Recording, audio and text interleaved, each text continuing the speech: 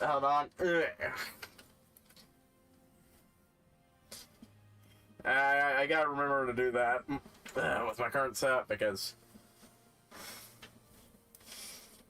not only the way the side they're meant to be worn on, but even if I don't use that part, but it's also the one that gets me less problems from wearing it.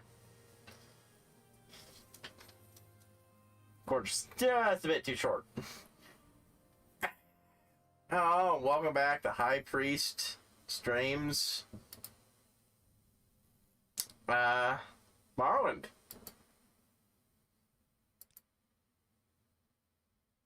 God, I do not remember what I was doing in this game much right now. I mean, I know the basics. It's gonna give me a moment to...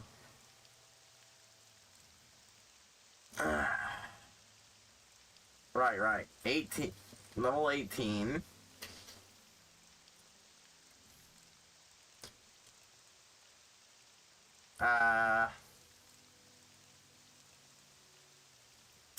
Yep. That's for my stats. Alright, right, I got Spear up to 100.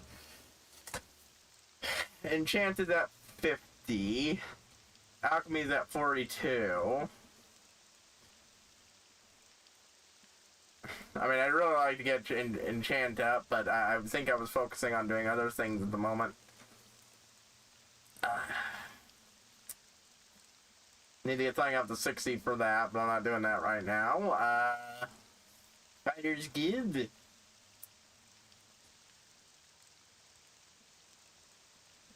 But yeah, that was the week. I took a week off for get my recordings and such, and I managed to get all of them this time.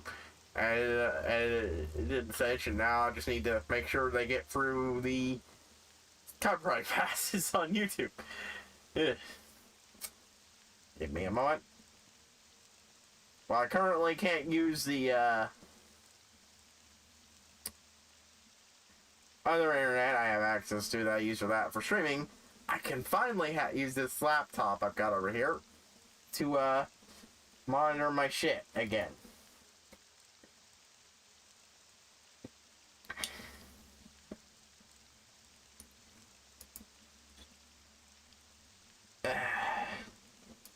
As well as send out a few announcements here and there that I'm streaming. I have Twitch, but I don't use that much in Italy.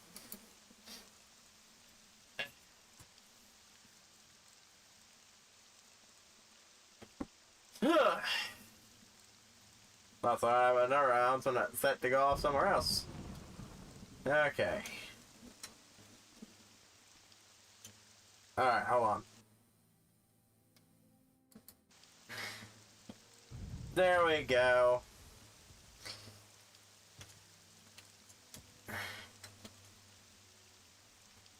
Anyways, I was working on, well, right now, I don't remember exactly what my last quest was. That I was... Yeah, I was gonna go do that. I think I was just taking care of a few other things and grinding up for, money to try to get a flight artifact.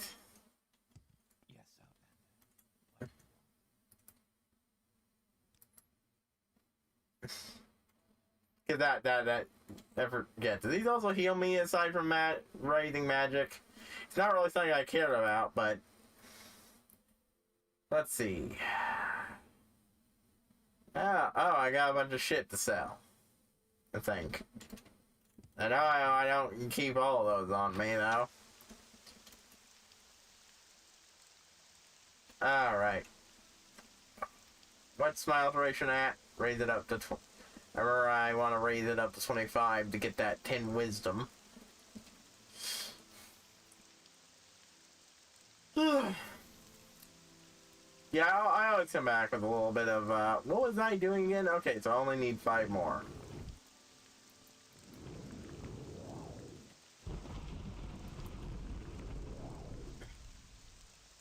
How powerful is my alteration spell? 5 points for 3 seconds.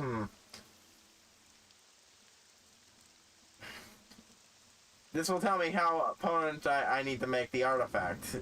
My biggest priority will be the time lasting rather than strength. But I believe... That's not right, I wanted to test before I do that. Contrasting different power levels of it. You know, like, how much does a 5 power levitation spell speed me up compared to a...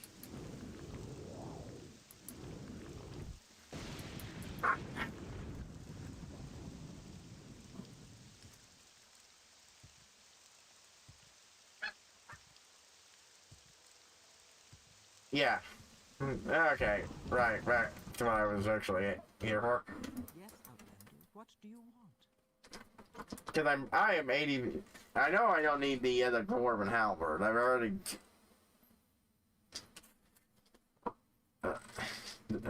okay, right, yeah. Fire blade, I don't need that. Not worth that much. Flamekeeper cleaver is mine. Cruel flame sword, don't need that. So that leaves Devil Spear, Dwemer Drink Blade, Steel. Oh, okay, so no, I am keeping the Dwemer. Yeah, sorry that I forgot that my Dwemer thing wasn't enchanted. Okay, let's see. Right, yeah, I got an amulet that does the thing I went through so much effort to buy and renders it fucking... And it does it better than what I did. There's some irony. Still, I've got a backup item for it if I need to. Yeah. Let's see. Alright, so I only need to sell 2 things. I was probably going to sell it to somebody else, but honest to God, I don't really give a fuck right now. I've just come back from the break and just trying to go over to see what things I want to get rid of. Yeah, I don't need this. I've got my own... I've got 2 artifacts for summoning skeletal minions, so...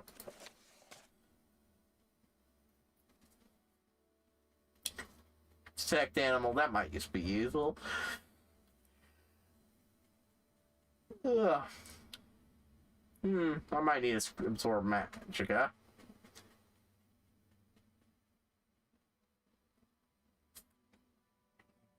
Most of these I'm keeping because I could use it. The soul trap will be good when I need to enchant something. That being said, there's no reason to keep that on me. It might not weigh much, but... Oh, now I remember. I was going to Creeper, I think. Let's see how much these weapons are normally worth. Ah. Not much. Why was I going to Creeper with that shit? Wasn't I already? Ugh.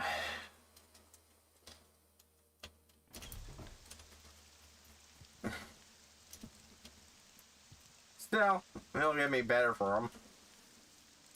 But on the other hand, they're actually kind of worthless, so you know what? I'll just sell them to them.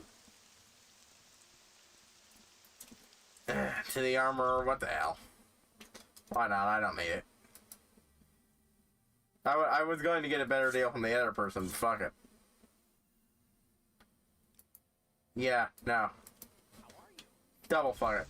I've been indecisive here, but...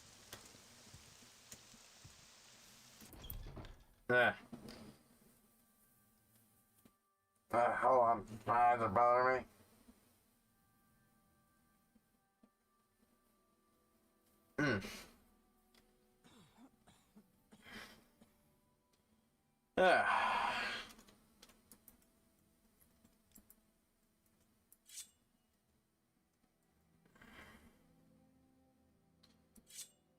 Yeah, it's not much, but fuck it.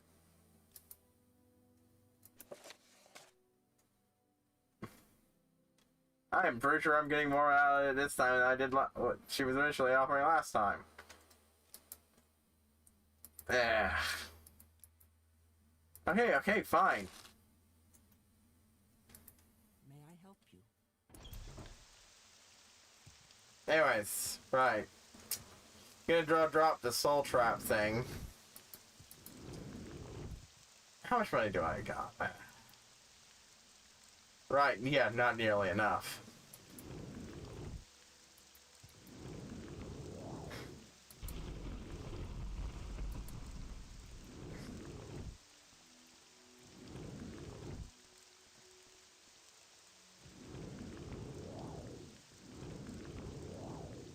Come on.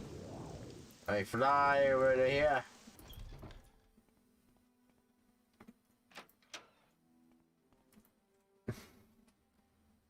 Yeah, might as well save it for when I need it. Since those are more niche uses.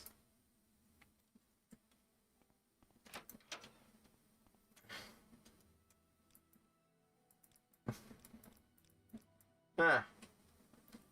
Yeah, I think that's pretty much most of the shit I was carrying.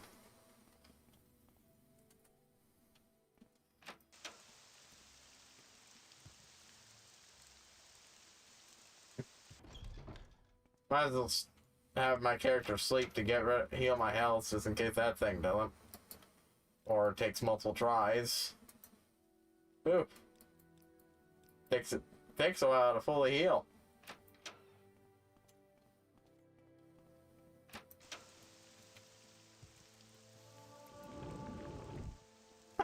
Macromax went up. Always good when that happens.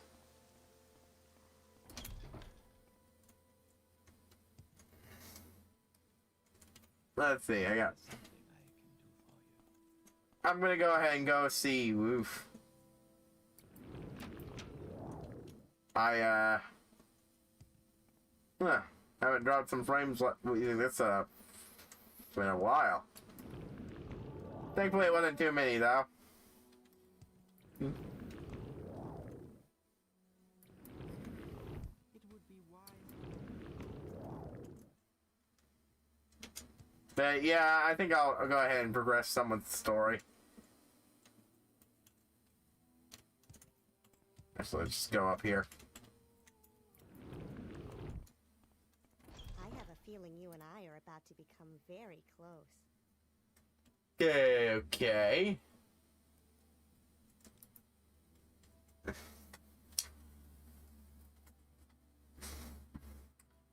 I want to reevaluate my levitate spell.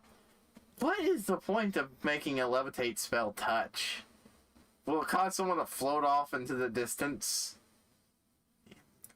It's the Forge of Ages. Sorry. For some reason that channeled one of the Power Rangers theme songs. I always have part of that one stuck in my head. Yeah.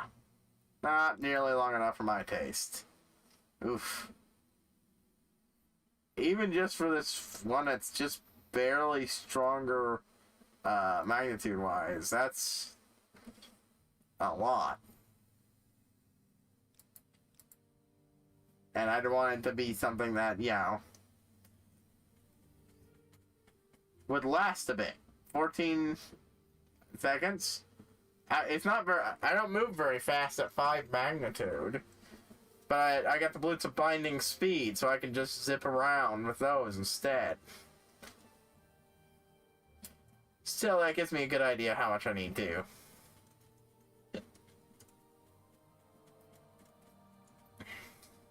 Do it.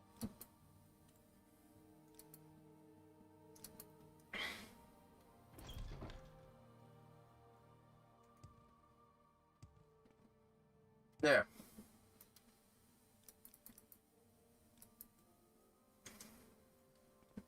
Because I hate doing things that...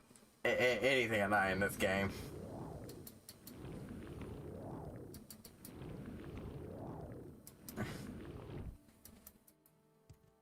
Hell, technically, I don't even with my meager alteration skills, so I'm getting them up.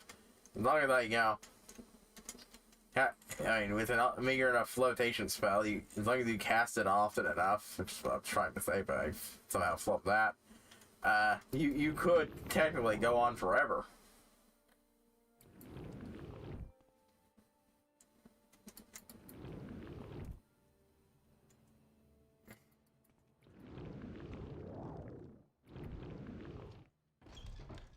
Yep, anime. Is there something I can do for you? But yeah, the particular one was Dino Thunder. It's like that one, but it sticks in my head a bit. Oftentimes. Let's see, how did it go? With the force of ages, history collides.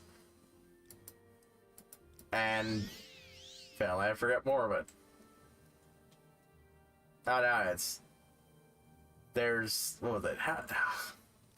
See, now I've got the basic gist of the song, but I'm trying to remember the exact wording for one lyric. Because now that's bugging me. Anyways, we're recharged.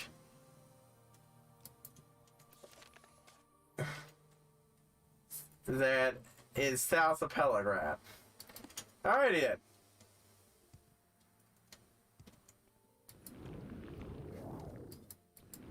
I got no problem renting one tomb. I could use some money.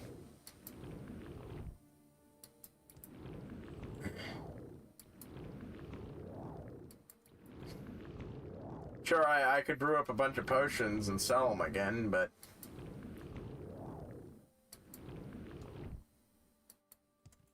yeah, that's not priority number one, so...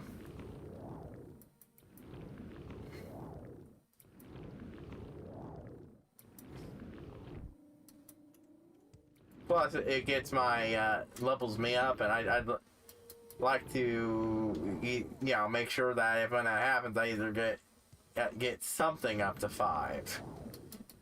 I'm not as, you know, driven by that as a min-max build, well, though there is definitely some min-max going on here, but with the, maxed endurance. That's part of the reason I chose an orc. The other reason is just because I like the idea of an orc that excludes the, standard, you know, meathead aesthetic.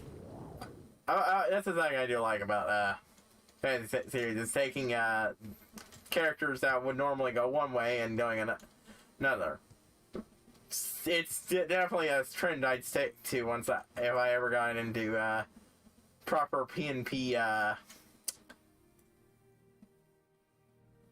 TTRPGs, you know, tabletop, pen, paper, whichever terminology you want to use for it.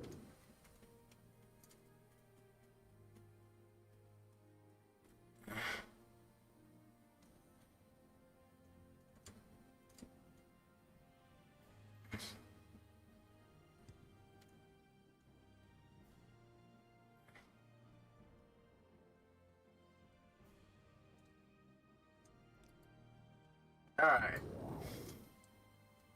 Time for me to make use of the Hop Toad Ring.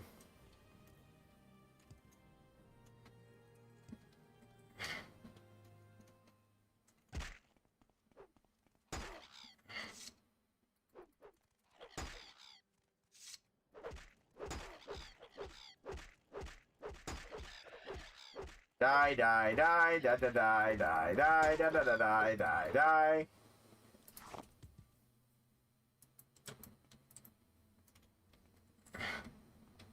Oh good, I wasn't stuck, I just... making the game's physics cry in the corner.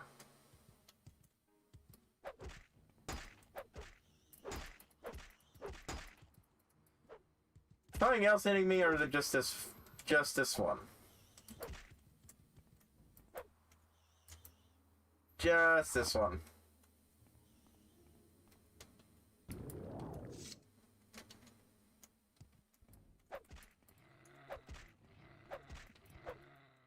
Ha ha ha!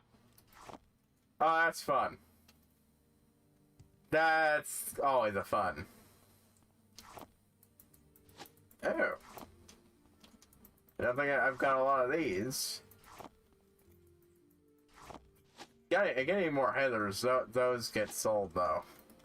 I get so many of those, and to a lesser extent, stone flowers. But Heather's, oof.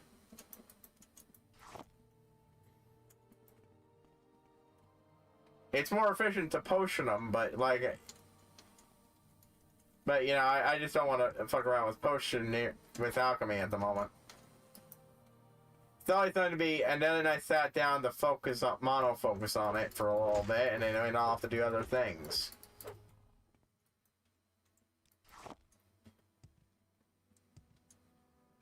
Yeah, that reminds me of. Ooh.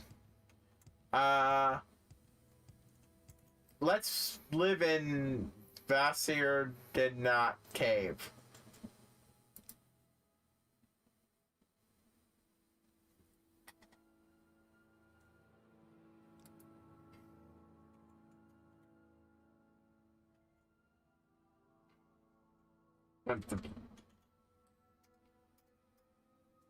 Huh.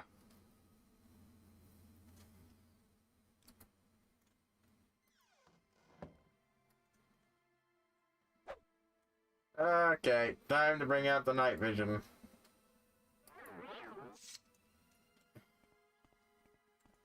Was I reminding me? Yeah, I got distracted by this thing, and I completely lost my train of thought there. Oh, wow. Rots the frame Montronox. That's, certainly a thing.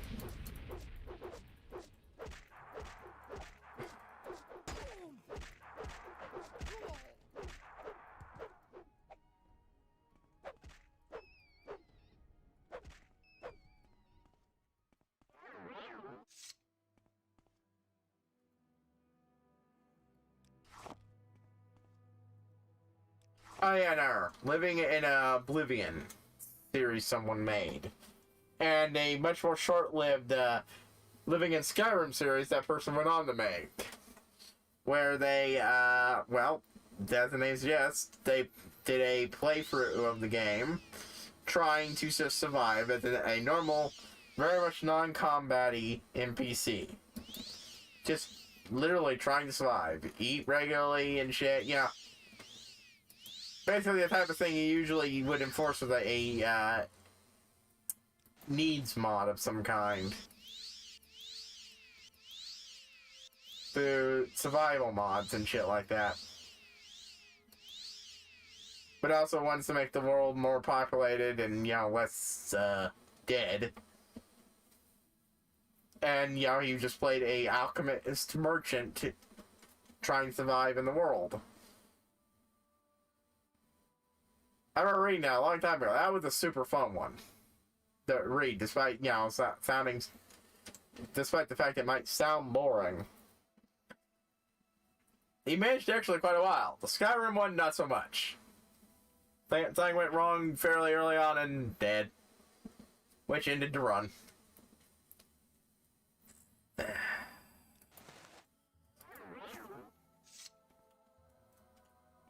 Hello, hello. Well, this is Varnvel. It is supposed to be rich. Yeah, I'm moving around. Trying to make sure everything's positioned well for me to use my mouse and shit. But yeah, this is Vardenfell. It makes sense that there's I'd find an ebony vein eventually. It's weird that you find shit like this and so you find so much of it in places like Skyrim, but Vardenfell, yeah. This is where Lorkhan's heart fell. Which, yes, I do know how that's involved in the plot. I don't know that. I know some of the details and shit, because again, I've been involved with the lore and shit for a long time. I just don't know how exactly it plays in the plot, and I want to experience that for myself. But yeah. Just the first one I've stumbled across. And wow,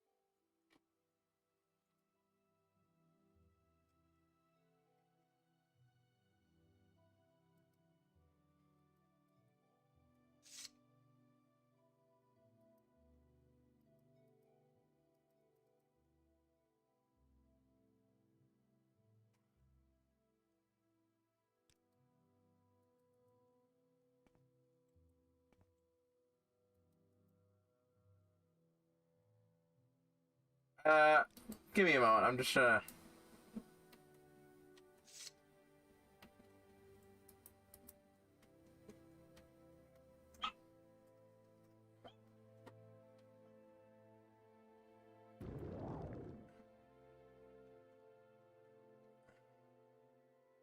Okay, that was weird. It wasn't responding.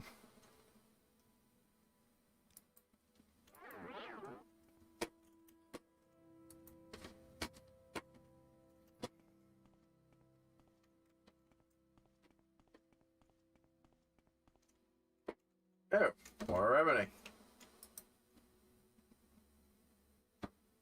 Let's see how much this is worth individually. Yeah, shit. And it respawns. This shit, nah, this shit is so valuable right now that I'd rather sell it than keep it. I keep some things I find like this. Oh, wow, I didn't expect it the...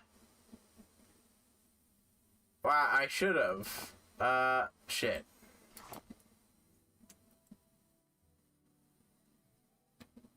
Wait, where'd it go? God fucking...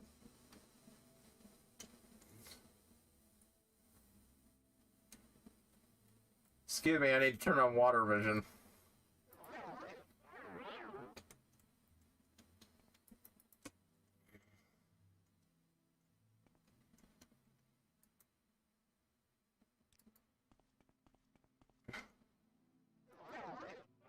I just meant to put it down so I could search the place more. I didn't want to lose it. What the hell? Where'd it go?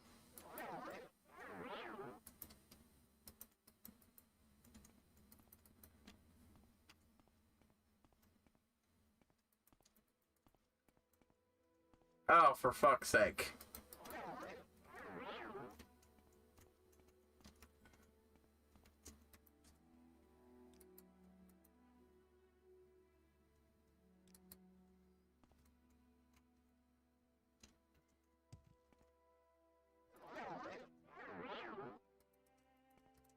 I wasn't trying to get an illusion this time. I just wanted to find where I dropped my ebony.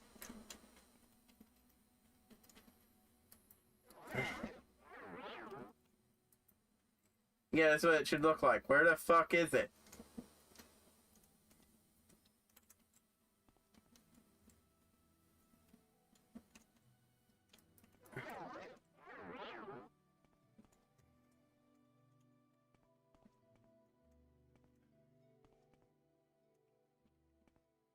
It doesn't. This game does not have fucking ragdoll physics or whatever the fuck it's called. That when you drop an item and it rolls around and shit. Why the? Where the fuck is it? I put it the fuck down. It should be here.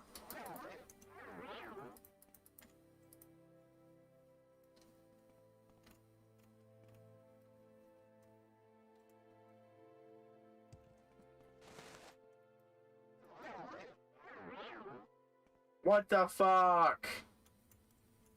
Oh, I'm annoyed by that.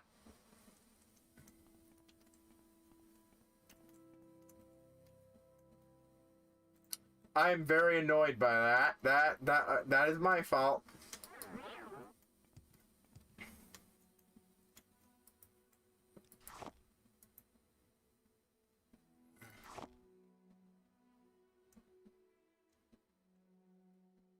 Now, I knew there was some shit in here.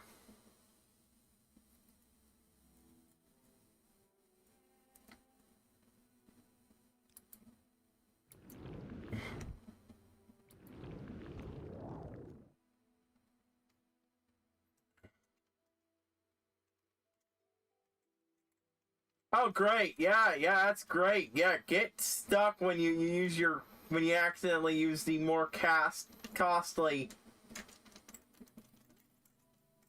hate... Sometimes I hate the way levitation works in this game.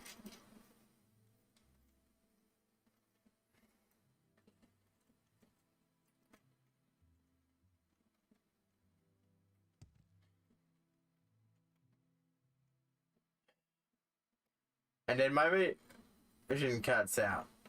Great, thank you.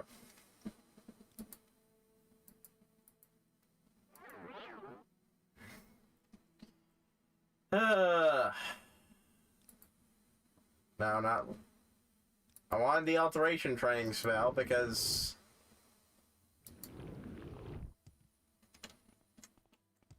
I just wanted to get up there.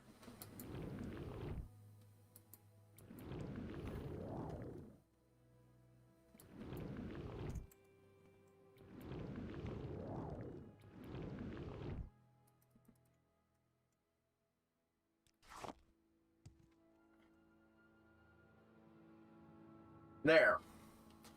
It's not as many as I fucking lost before, but I'm definitely teleporting back with this shit.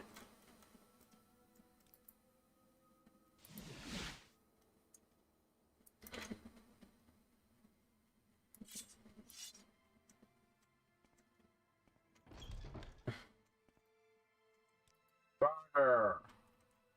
I am definitely not keeping this shit.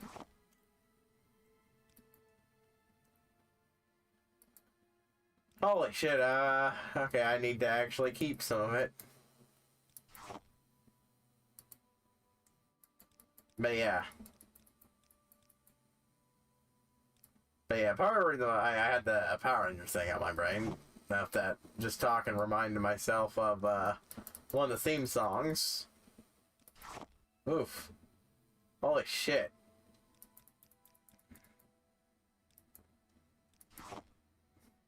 And this is not the type of shit you can sell to the mud crab or creeper either, because they don't, Flatter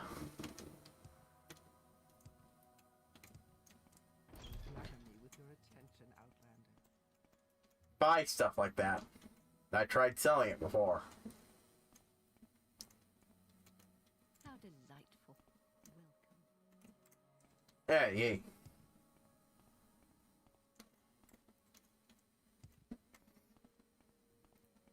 To what do I owe this pleasure? Warmly greeted, friend. Welcome. Let's see. Just a bit too much, but that's fine. I will just grab a potion that's good enough to take its place. Invisibility is not... I mean, invisibility has its uses, but...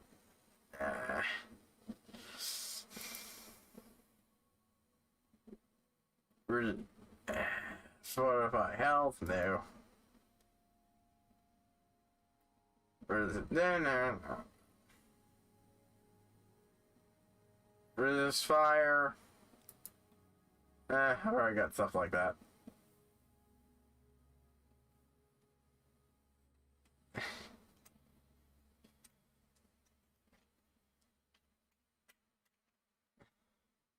Yeah, I think I'll take a cure... Sterilization. I don't think I've got a lot of those. And two those.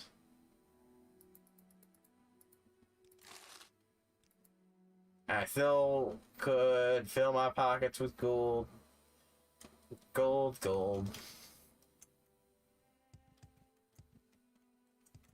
Good old jingly shine.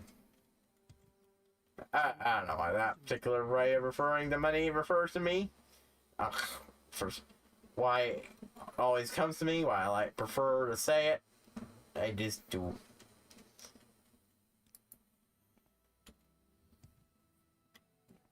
Yeah, it's not enough anyways.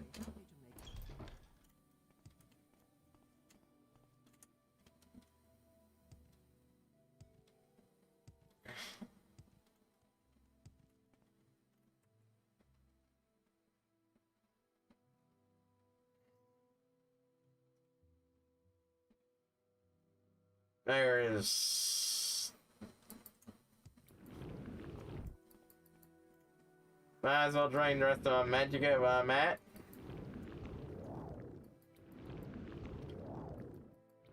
I might not just go straight back to that one, because honestly, all the people I primarily go to are out anyways, so frig it.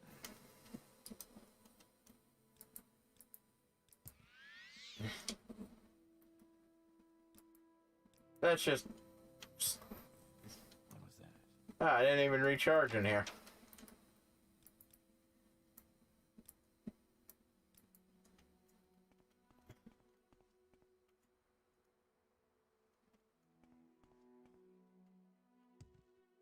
Well, that's weird. Usually when I stand around waiting around, my health, I actually heal. Or have I just not... No, wait, no, it's resting that does that. Yeah, for a moment I was like, but there's no difference between that and literally every other game. I was like, yeah, there is, but mechanically no.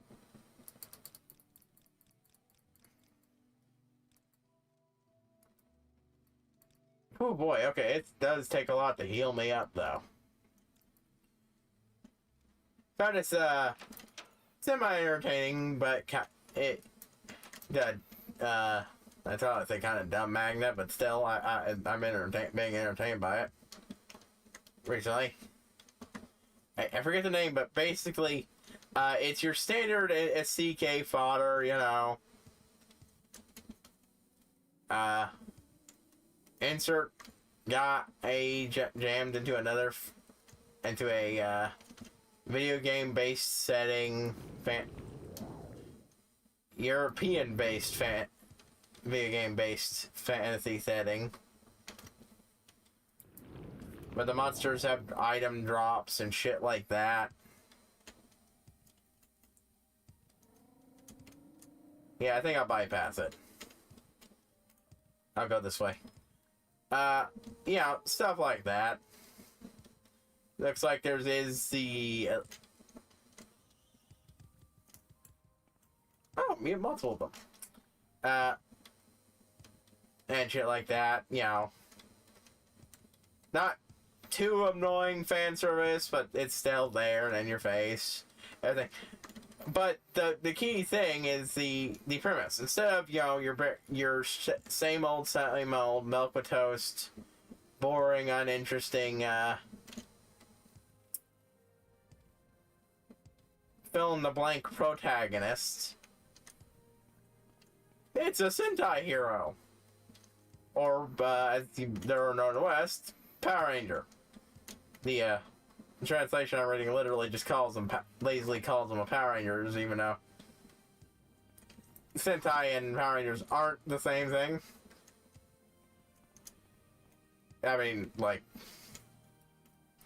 though they can occasion, though depending on the season, the Power Rangers is just a poorly made direct translation of the Sentai shit. Oh, never mind. It's literally right there. Wow. That was there this entire time. I could have, oof. Well, no, I could have been annihilated for going in there and then got annoyed.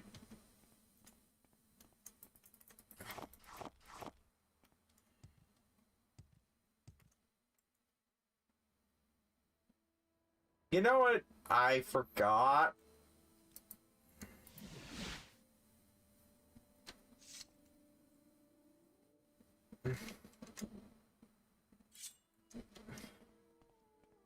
One of my cool swords!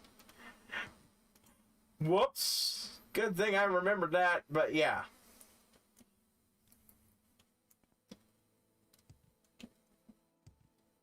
It seems like, you know, fairly standard in every other way. But yeah, it's the character's cheat ability, because, you know, they always have a cheat ability, is literally that they're just a Super Sentai Power Ranger-esque character. So to be fair, this character does have some elements, I dare say, take direct inspiration from the Power Ranger side of things. Because, well, you don't know, little context. For a long time when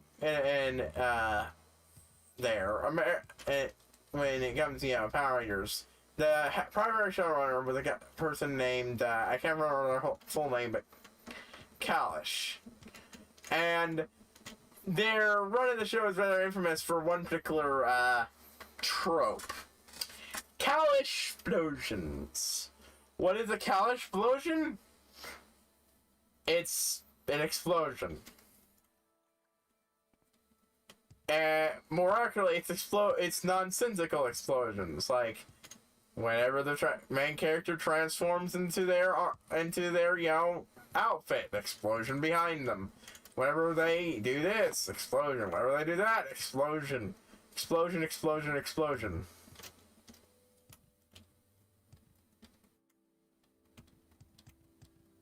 Oftentimes, not even the characters that even seeming to be the actually hit.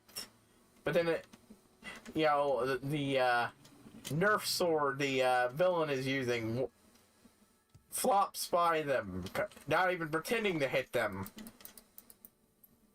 And then boom, explosion. Oh no, they're hurt. Yeah. Like, I like some stuff in Kalash era, and I didn't mind it so much, but it is very much a feature of the Western more. Of good old Power Rangers, more so than it was in the base Sentai, which is why it wasn't a thing until Kalash was put in charge. Those were things he was deliberately adding in the Western footage.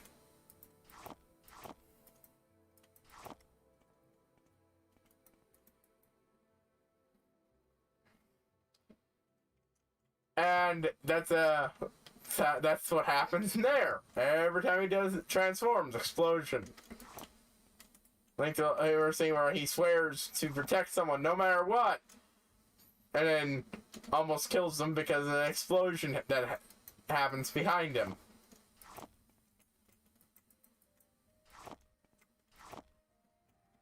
It's silly, it's kind of ridiculous, but it is fun for me to read, at very least. Admittedly, I've only read the one chapter. I don't think there's much more. I think there's only 3 more, but still, it's neat.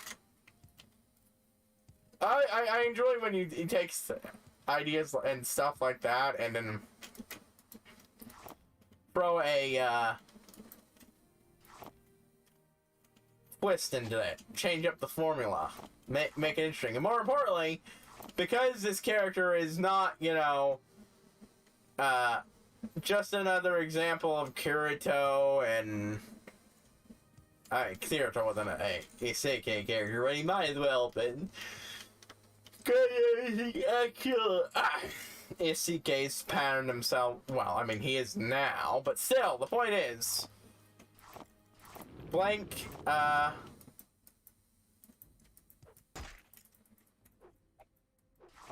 Hey. Let me finish gathering my shit.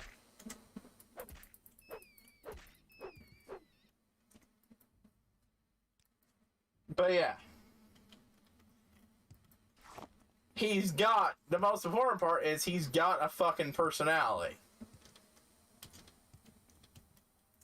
A more, shonen-y idiot protag one, but it's still a personality. That's more than you get with most of these things. I know another one that does that is Konosuba, but I might eventually read the original web novel of that one, but I definitely don't think I'm going towards the or not web novel of what's the light novel, that's it, light novel. One, because, but, from I understand there were some changes in some of the anime that other things I wouldn't like, so, yeah. And Sub-Zero, Sub-Zero. Not Sub-Zero, ReZero. I mean, Sub-Zero's a cool dude, too, but I meant ReZero. That one's definitely on my list. Just, don't have a way of watching it currently.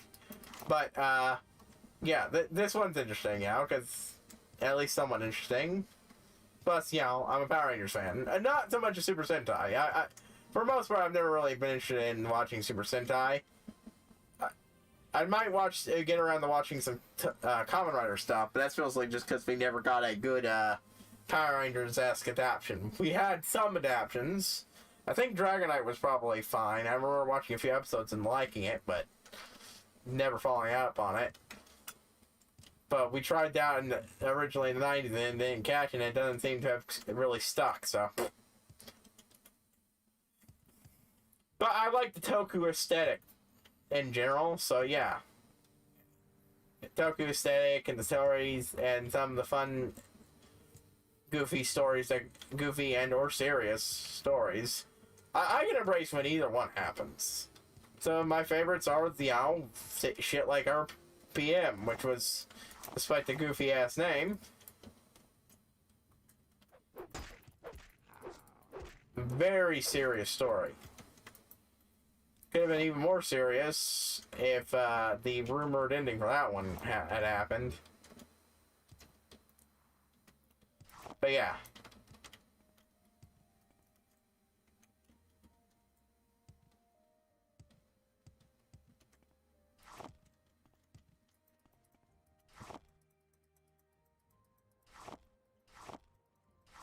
I like it, so you know, this is an interesting little mix, like, compared to how it's usually handled. And, you know, the fact that the character has actual personality, not only for, you know, the story to hang on, but, you know, the inevitable harem. I mean, assuming it is that route. He's already got at least one, now, hanger on. But yeah, that one, at least, you know, make sense for like, the characters to be. The example, that, everything, but. Actually, I don't even know why I'm using an example. Guard, not a person here for me to buy from. Alrighty. No. There we go.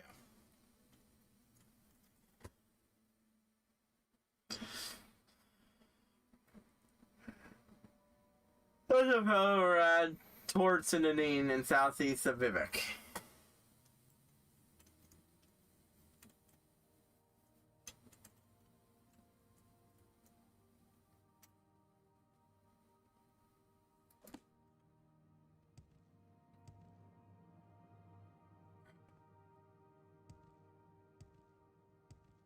Right.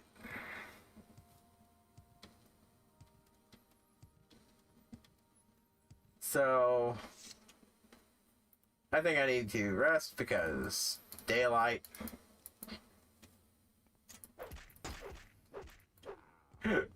Pops up in front of me, immediately dies. That's how I like this shit going.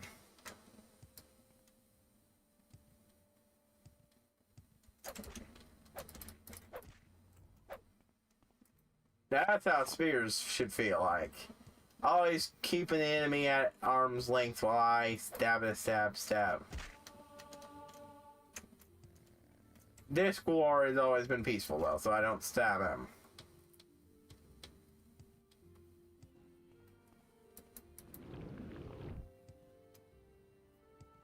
Yeah, it feels like it would be it.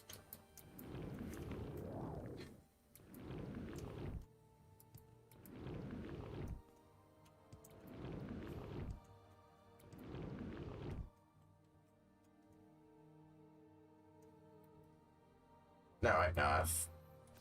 There we go. Andrano Ancestral Tomb. There we go.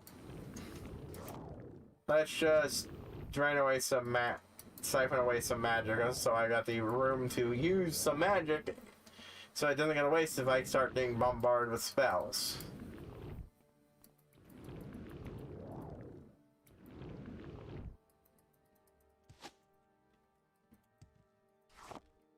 But yeah.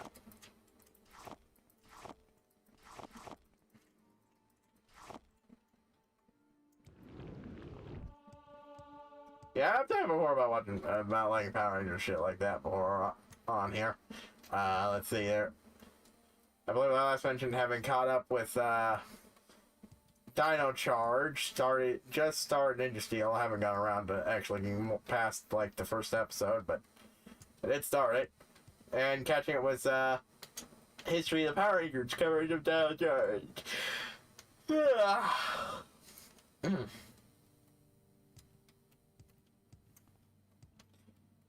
like that. See, Dino Charge for the most part. It was a fun. It was a fun. It was a kind of dumb season, but it was a true. But it was the fun, self-embracing kind of dumb. I could get behind that with Power Rangers. I enjoy that.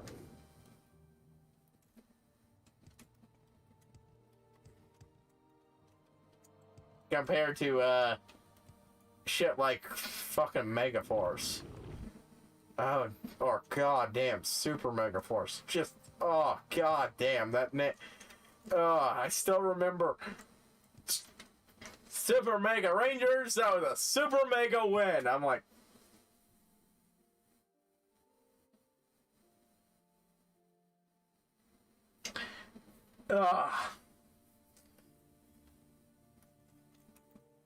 there's only so much, like, I admit Toku is inherently kind of stupid, but it's a fun stupid, even, and it's even more fun when it things are glowing down there, when it embraces that.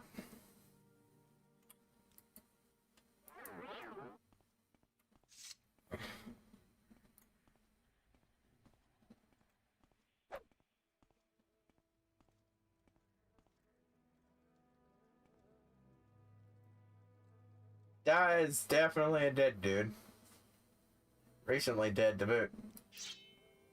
Compared to what I was expecting.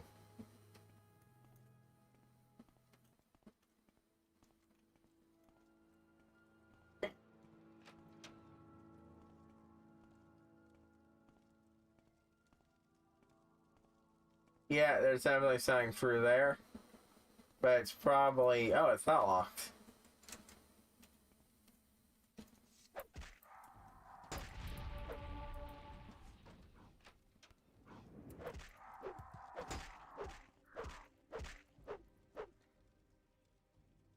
Did I get poisoned or something? I think I got poisoned.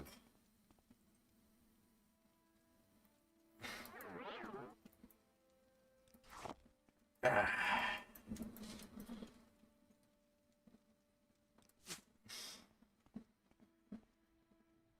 I think this is an area where I definitely would need levitate.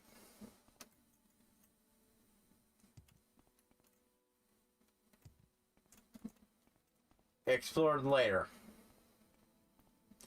Or slow fall.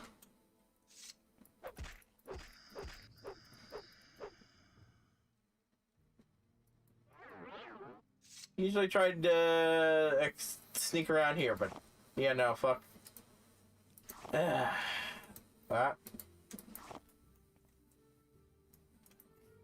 one went down like a bitch.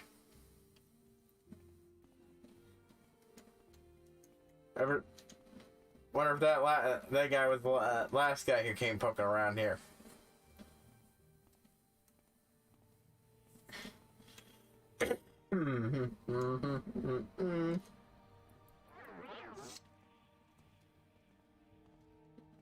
Oh yay, the game's got voices playing in the background.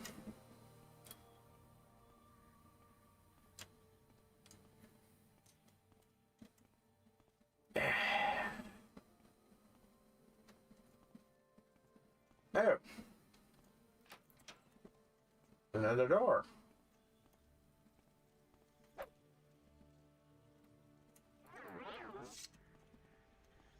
Oh, is this... No, it's just Violet Corpus.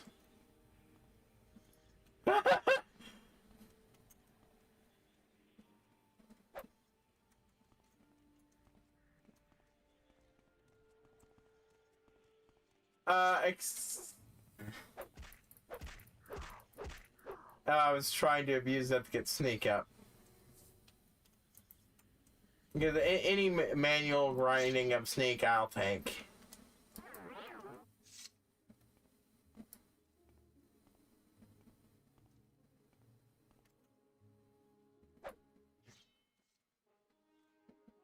Yeah, I think I'm gonna make use of my shit like the Rings of Skelebro.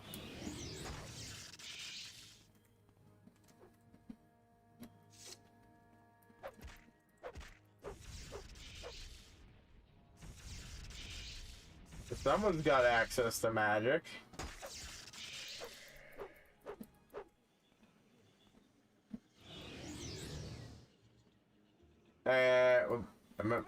My night vision belt.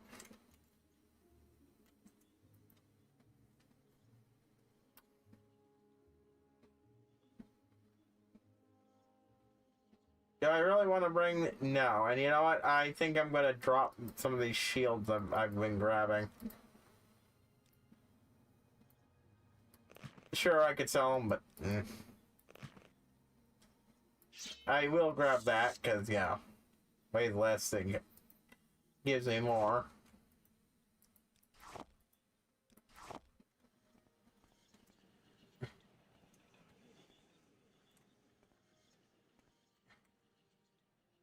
Hey.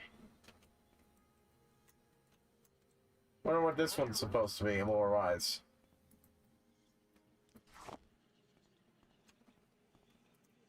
Or at least, what the idea behind that kind of artwork in game is.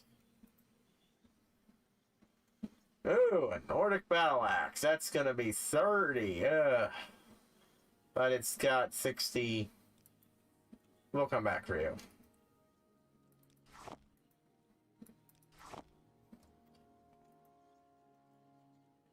Okay, yeah, explain it. Enchanted arrows.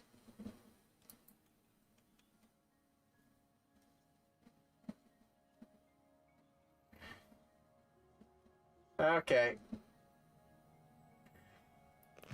Iron left pauldron.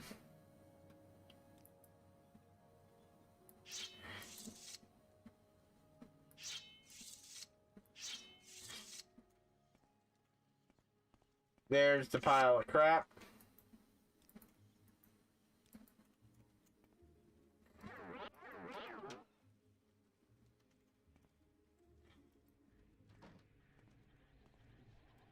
Okay, that one looks like it goes down faster. We'll do that one.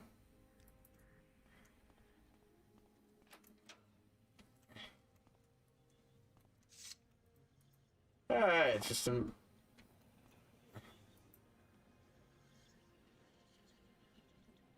I will take that, because hey, that's money.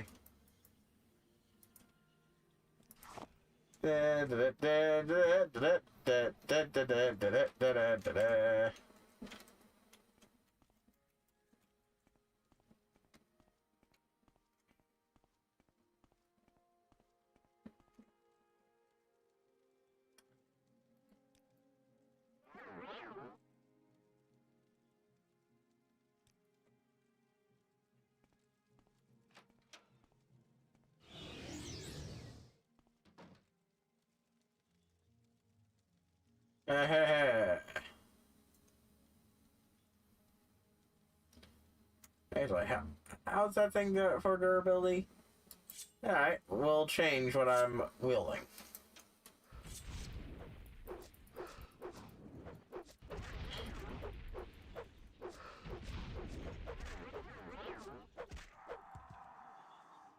Thank you for being useless, minion.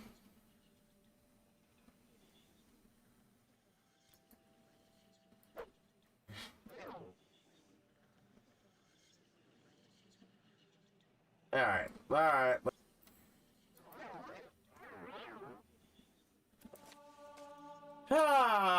It's good to find out a lesson of Vivek. Let's leave this one. These were the days of Resdania, when Chimer... Resdania? Let's go with that. Resdiana. Resdania. Yeah.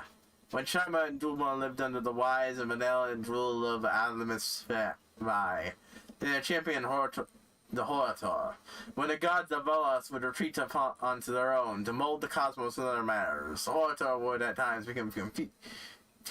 Vic would always be there to advise them, and this is the third of the three lessons of the ruling kings. The ruling king will remove me, his maker. This is the way of all children. His greatest enemy is the Sharmat, who is the false dreamer.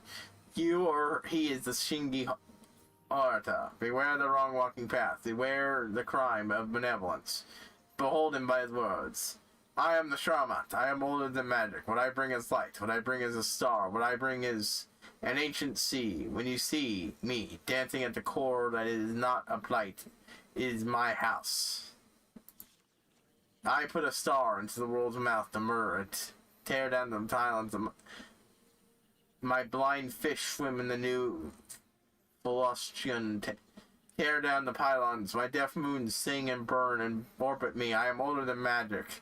What I bring is light. What I bring is a star. What I bring is an ancient sea. You alone, though, you come again and again. You unmake him. Whether I allow it was my window. Go armed into his den with 3 words power. I feel like I'm speaking. Oh. Never mind.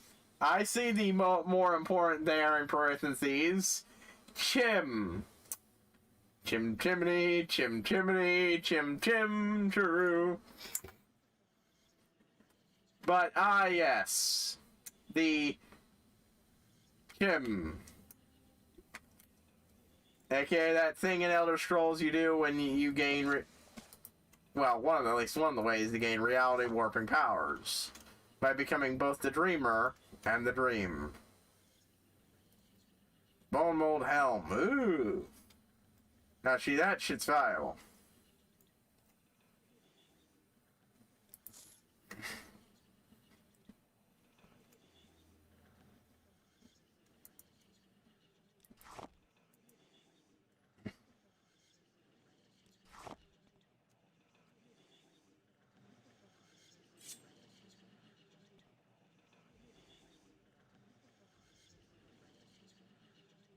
The ability and the classical Elder Scrolls ability to warp reality.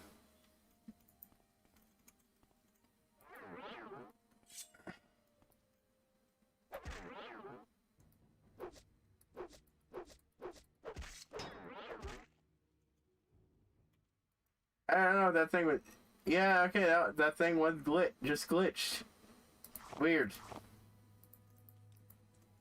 I don't have a room to pocket everything, so yeah.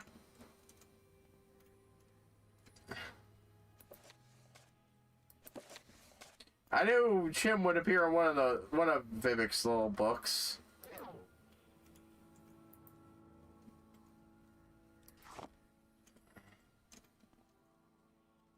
Alright, let's swap over to water vision so I can actually fucking see.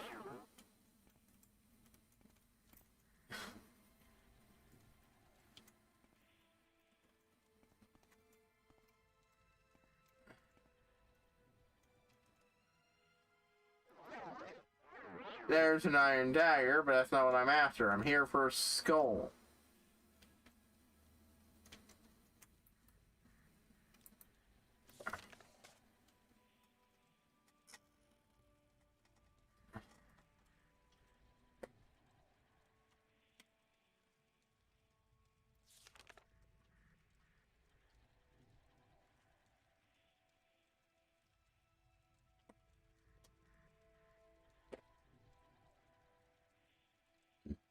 Let's see, skull of Level and Rano.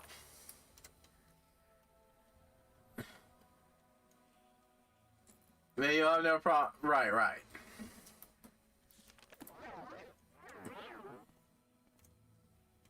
I can't believe I'm doing this, but well, actually I am, but still, character-wise, I need to recharge my.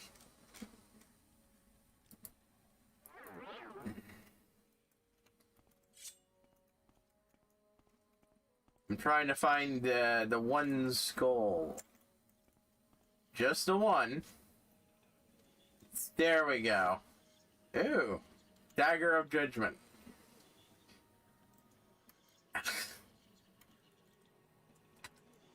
It's weird for me, coming from the other Elder Scrolls games, to find Matt and how utterly worthless most enchanted gear is. Well, it's not worthless. It's just... That's only the value of a sword. I mean, of a iron dagger, and not the value of a... the enchantment added to it. I mean, I actually get it. It may actually make some sense that enchanted gears sometimes, and especially in this game of the set.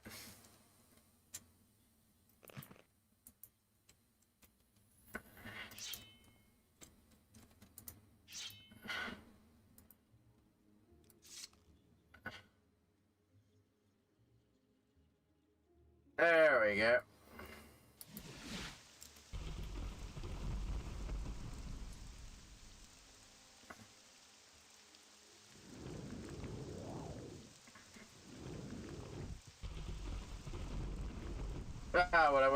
What I wouldn't give for whirlwind burst right now, just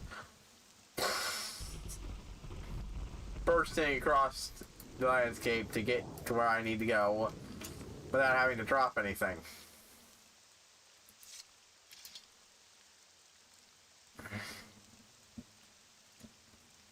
Oh well. Let's see, I missed it for the first run through. There we go.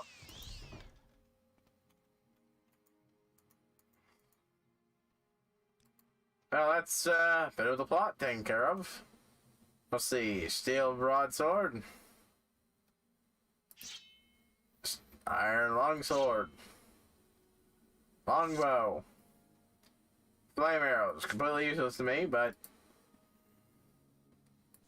there's a shit ton of them, so.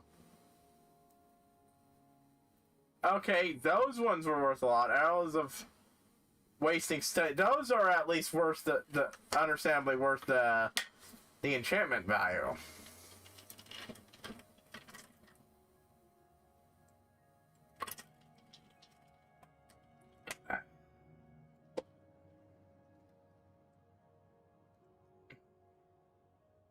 That is so weird.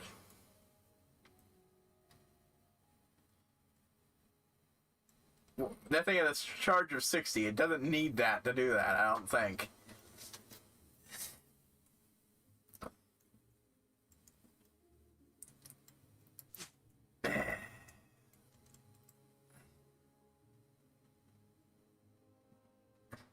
I guess there is an increase. It's just not a big one. Wow, that's so weird to me. There we go. Might as well keep and sell those later.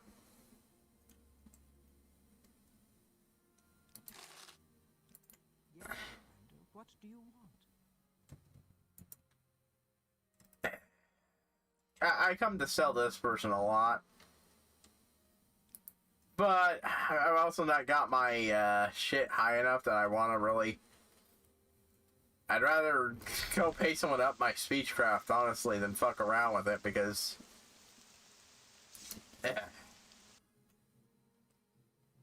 Oh, excuse me.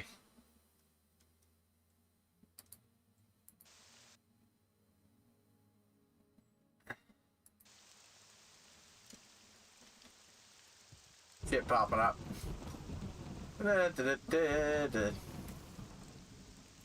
I'll go sell to this guy.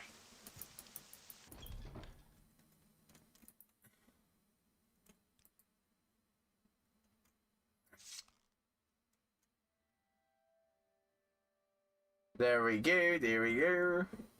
Let's try to up that by one. Boom. Got quite a bit of money. Let's see what I'm at now. How close I am. Yeah, fairly far away. Right, wrong way. Let's burn off some more levitation magic.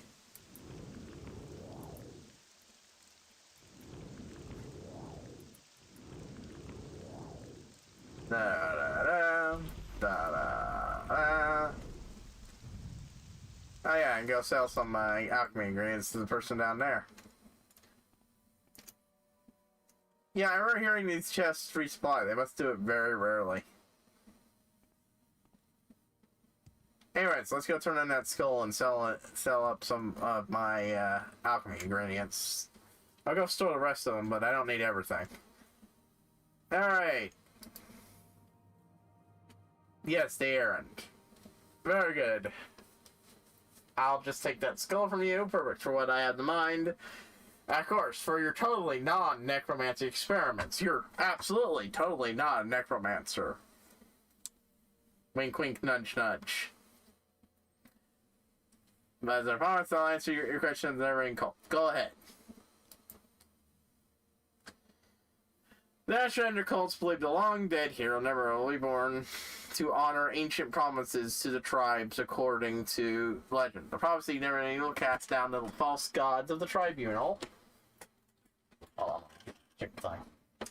Yeah, okay. The tribunal temple. Restore the traditional ancestor worship practiced by the Ashlander and drive all Outlanders from Morrowind. I mean, depending on how you think, it technically happened. Not exactly the way they're thinking, and not permanently, but I mean, Red Mountain going up did certainly do that. At least for a while. It just, also drove most of the Dunmer from Morrowind.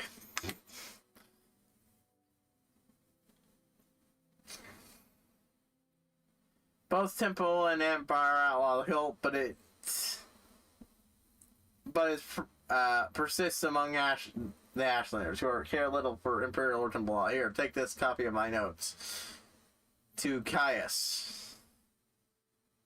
Alright. Let's see if I can get any...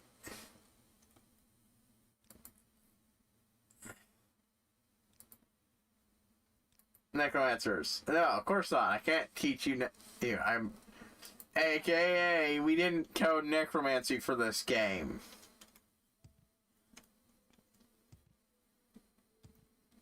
Much like, mark and recall are illegal. And, frickin'.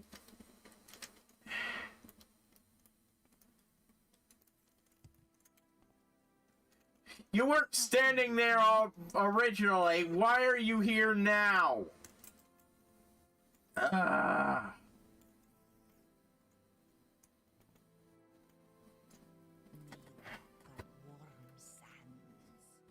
Annoying. Or the outlaw of levitation. It says I just don't want to code it.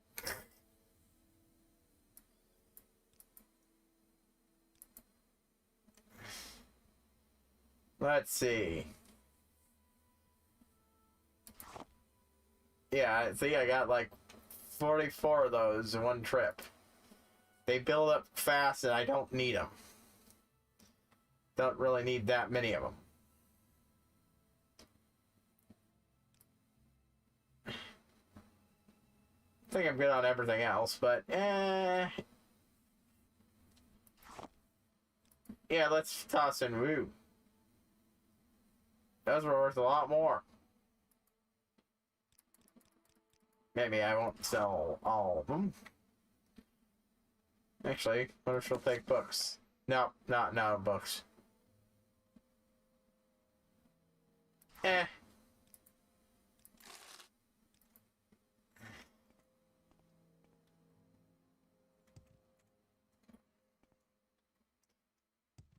little bit closer each time.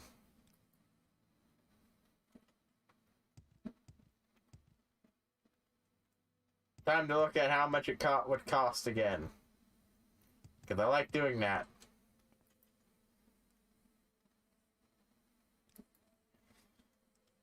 Just to compare and contrast to what I'm actually using price-wise.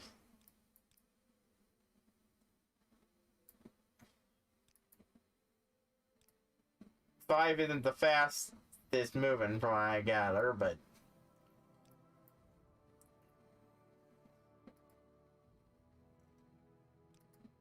There we go. Alright, that's just another 17. If I really wanted, I could get it up there real good, but that would actually make it cost more to use.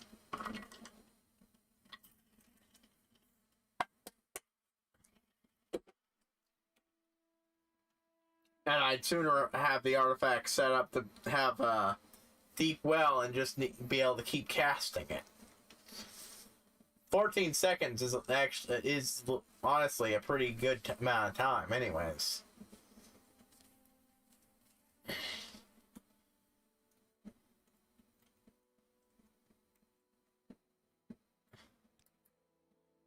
And I just end up making another artifact later. Once I get my enchanting up.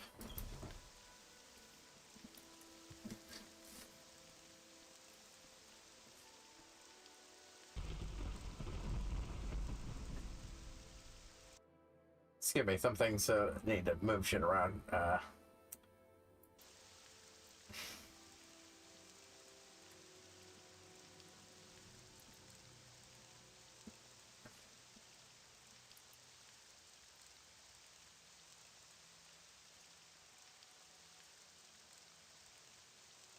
I'm gonna go dump my book on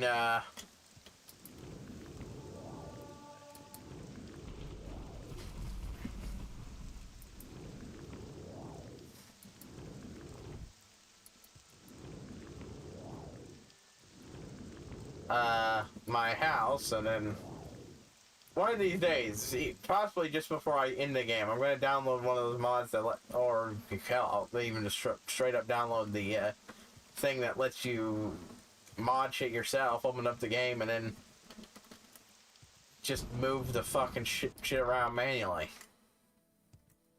Either way, I want the books looking nice rather than this shit.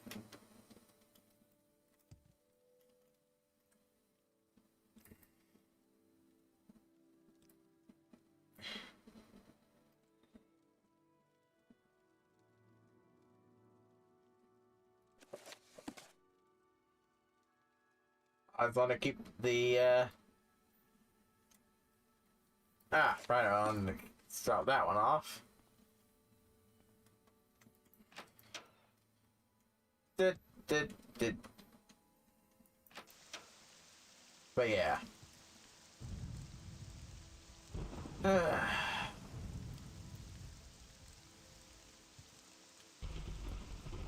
Anything else?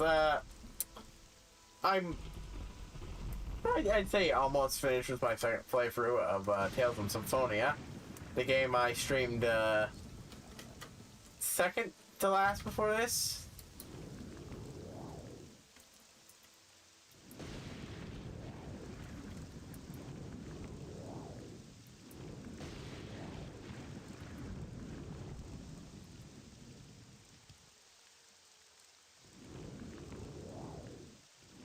It was, yeah, second to last.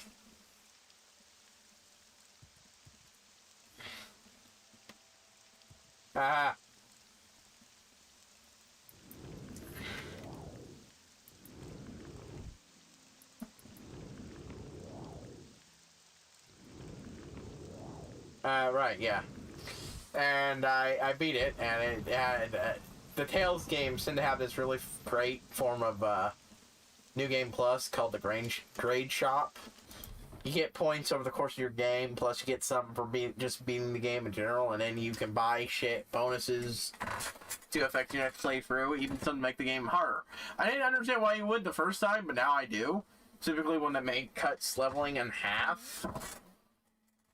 Or one that makes it dependent on combos. So yeah, that's something I'm really happy about, but I would use specifically because one of the future playthroughs is things the game has is challenges. Wait, no, Kai's is the other side. Oh well. Challenges like getting to a certain boss nearly halfway through the game, and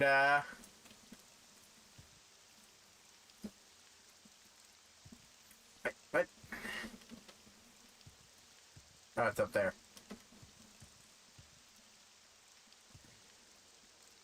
Yeah, getting to a certain boss nearly halfway through the game under a certain level. So, yeah, that's kind of a good way to do that.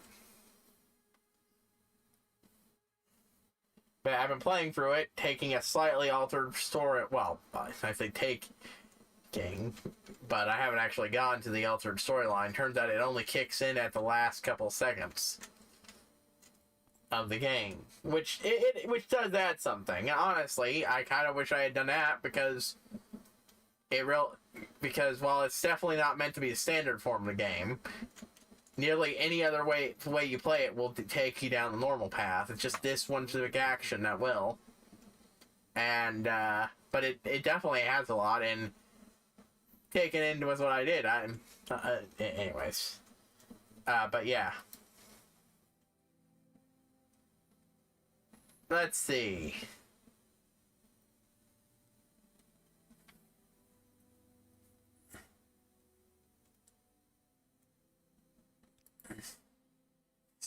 You're smart for an orc.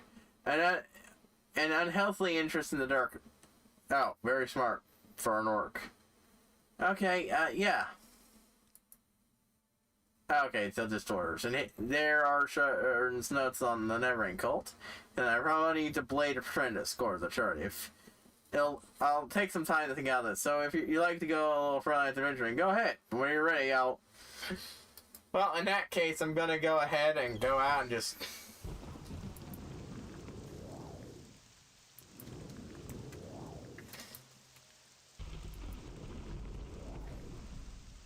I think I'll just go find some shit to kill for my kill and shit. I did a lot of freelance adventuring already in the game. I do like the fact that the game has these good excuses for, go out and do some shit. I think I've done enough, honestly, for this and the next burst, since I've already got my reputation up to 5. And shit, and I'm honestly just working on getting my crap up.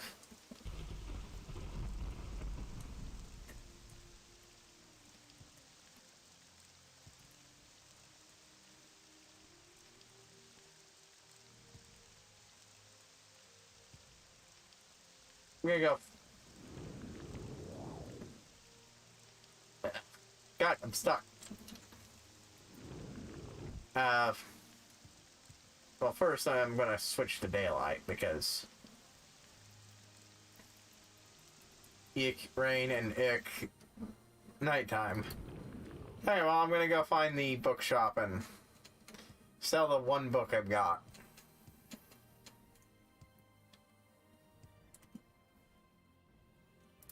Time to switch over to local. Yeah, there we go, bookseller.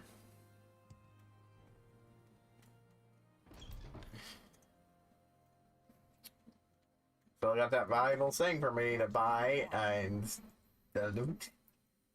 What do you want? Yeah. Oh yeah, I got all this shit to dump too.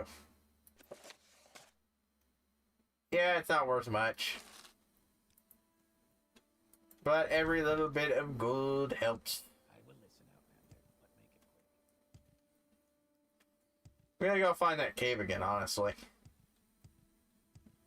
But first, I'm gonna drop some shit off.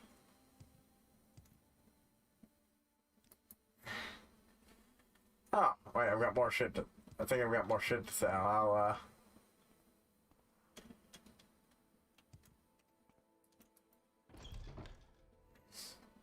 Let's see. Yeah, I got more shit to sell. I just didn't realize it. First, I'm gonna drop my alchemy ingredients off. The rest of these are just going in there. Let's see. Drag it over. Ash salts. No, that's a lit hide. Rapidly clicked. Okay, ash salts. There. Haven't even got any of those. Must be from a bone walker or whatever that ash, whatever that one those one kind of corpsey things I fought. I've fought them before in other games. I just forget their names. Bittergreen. Aha. Black Anther. Blech. Really right there. Bone meal. That definitely builds up too quickly. What is that? Cranberry.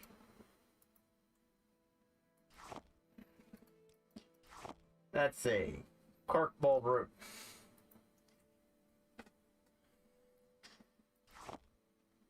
No. Misclicked. Ectoplasm. There we go. Fire salts. Gold connect.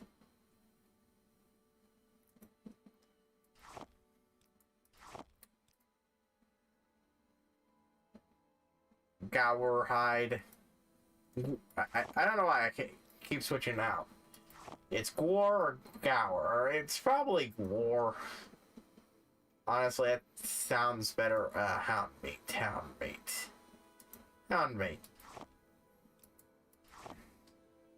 And that's Kagura hide. Racer plumage. I mean, racer plumes. It's little things like that. Racer plumes, I say racer plumage. I don't know why. Rat meat. That ship actually weighs quite a bit, so.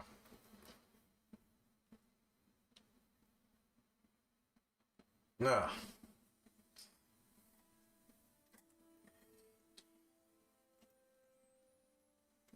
Chalk resin.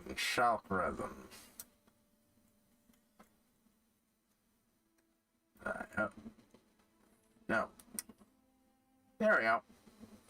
Almost slid right past it. Where's stoneflower petals? Violet. There we are. Carpano.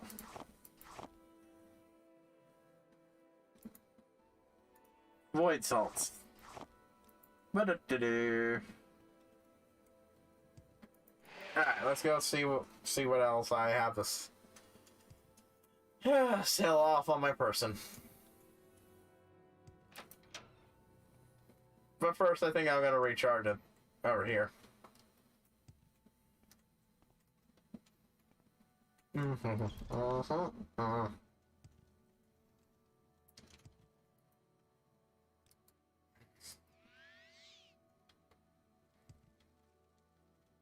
Like, I don't really plan on progressing too far ahead and shit just yet, but I do want to progress some more in the plot. I just also really want to get that fucking Go ahead. levitation made. Regier the trader. Barter.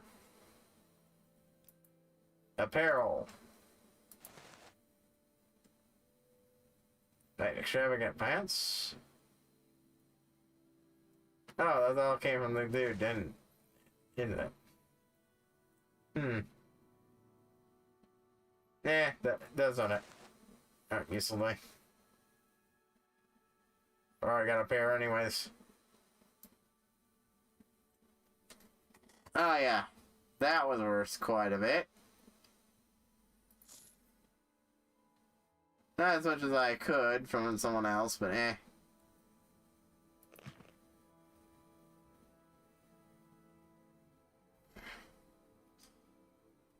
Yeah, I still got those arrows, so let's sell those too. Let's check. Yeah, just a little bit closer. I am absolutely sure that ebony is gonna get me there, though. If I get me pretty close to there, cause that's some good shit. But yeah, and when I do, I'm taking a bit of break because I actually had to replay, finish up Tales of Symphonia, my second playthrough. I'm going to, well, right before I finish it, I'm going to stop and then I'm gonna stream that for a bit instead. Yeah, so I said I would stream me finishing the new game plus, because partly because it's giving me a chance to really look at the game and see a lot of the shit I missed. Because holy shit, I missed so many side quests. I didn't even know at the time how much I missed. I knew I had accidentally gotten somehow overlooked some things, but holy shit, like a good chunk of that game I just fucking missed because I didn't want to use a guide or anything on that game. Not out of sense of pride or anything. I've used it here. No, because I got spoiled a lot for that game's plot a long time ago, and while I managed to forget it, I didn't forget I was spoiled about the plot, and I had the vaguest sense that I knew something was fucking up, but I couldn't identify it, and I didn't want to, find out what I wasn't so sure about.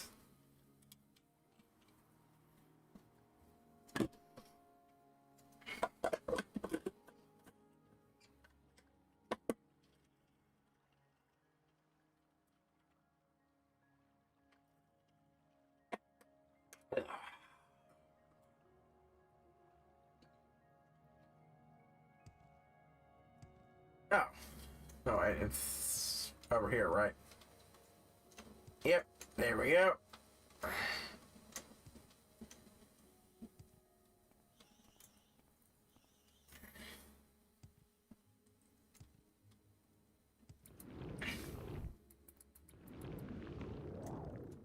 Gotta use up some magic before I go in there, because there's probably more of those fuckers.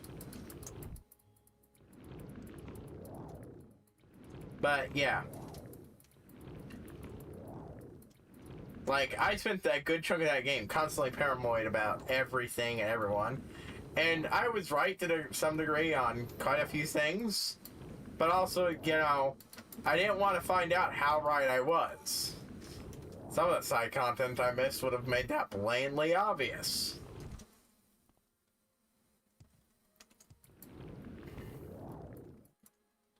I missed quite a few skits, for one thing, but... Yeah. But some of those are just a side effect of me not doing stuff like, using the ends a lot. I didn't really need to. I didn't need to heal most of the time. But you'd often get one of those skits where the characters interact when you rest it in. And it's just a little scene, but oh my god, it adds so much. Especially some of that shit, like you get with a certain character that adds so much to the fucking character. I won't give any details because spoilers. Really, it's a good game. You should play it yourself, especially if you're a fan of the Tales series. But, right. But, yeah. So I didn't want to risk doing that.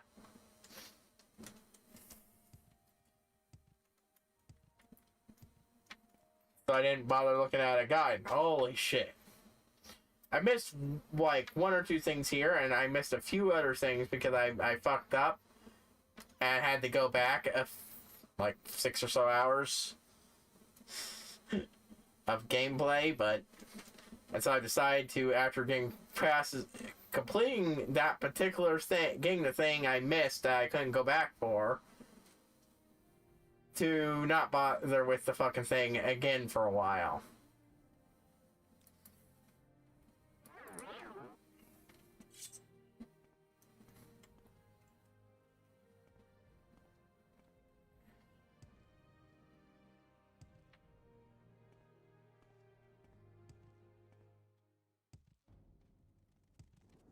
Oh. Some goddamn reason that shelf was not what I was expecting. It spooked me. I actually jumped there.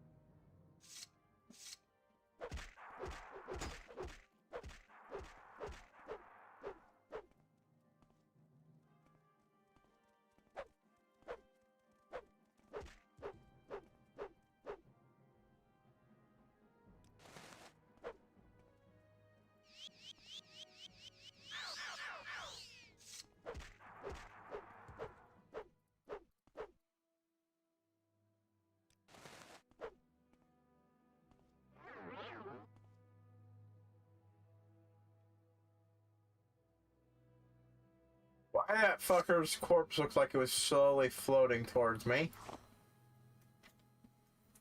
It got confusing in the dark.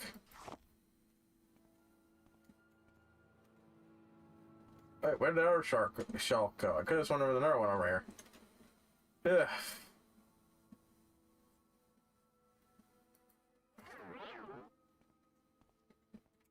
Yeah, I'm going back over here. Stay out of things' way.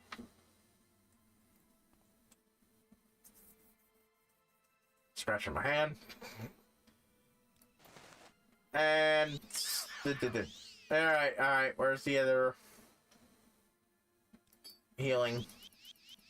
There we go.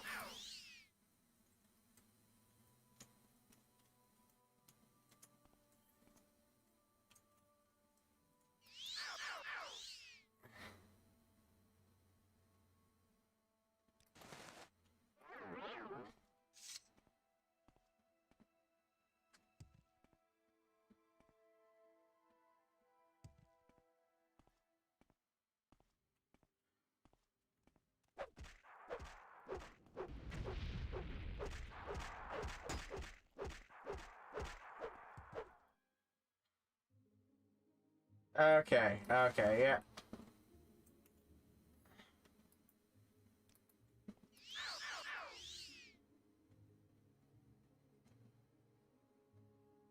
Okay, where is it? Where the fuck is it?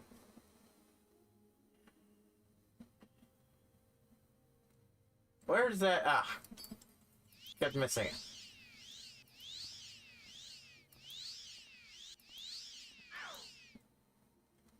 Something attacking me? Hold on.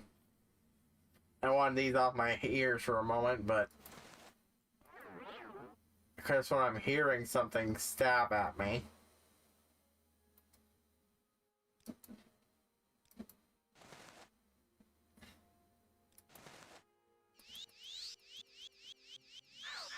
I was out of healing juice. And this is why I fucking upped my shit, cause goddamn. I worked so hard to get endurance up, cause god damn, that is just...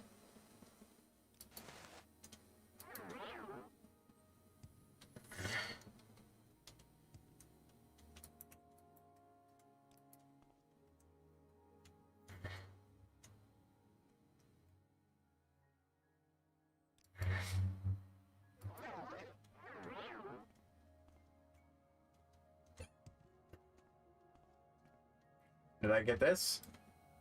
Yeah, I did.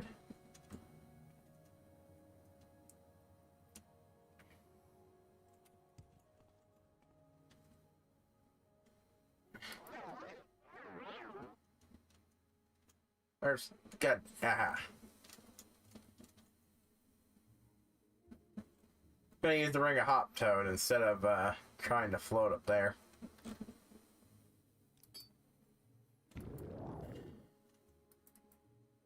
Ah.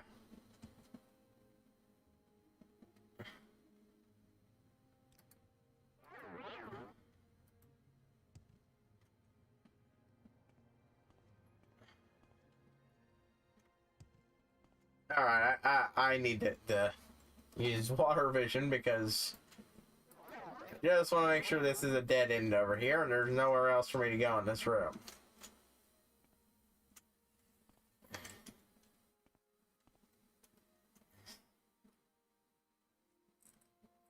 How's my alteration doing? One more before I'm at the point where I can just let myself level up.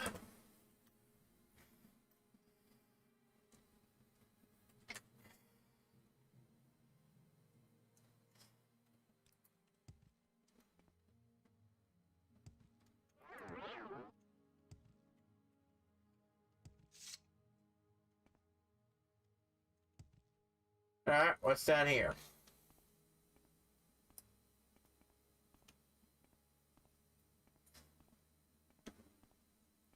Gotta be something.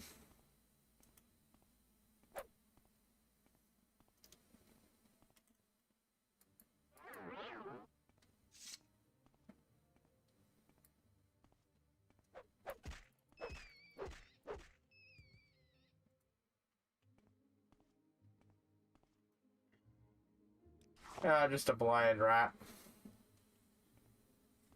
Hmm.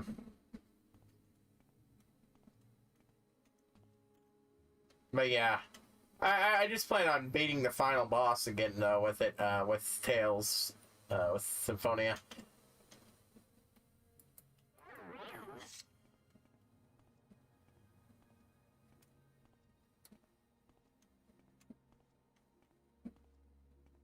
There's something here.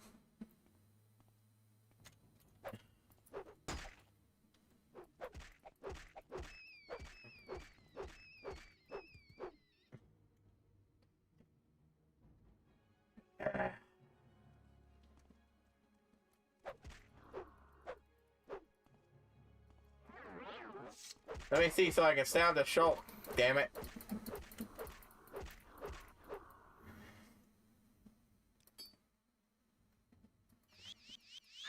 Let's heal myself up more. Where's the life belt? There we go. Yay!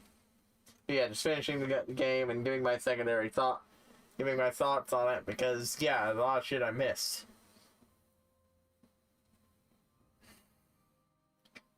Once I beat that game, though, that thing's going on a shelf. I'm not touching it for a year, because I am pretty much nearing my played out quota for it. It was only because I just played the game in such a different way that I was able to play it again so soon. Even then, it's only because of the new game plus. Some games lend themselves to that more. Ratchet and Clank, oh god, those games I can keep playing at least 3 or 4 times. Okay, what?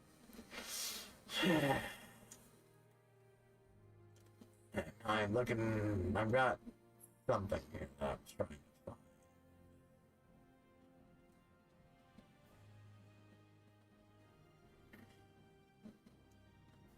Right. I wanted to repair my shit.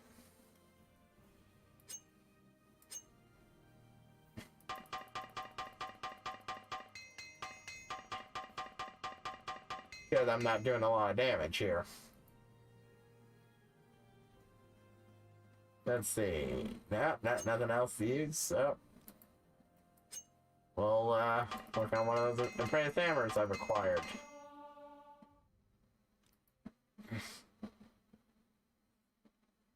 Yeah. Could have sworn I had 5. Or did it take 2 levels up of a minor skill? I was confused about which one of those it is. I haven't checked it. Anyway.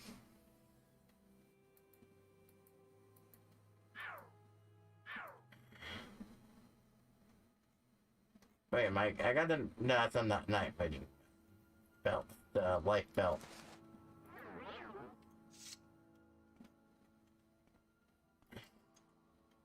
Boom. One to kill things better and faster.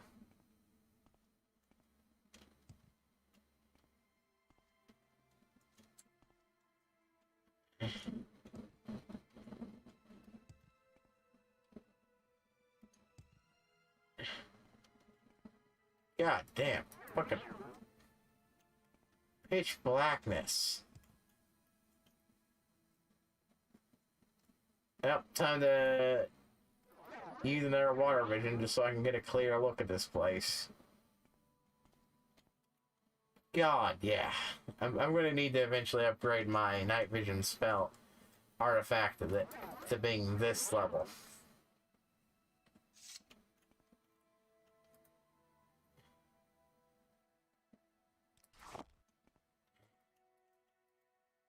Let's see.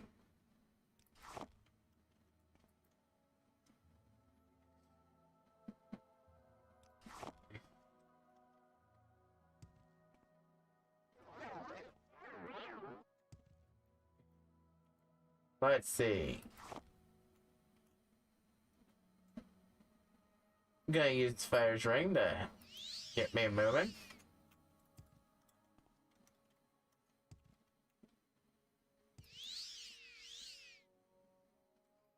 Combine that with water vision to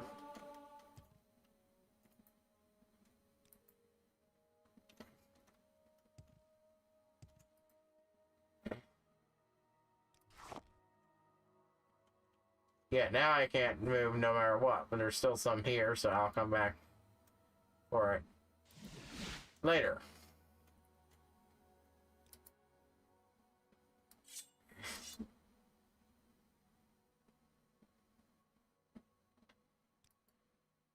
Let's see, do I have any other really heavy shit that I know won't disappear on me? Let's see, let's see.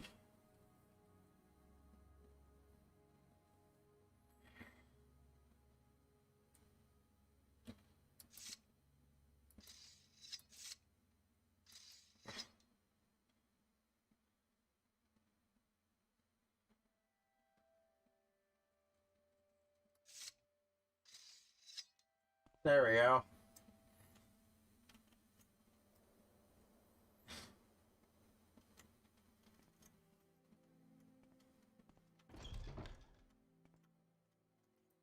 Wasn't moving there for some reason.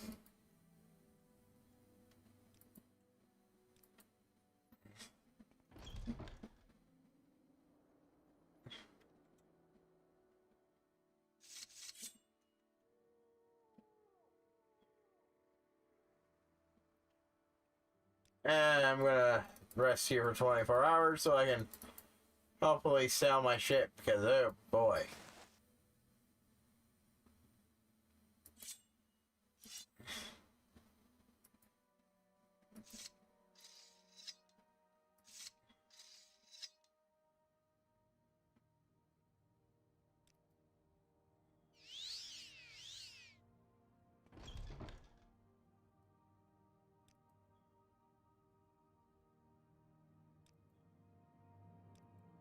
I'm gonna make enough money here. I'm gonna tap into persuasion a bit, and first I'm gonna try to get my speech wrapped up by admiring. Nope, that didn't work. Like, sorry if I said, hey, will a little gift between friends make it up to you?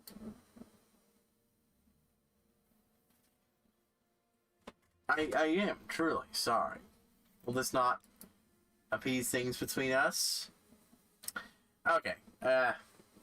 I got it. I'm getting enough from here that I can afford to do that. Doing that helps me because it increases how much I get from her.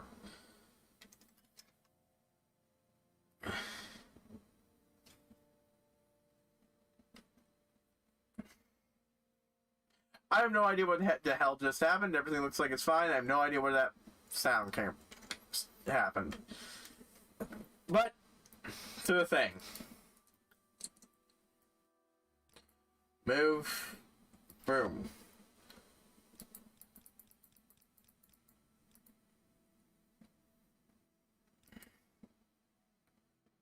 Only 3. Which means boom.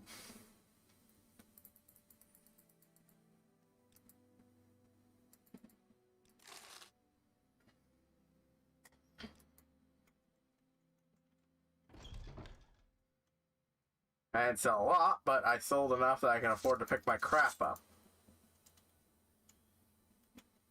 Now I'm just barely under this. Now I'm going to sell more to this person, so I don't even need to use the fire's ring Where to begin? It is such an honor to meet to move around.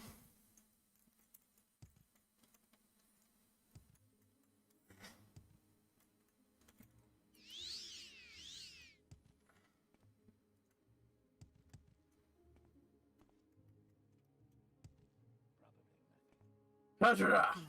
No, that didn't work. I ask way too many questions. Alright.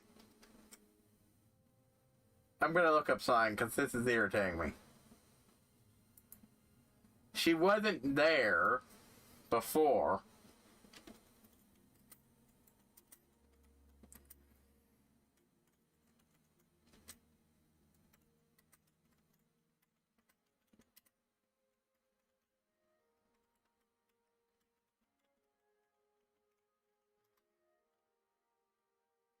If it was Skyrim, I'd just fuzz raw all of them.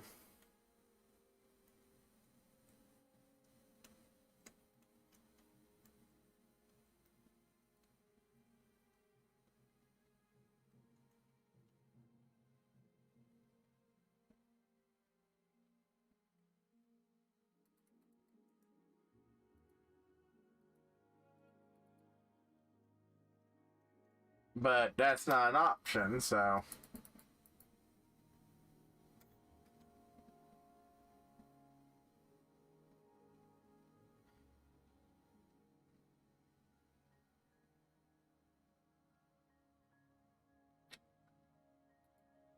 Yeah, how do you move an NPC? I don't know.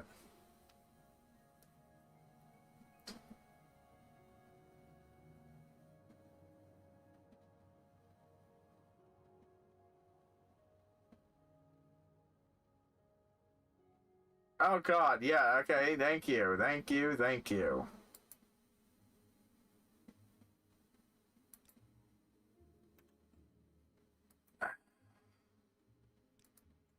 Still, just to be safe, I'm gonna save before it's a command, but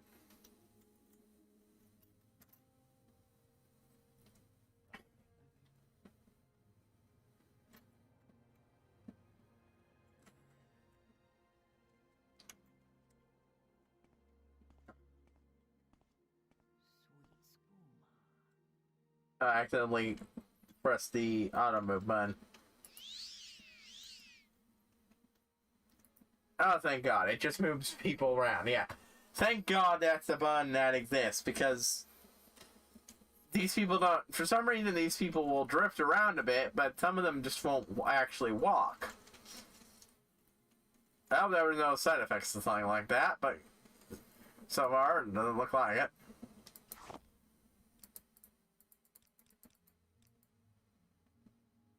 Recently watched Inside Out for the first time. Yeah, I know. I'm very late to these things. But I decided to watch it the other day, and yeah, it's a really good movie. Like everyone knows, it's just, and I figured it was going to be the way everyone talked about it. I usually don't disagree with common consensus on things, unless it's something like the Iron Lad movie. Well, the Iron Lad movie, presumably the Iron Lad movies, but for all I know, Iron Lad Farm from Home might actually be a good, great movie.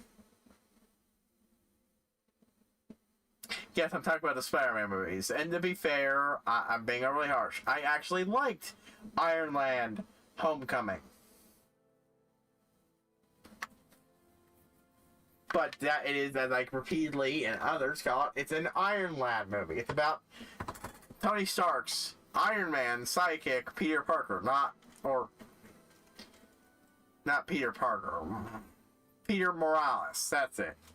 Because he's a fucking hodgepodge of Peter Parker, Spider-Man, and Miles Morales, and then stripped of anything that makes them Spider-Man and makes outside the power set itself.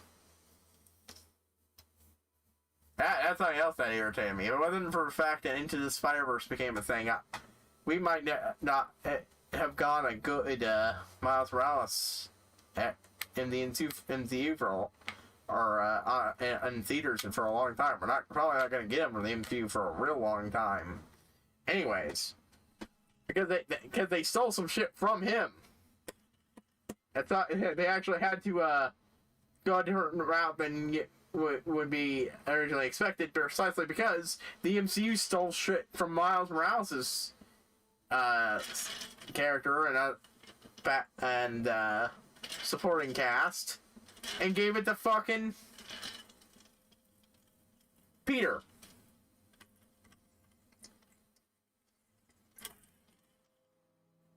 That doesn't make it a fantastic movie. Don't get me wrong. I did a review of it, and while I'm annoyed, it's not what I want. What I want from a Spider-Man movie. It is because it really is a good fucking movie. It's just not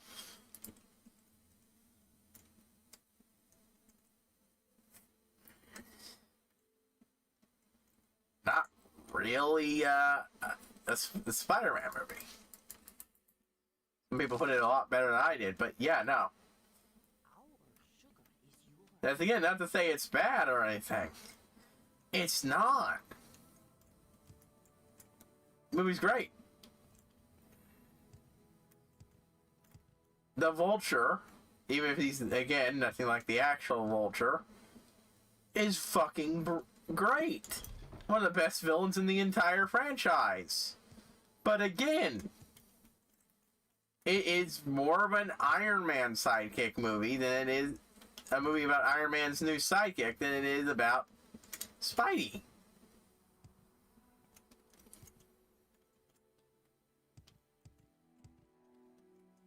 But yeah, and Spider-Verse came, but then there's Spider-Verse, which is just fucking amazing.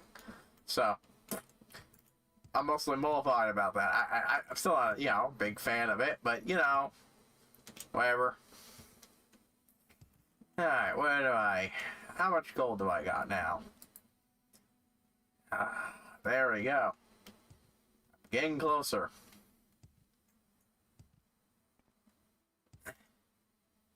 I'm gonna go to Rajira the Trader. Go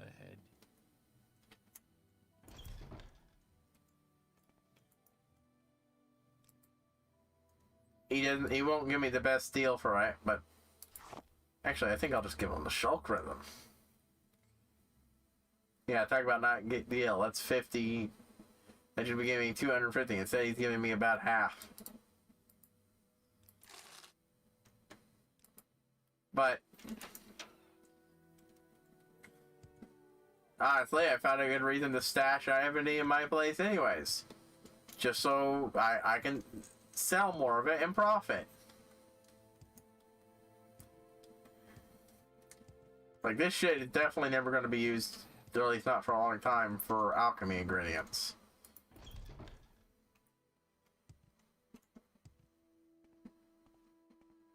But yeah.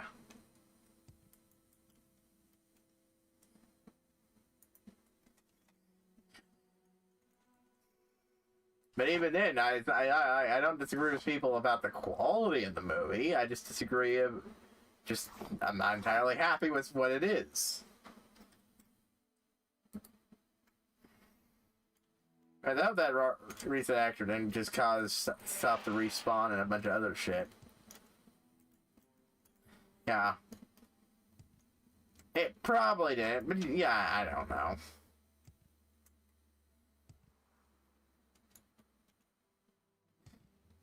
But that fucking was getting irritating, and now I can actually fucking navigate the place.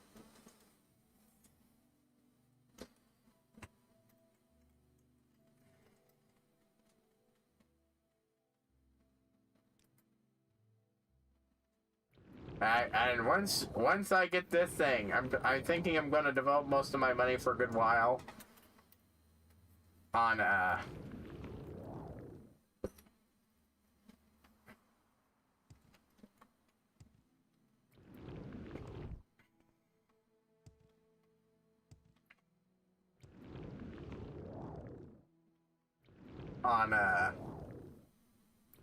grinding up shit. Like, I'm gonna get my speechcraft up.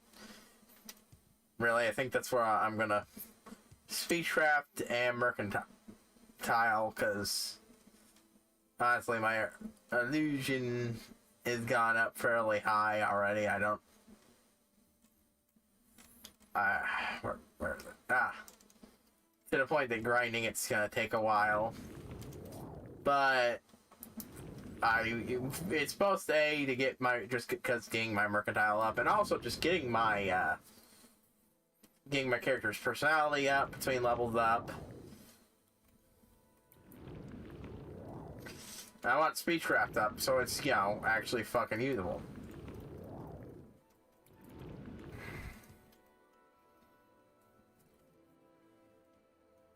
It's not what I focused on for the early levels, but I really want that to be able to actually persuade people without just jamming money down their pockets. I mean, hell, I can't even reliably do that.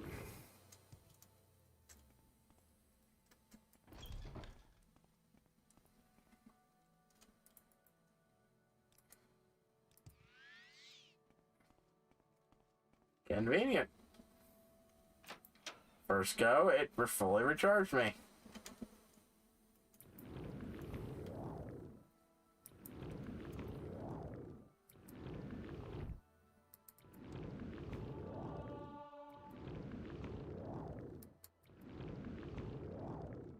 Come on, keep it going. Keep it going.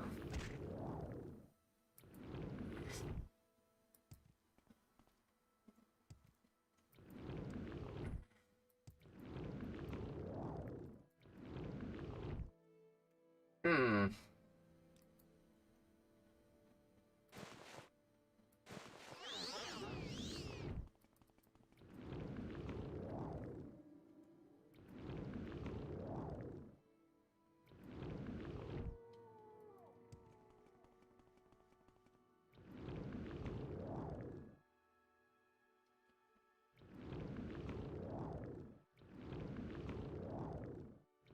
Yeah, boots of blinding speed plus even a weak artifact lets me soar across.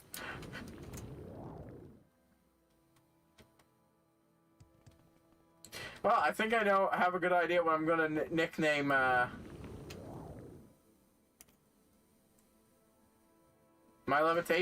name my levitation artifact.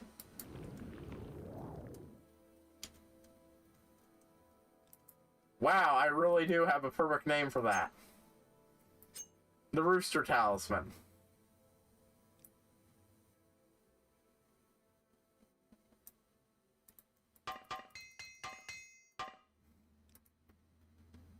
For those who don't know, right, the Rooster Talisman is one of the many really cool things from Jackie Chan Adventures. Yeah, the movie star. He had a cartoon show. As is all the rage, except his was actually pretty decent.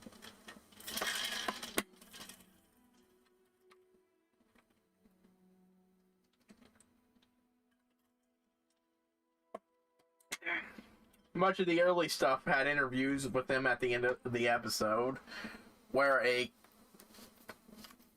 kid would get to ask him one question, and those are always cute and fairly entertaining. But as for the show itself, it was actually pretty fucking great adventure show.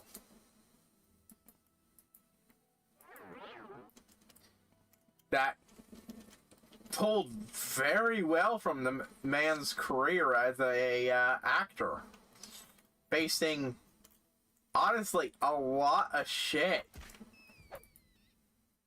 off of different moments throughout his franchise. The primary thing is he's in it. Jackie Chan is just an archaeologist with, of course, kung fu skills, specifically Jackie Chan style kung fu skills.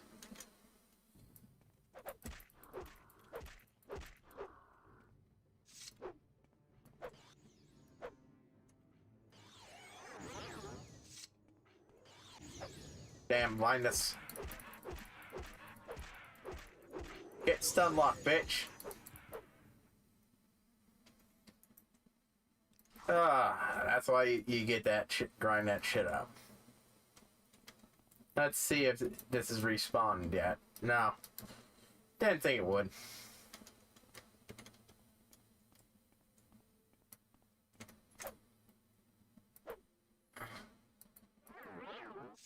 But yeah, a archaeologist who gets pulled in by an old childhood friend of his, Captain Black, of a secret government organization called Section 31, not 31, 13. Somehow, I don't know how I got that literally backwards.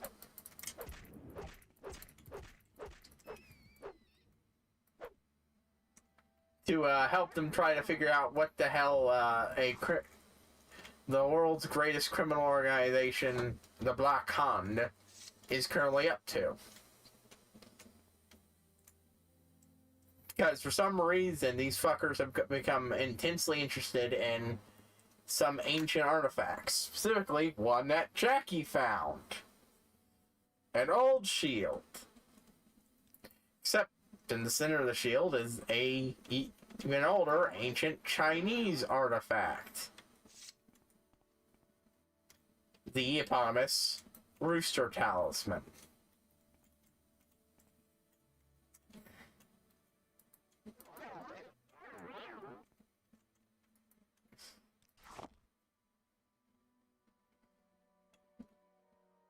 Just fuck it.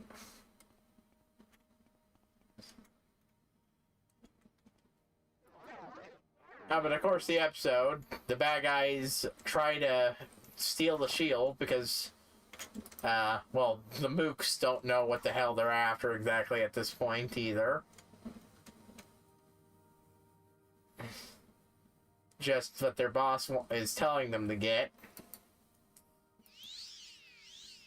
Eventually, they have to bring in the chief intelligent mook, Toru, because there's free mooks and they're fairly comical, if at least at this point, friending villains.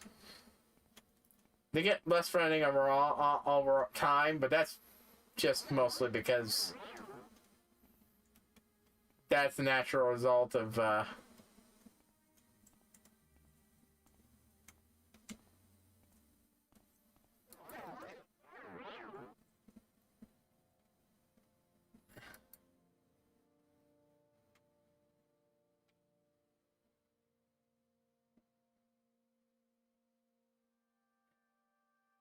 no, not yet. There's something over there.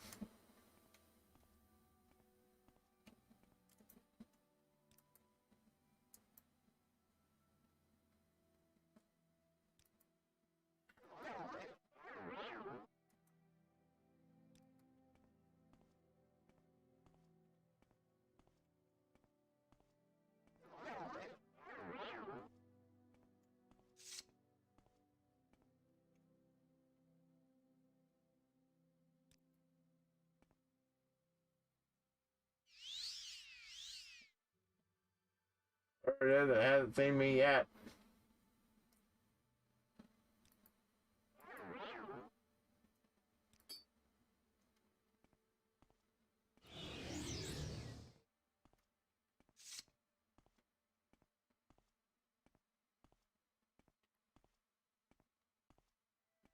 There's absolutely something standing.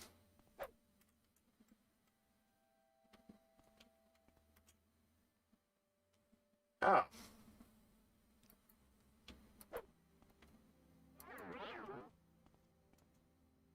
Oh, fuck. Forgot how shitty this vision was there for a moment. I thought it had gone out. No, that was just me not... Well, I was picking up something. I just thought that was what I was...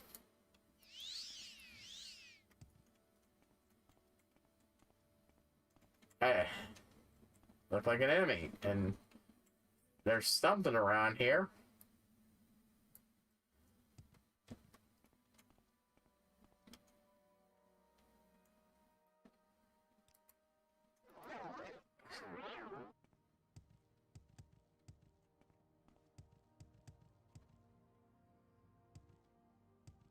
Okay, I think that's just the same way I came before. So...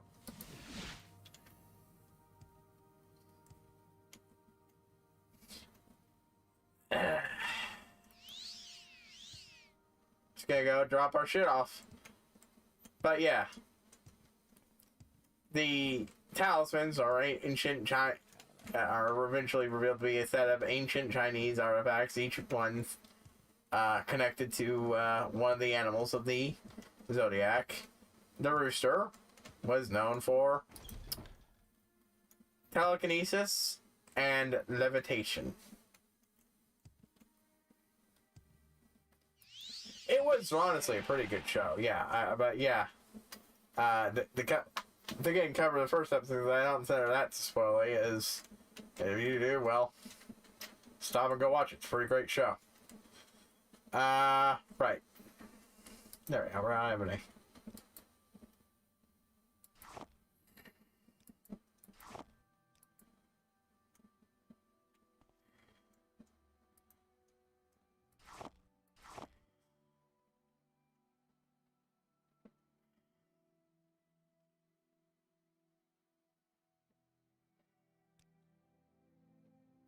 But I kind of want to keep these and just sell them later. Because at least they're cheaper. They don't take up much space. Alright. But, yeah.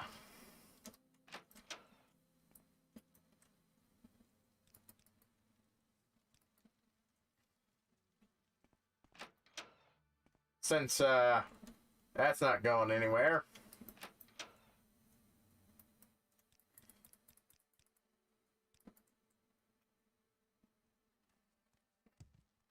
We'll wait till daylight. I'll go poke to see if they recharge their money. If not, I'll go get a bunch. And if so, I'll go get a bunch of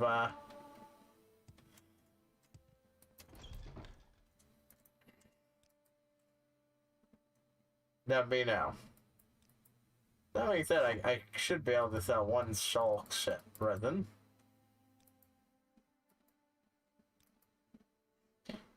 Bingo. Alright, alright.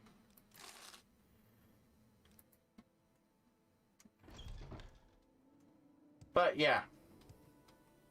Like I said, honestly, it was a pretty good show.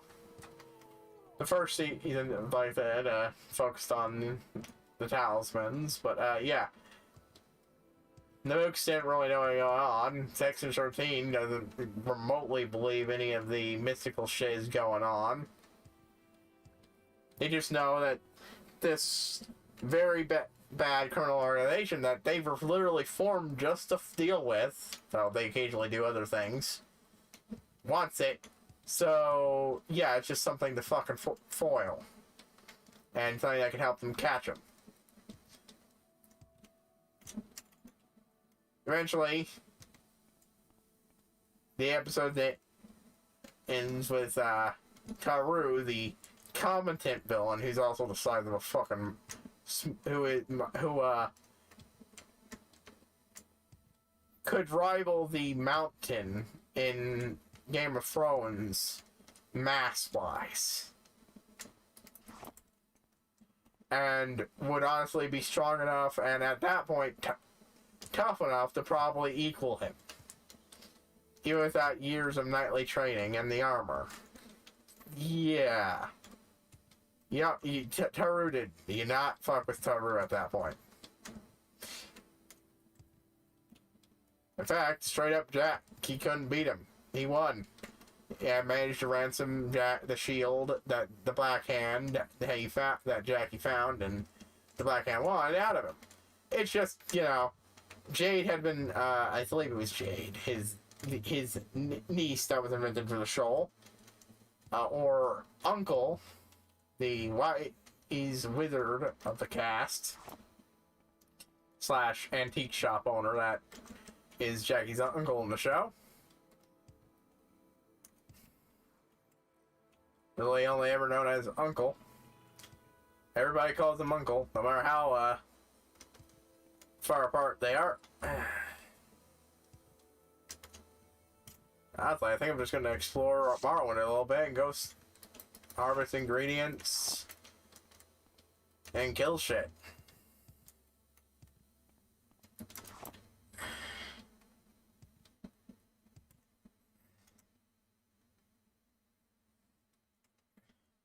Well, while I talk about a show I really like that has somewhat been forgotten. But yeah. I can't remember who at the moment, but someone was smart enough to list the actually important thing out. The talisman at the center of the shield. Little stone, in this case, a little stone thing with a roaster carved into it. So the bad guys got the shield, but they didn't actually get what they want. And this also revealed, rather handedly, why they were after it. At that point, we didn't know, of course, who, what the talisman did, but we knew magic was afoot as the show progressed, and this was eventually revealed when a lot of them find out who the Black Hand is currently taking orders from. Shendu. A demon / dragon / statue.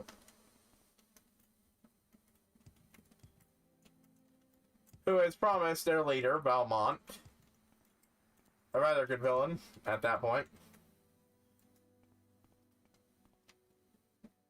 to an ancient and very valuable lost treasure in exchange for helping him acquire the talismans. But yeah, Rooster, we find out Rooster's levitation. And in show, one of the characters makes very good use of Rooster plus Rabbit speed equals flight. Hence why I'm going to, yes, I'm basically explaining the joke name.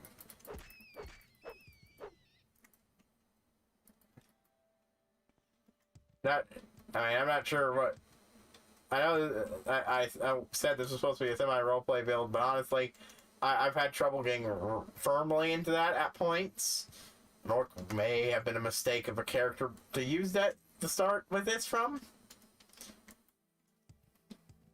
Especially since I don't have a good voice mod software yet.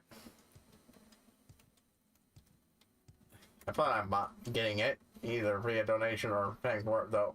At the moment, the link for voice mod donation, aside from me forgetting to actually update that and shit, to, you know, be temporally accurate, I'm just straight up taking it off, because right now the money would get redirected for essentials and shit, so, yeah, don't want people donating under false pretenses.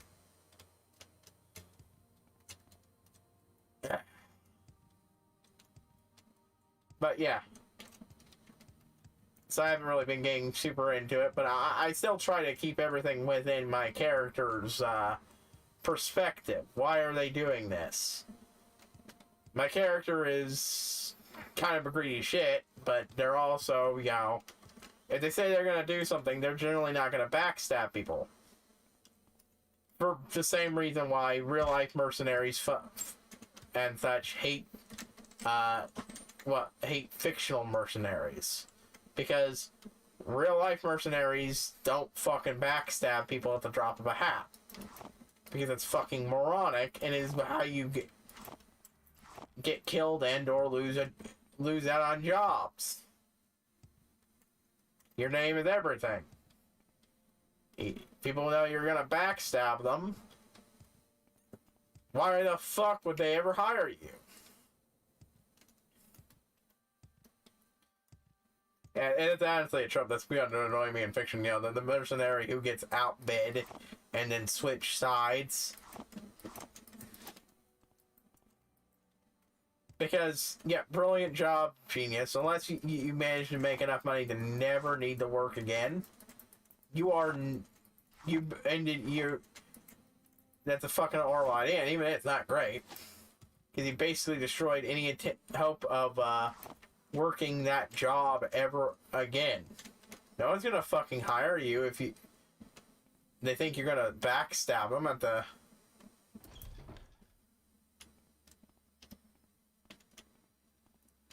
And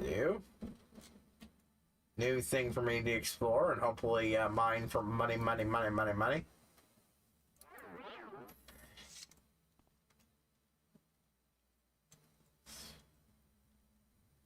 But yeah, should do the dragon stuff.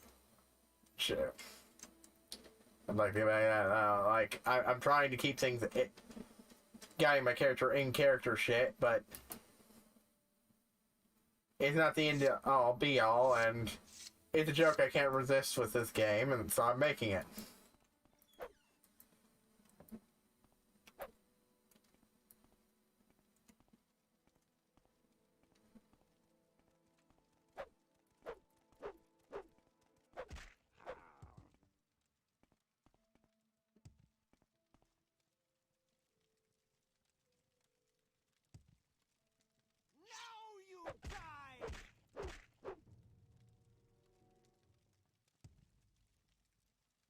Wow, you got really terrible vision if you didn't notice me here.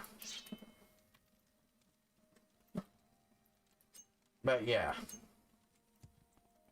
That bad. Sure, I really like. Ah, shit.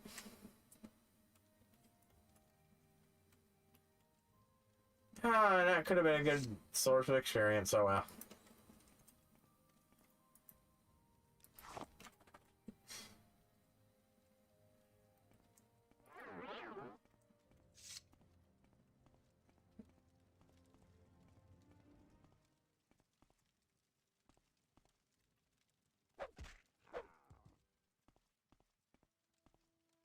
Insta-gibbed.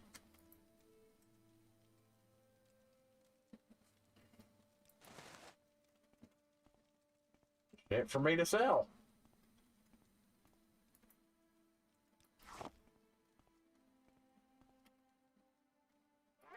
But yeah, combined levitation artifacts with a super speed artifact just kind of reminds me of that. But yeah. I find out that is not happy and it breathes fire. And I believe it breathes fire. The first episode is rather good about that. I won't go into detail what happens in episode 2, because I think that would be going a little too far in spoiler, but they clash more. The bad guys now have a firm understanding of what the fuck they're doing and what they're fucking actually after.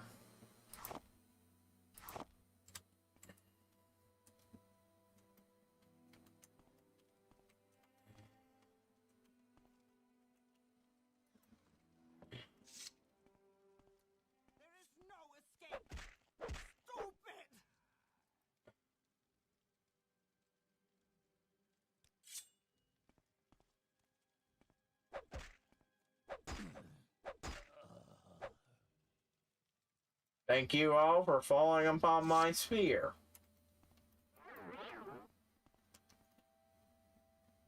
Oh, good.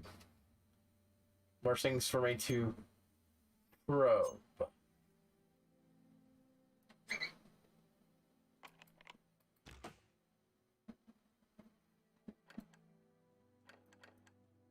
Oh. I was so busy noticing the trapped part, I didn't notice the locked part. Lockpicked in one go. The Book of Dawn and Dusk. Ancestors of Dunmer, the Anointed, and the Anticipations. I feel like this might have been a plot important area. Shit. Hey! Your magic absorbed it. Of course, I'm actually more annoyed that because every goddamn... because that's potentially a free security level.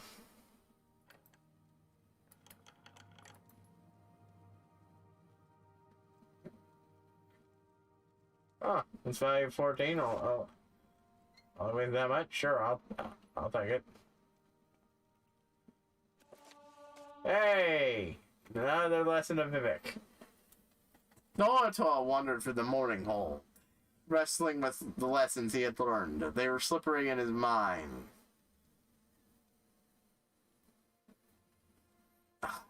He could not always keep the words straight and knew that this was danger. He wandered to find Vivek, his lord and master, the glory of the image of Veloth, and found him all the places of the temple of false thinking. There, clockwork shears were taking off Vivek's hair. He had brought his loom and was making the hair an incomplete map of adulthood and death. Never said, "Why are you doing this, my lord?" To make room for the fire, and the orator could see that Vivek was out of sorts, so not because of the impending new power to come. The poet had been inside his water face as well, learned from the droughts before he was born. This to keep you from the fire? It is so that I may see what with truth. It and my place here at the altar of Kadom in the house of false thinking serves so that I may see beyond my own secrets. Space cannot lie. It comes from the ocean, which is too busy to think, much less lie. Move. Isn't the... I could have sworn I remember hearing a bit of lore that had it so that the ocean in Tamriel, possibly water in general, is... It's either time or thought. I can't remember which. But it's some weird, trippy bullshit that is exactly the type of bullshit that you see here in Morrowind. In other words, great. That just brought that to mind. Narrative, I am afraid to become a slipshod in my thinking. Reach heaven by violent sin. So to quiet his mind, Narrative chose from the Rack's son of Axe. He named it and moved on to the first moon. There was read by the Parliament of Traders, who knew him by title and visited his friends, for he was to be a ruling king of Earth, and this was the lunar realm. They shift around him in a pattern of entrainment. The moon does not recognize crowns or scepters. Ruins of the kingdoms, blow, lion, serpent, or mathematician. We are the graves of those that have migrated and become ancient countries. No queens of thrones. Your appearance is decidedly slower, which is to say, a library of stolen ideas. We are neither terror nor sorrow. Our revelation succeeded in the manner that was written.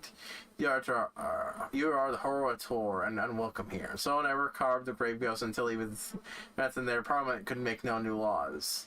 I am not of the slaves of that parish.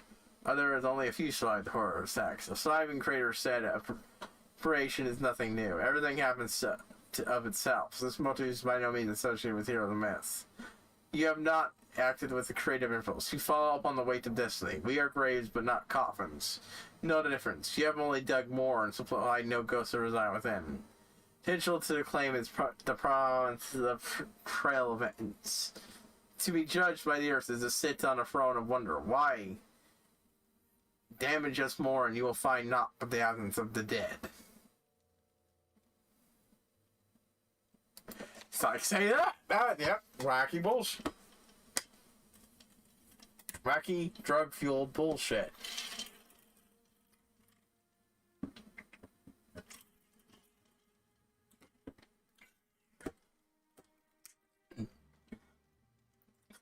Especially because it's fucking goddamn Vivek shit. And he explicitly likes fucking with people with these lessons. Which is why I generally like finding them.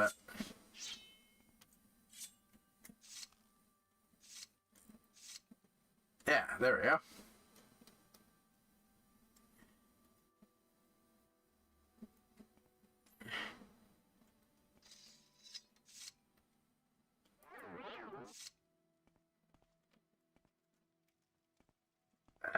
But yeah. The bad guys find out what they're doing.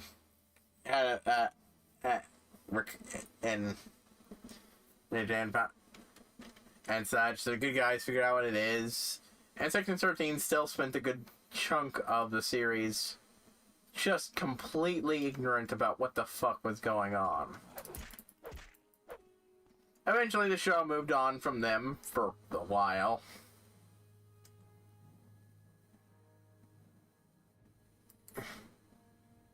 And picked up the Panku box. An artifact capable of that was used to seal and now is being used to unseal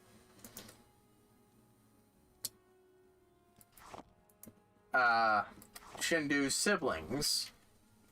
Fellow the Last Lantern. I think it's fairly worth some money. But nah. Demon sorcerers. Ew.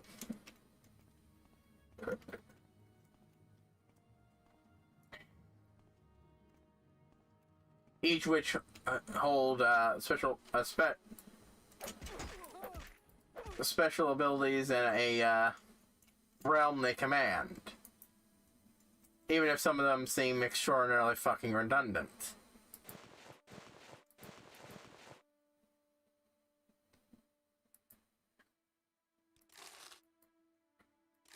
Like Earth and Mountain and such, but...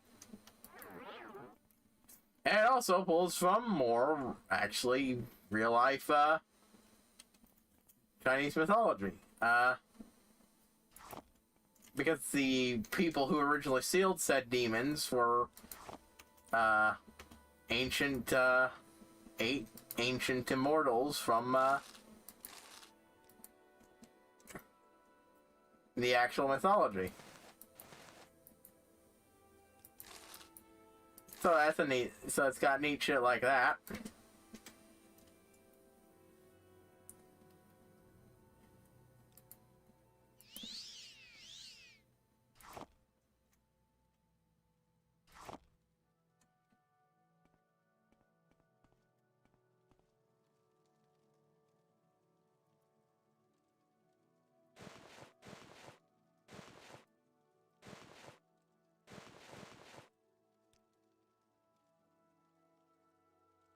Just barely over encumbered.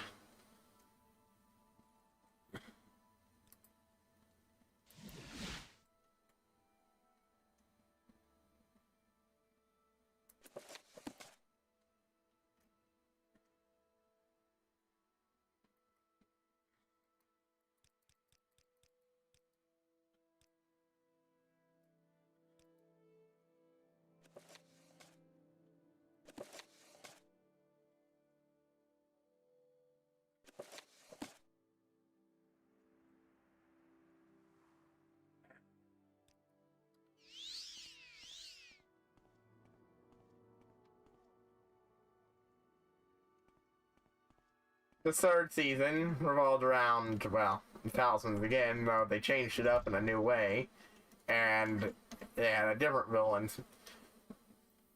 who they had actually spent time over the previous seasons building up. Well, previous season, but still.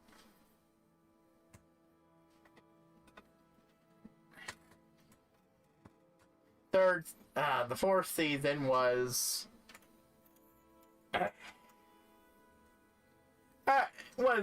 another new threat, which I really liked. It was probably my favorite. Dealing with Oni instead of 9 Oni generals, and actually having a wonderful connection to the shit used in the earlier seasons. It was very well done. And the villain was wonderfully competent.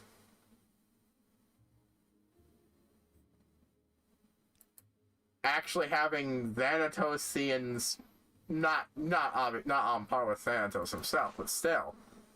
Really good fucking plans.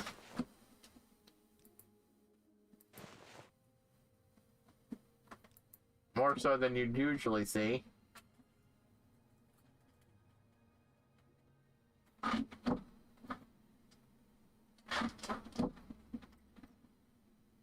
Oh, give me a moment. I need.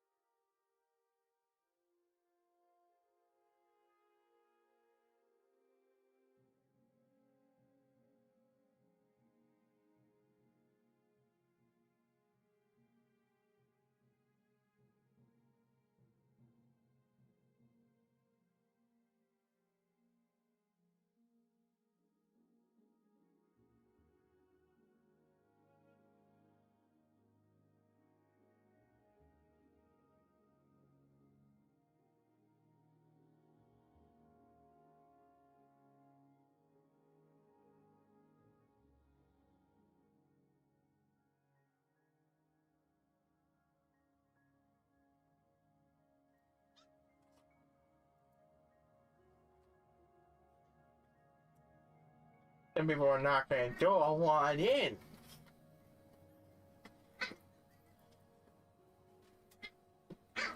Chubby, and the sent by my aunt who's wants her Puffy.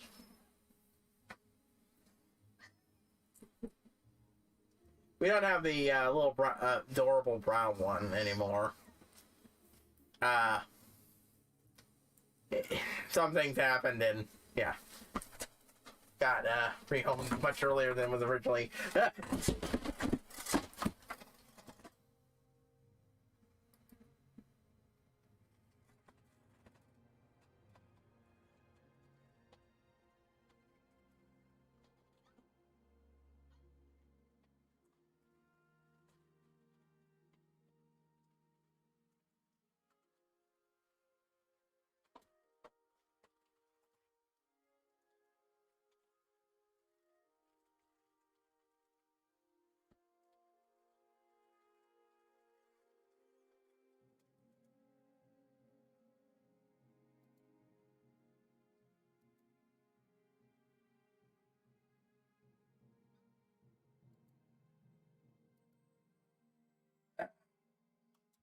That fixed? No, it's not. Give me a moment. I need to. There. Sorry about that. I've got a board for when I need to. Over here. For various reasons. Somebody really wanted it out at that exact moment and knocked it the fuck over, and I didn't catch it in time. Fucking pissed off whenever that happens. Moving something else around to hopefully help my setup.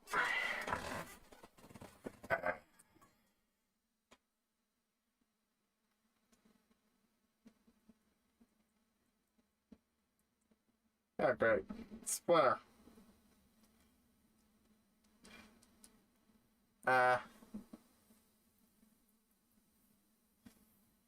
Give me a moment to go throw this away. Because I got a splinter here.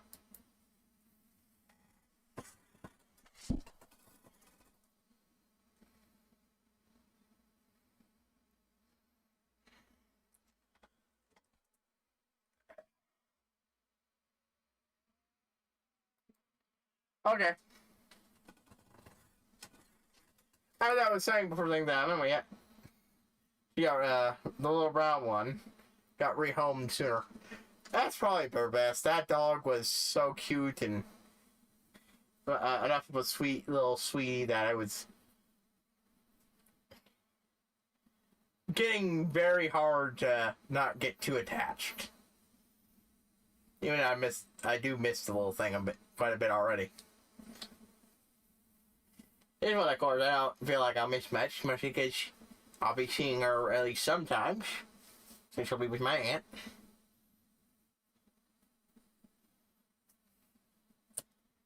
This is, as you know, used to be done, the big girl. This was the biggest of the lot. It's a big dog.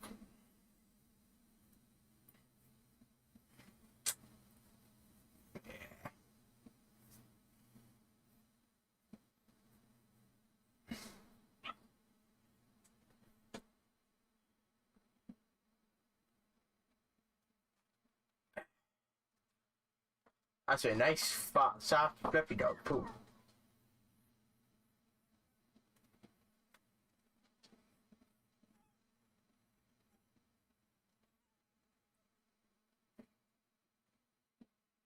But yeah.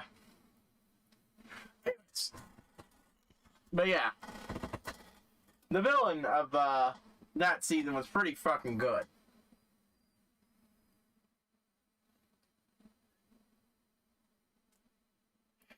But, God damn it.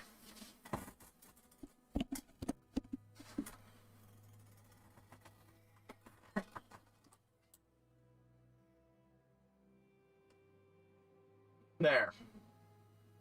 Had to move things around because shit got moved around over here and...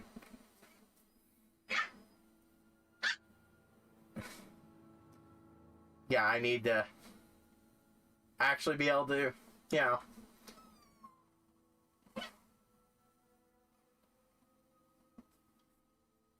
see my stream health and everything. Fucking goddamn dogs. I love them, but fucking hell.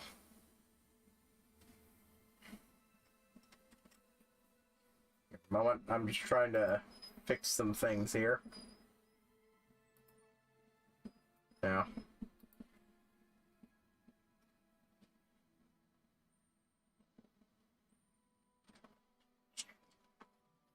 Yeah, I had things up how I liked them, and now they're got moved around a bit. I think this will be fine.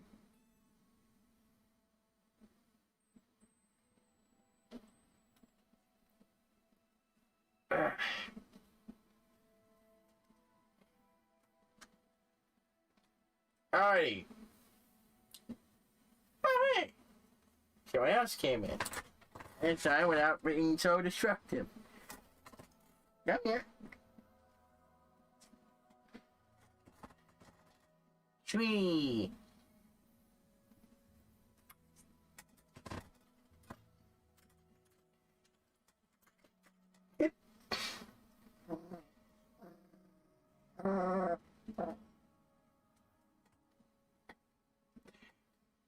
Did anything happen?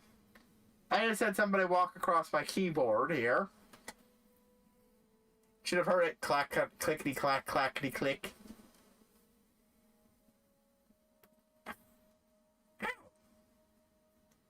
This is why I didn't have you little turds over here.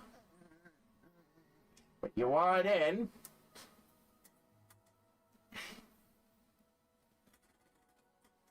Let me just moving shit around a little bit more. Just so I can. But.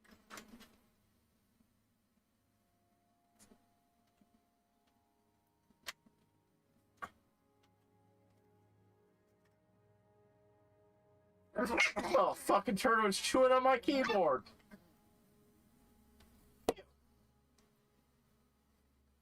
What are you doing that for? Ah. Turd.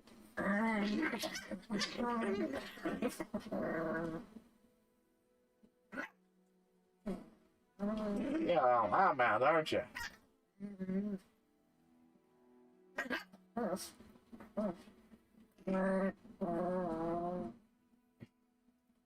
You guys.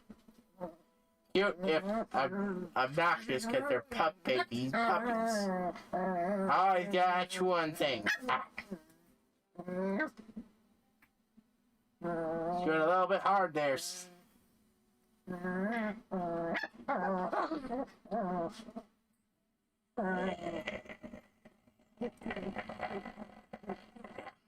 Oh,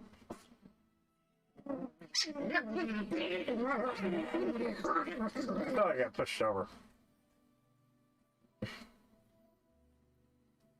It's kind of hard to use this keyboard right now. I'll stick just selling crap. Yeah, okay, you don't buy those. Fine.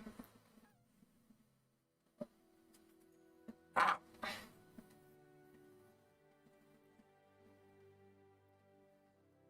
Enough with the chewing.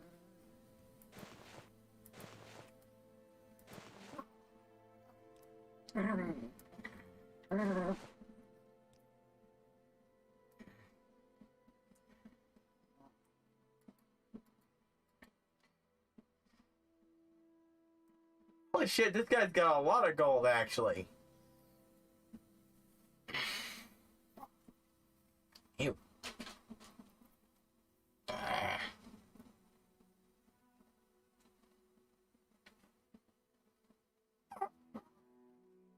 Okay, I'll let you go.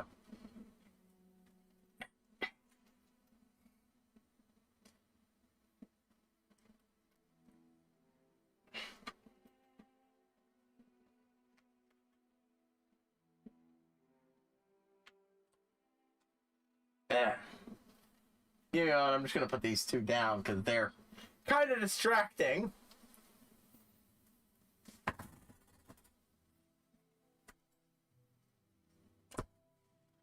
Hey.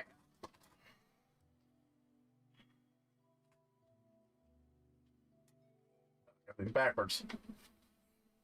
Well, technically I got them frontwards, but they're backwards because they... Yeah, we went for that earlier. Okay, back to actually doing the game. I'm sorry, I got... Yeah, I was moved over. Hold on.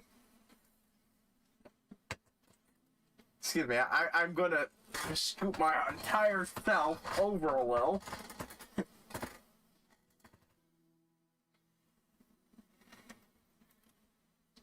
There. Goddamn. Yeah, that's better. Now I got more room to use my mouse. And I can actually see things better on my screens. Because my mic's no longer in the way. Yeah, sorry about that little shit show. So I'm not sure you mind seeing the cute little doggies.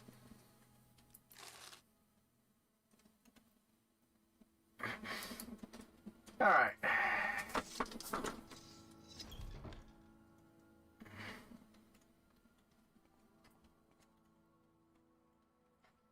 Time to go to the bookseller.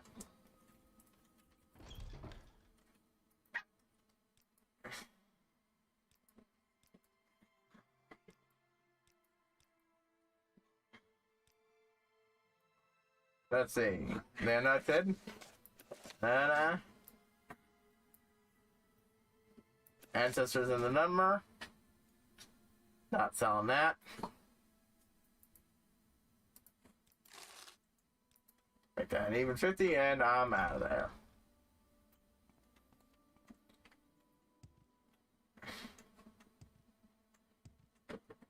Gotta drop another one of the Lessons of Vivek off. Eventually I'm gonna get a duplicate, and I'm going to sell that one, but... I really miss Skyrim's bookshelves. They weren't perfect, but they were better than this mess.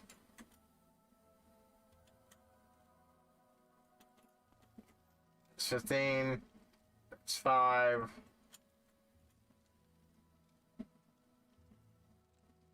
It's 9.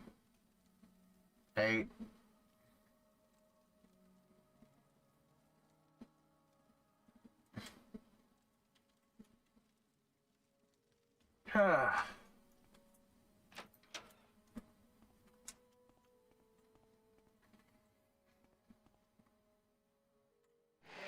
But yeah.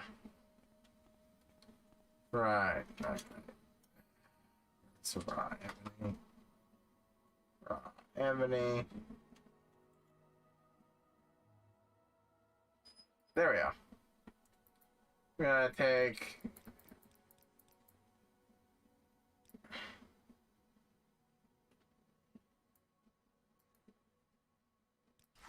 Almost took off.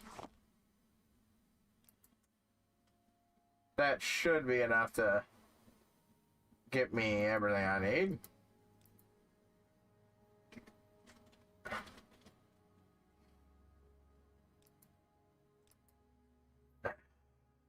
Right. Fire's ring. But yeah.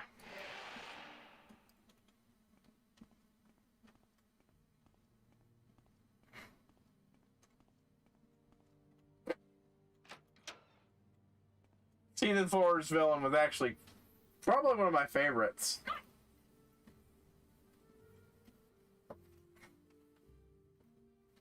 Like, I think he's Xanatos, like, and he is definitely the best at that type of thing. But obviously, he's nowhere near on Xanatos' playing field, but he'd be someone who could, at the very least, handle Xanatos for a while before being outplayed. He's smart, ruthless, but also, you know, not stupid.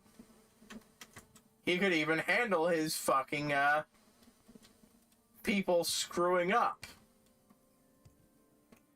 better than any other of the bad guy bosses in the show.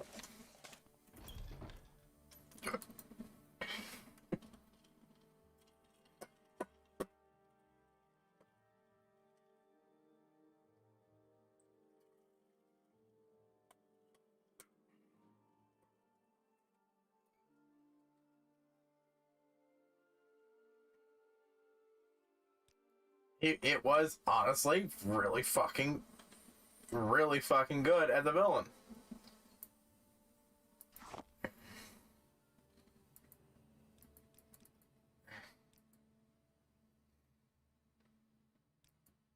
Alright, I'm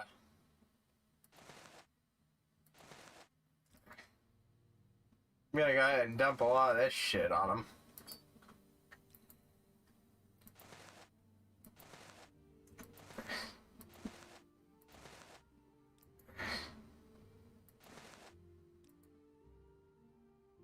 Expensive amulet. Yeah, I'm pretty sure I got more of those, and honestly, they're not that great.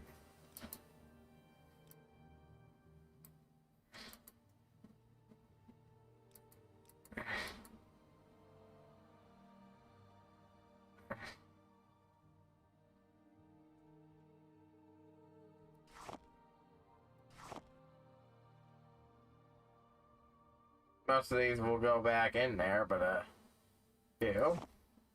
Like Heather, I'm just not, I don't bother with anymore.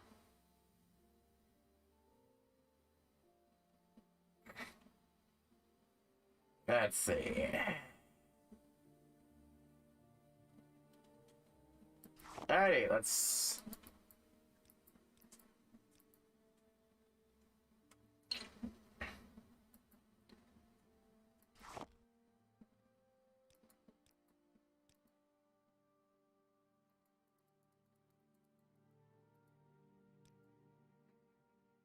Alright, fine. Let's toss in something out that I don't really wanna.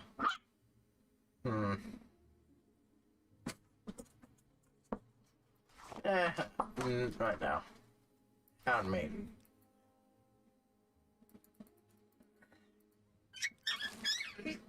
There we go. It's been a hound maiden with enough to push her over the edge. Alrighty. It's fastly rising. I'm gonna go dump the rest of my ingredients. And then get the rest and get more, fill myself up with the raw ebony and go sell the one guy.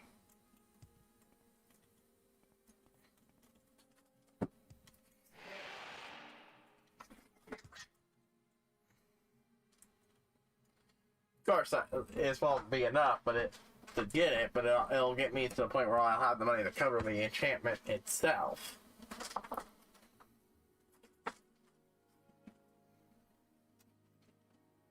Alright! You! Leave that alone. Dog was going after my shoe.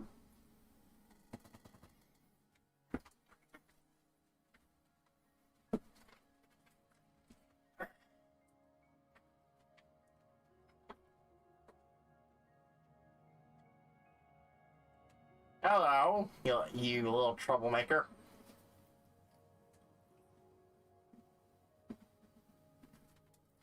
It's the one that knocked it over when she left. Not a problem right now, but... Yeah, I told you.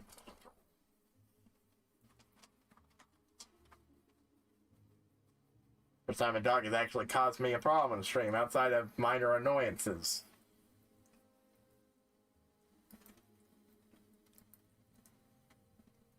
Yeah, think about that. The fact... Wait, no, the bug lamp doesn't even have... mushrooms. A weight to it. I was thinking that maybe the bug lamp was like the other thing I've got. Like that, like that skull I picked up with no price listed, but it also doesn't even have weight. I'll keep a hold of it just in case it's fucking plot relevant at some point, but... Probably. I feel like... Oh. Is red not even an ingredient? I feel like I'm missing something. There's... got... Wow, okay, no bread.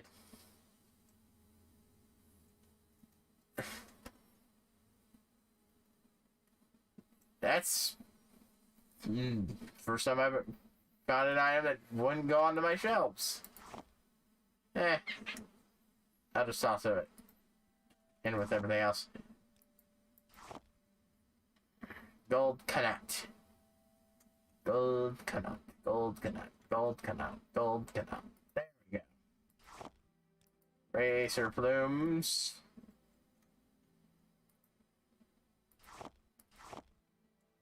Rat meat.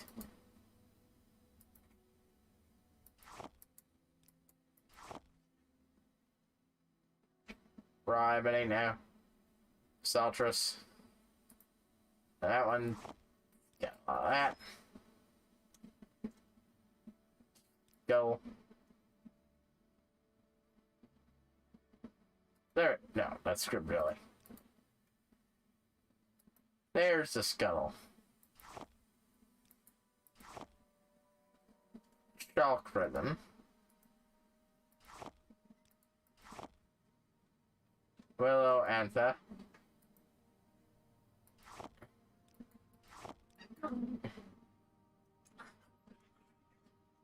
There's Rivany.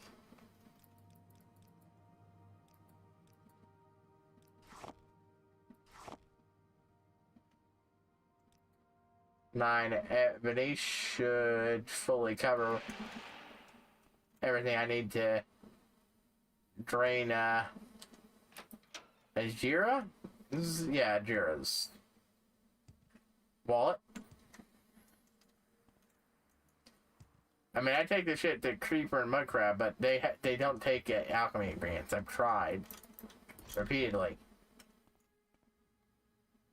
But yeah.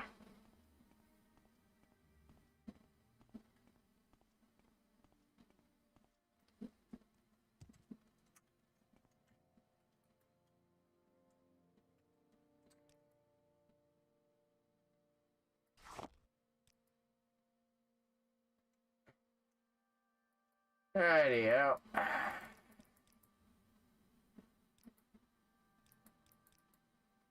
Let's go with 4.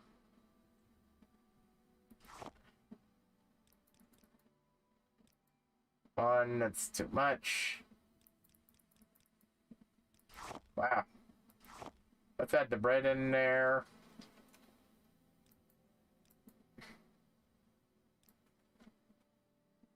Let's see if I got anything I can rebuy from him that's... Nah.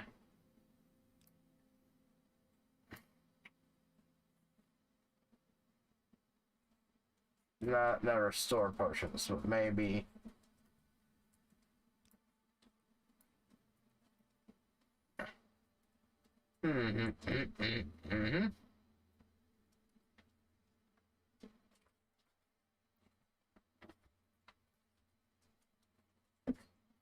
Let's go with the cure poison. Yeah. There we go. Hey, well, I just realized that was kind of pointless because yeah, it's not enough for me to get there, but I could at least boost this to 42. Shit. Friggin' dickin'. Well, at least I know what one to put it on. Accidentally clicked the wrong one. Yeah.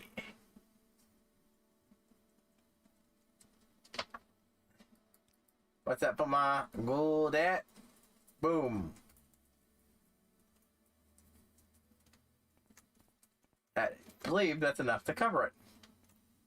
Just to making an artifact, unfortunately. But I need to want to have more than just 5 uses. So I'm gonna open up barter. Well, first, let's see what they've got. Maybe, I don't know, maybe they have a fucking levitation artifact here for me to buy. Damage fatigue, restore fatigue, misfire, feather. Well, that actually would be useful to get. Not right now, but you know, you can combine it with the fire's ring, and I can actually carry a lot more shit.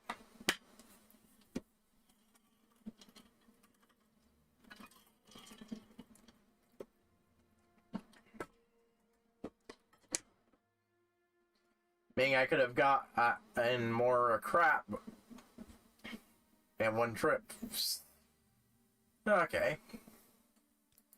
Yeah, well, we'll see about that. First, let's go ahead and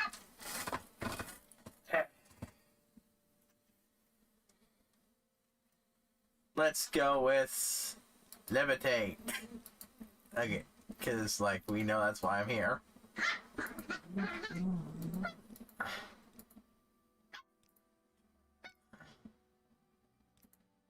Get back 5. Nope.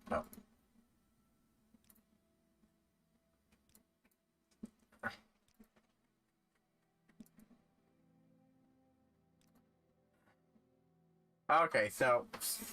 Huh. I could have sworn it was less. I thought... Ooh, no, not that much. Yeah, 14. But no, I was off. I still need another 1,000. Could have sworn it would cost it's less than that.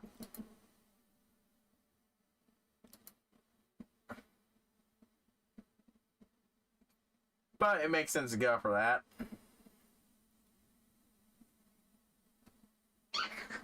I could go for even slightly weaker.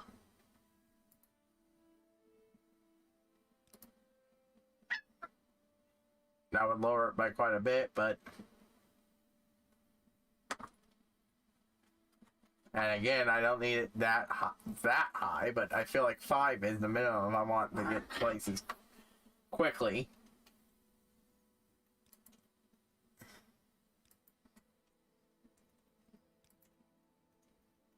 Yes,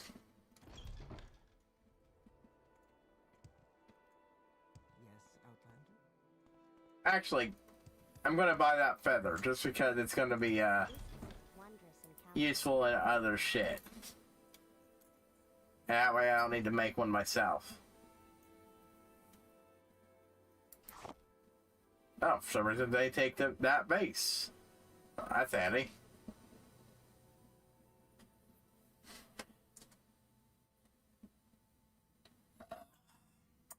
Now I know what that is. I don't know where I picked that up, but I know exactly what that is. That is a fucking joke. Fat loot. Ha ha ha ha ha ha ha ha. Very funny, guys. Very funny. The book lamp still wears me out.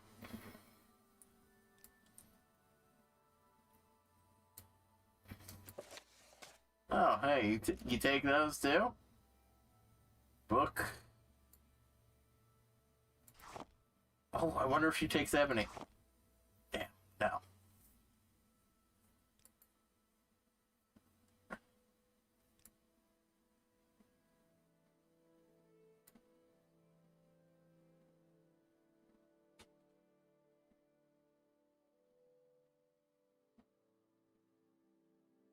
Quality restores strength. Okay, yeah, that's... Just trying to try to skim here to make sure it's...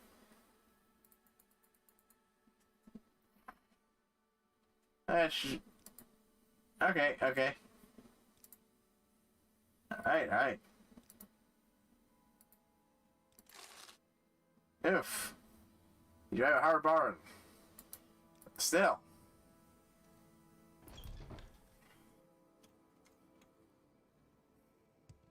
That is a really good item for me to get, so I got it. Because feather, I believe, takes just straight up makes you weigh less. Makes it so you're essentially carrying 50 points less weight.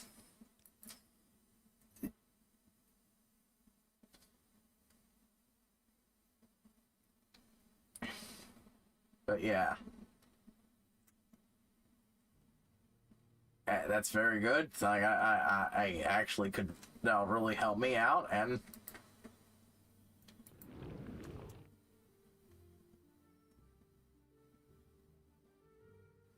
oh, I've actually already gotten alteration 25. I actually don't want to grind up alteration anymore. Might as well go for more illusion since it's just there.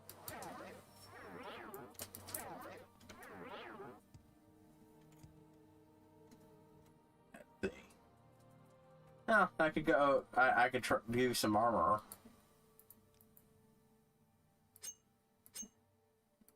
There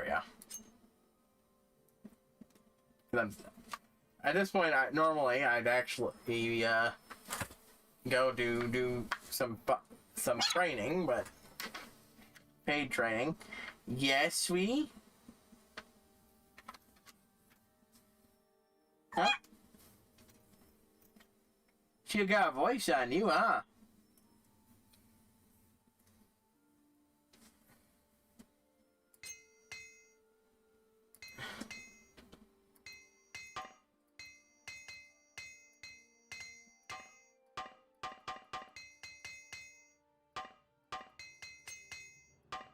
But, you know.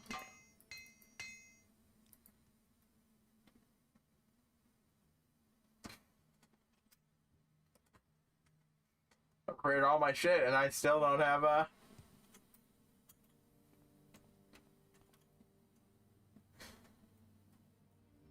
Huh.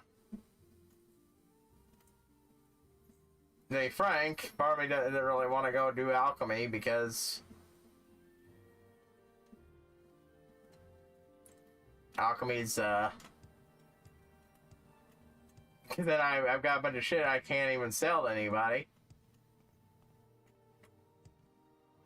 I think I'm gonna go try to train speechcraft off the woman who hates me. See if that will accomplish anything.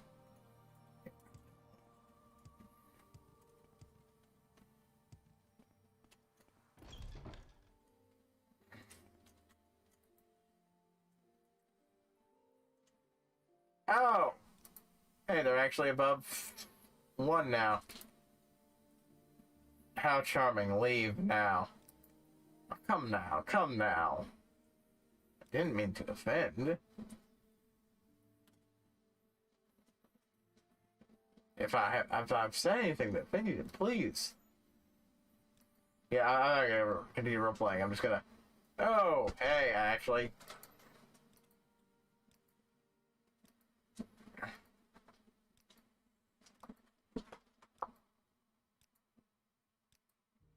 Yeah, as weird as the fucking minigame was in the sequel, I kind of prefer it to this shit.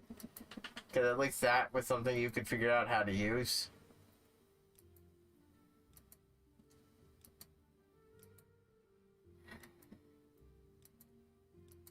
This just me spamming admire. Because I legit don't know why intimidate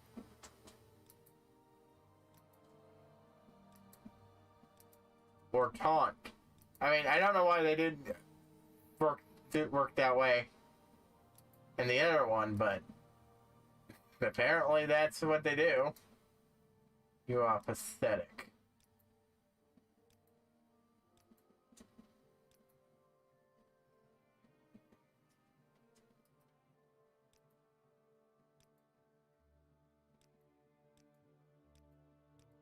Apparently, I can make some progress.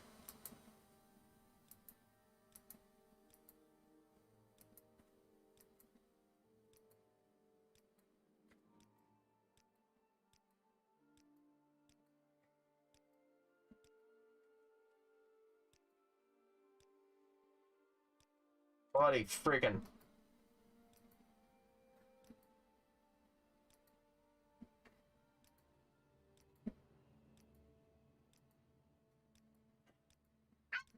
I just keep failing the check.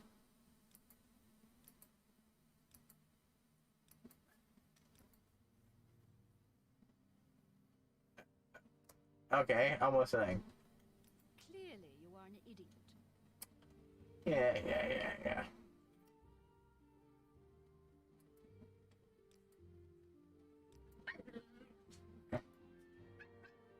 It worked for a second.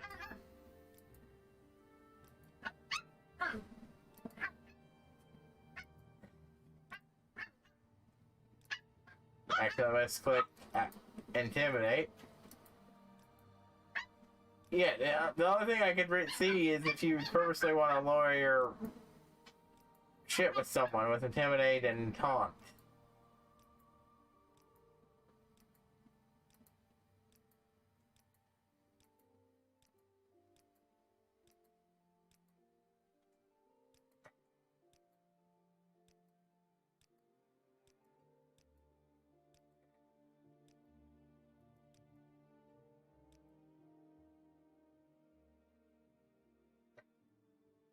I mean, it's giving me progress. It's just incredibly slow. I've just decided to do this because I don't know what else to get my level up, but I don't. I'm not quite ready to get my shit enchanted.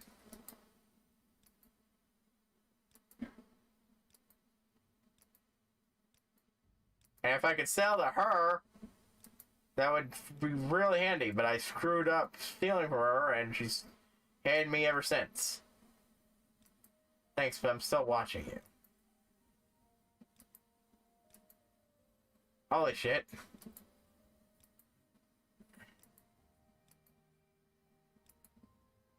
Actually, yeah, I actually managed to get it up to a decent level.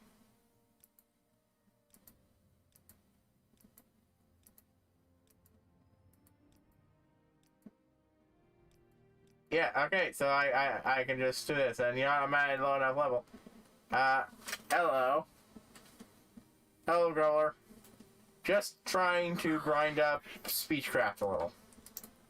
Honestly, I think I'm just gonna go for a single level and just stop.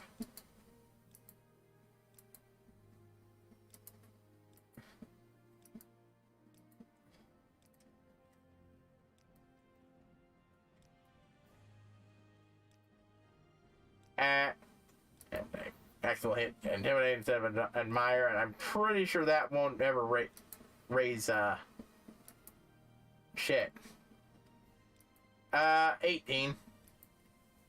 But that was mostly me just grinding up, heavy armor and medium armor to get,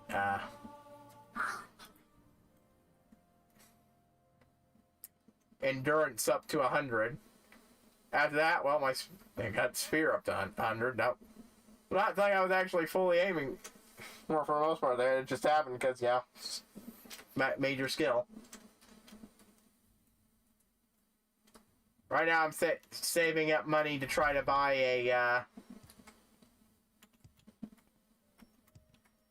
yeah. But it was also the fastest way I could actually get endurance up. Plus, I've got my personality up to a decent level. It's the speechcraft itself that needs to be worked on. And I dumped money into some training, but, well, I'm saving up to get a levitation artifact. I've almost got enough to get a decently potent one itself, but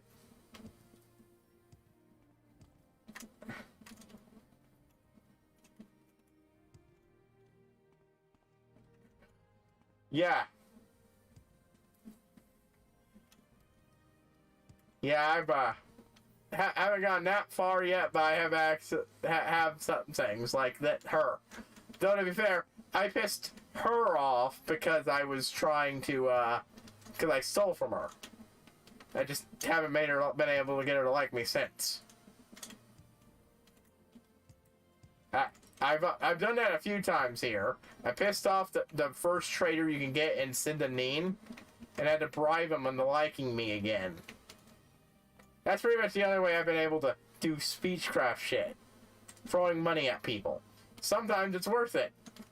Sometimes it's not, like when I had to convince that one person to,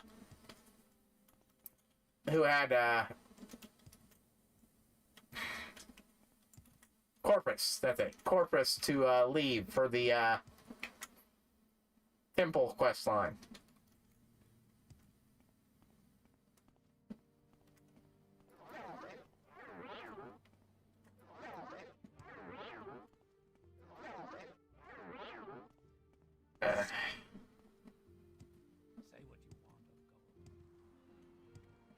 Of course, then I realized, oh wait, there was probably an alternate way I could have done that, but after I already invested quite a bit of money, and I wasn't going to play, custom. I called it the captain.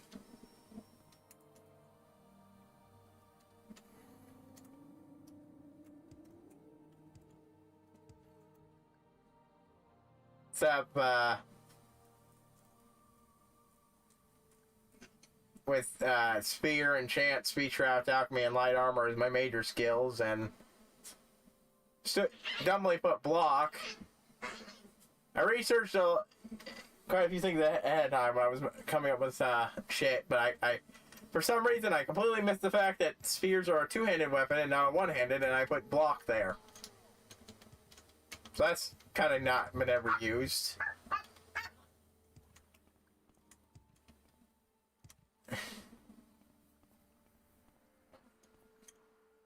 Oh, yeah, oh.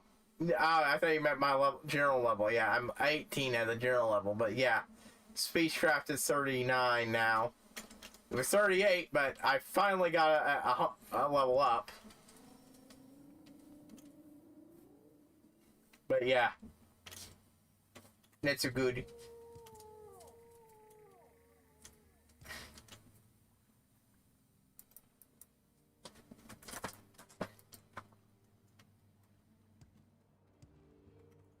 Yeah.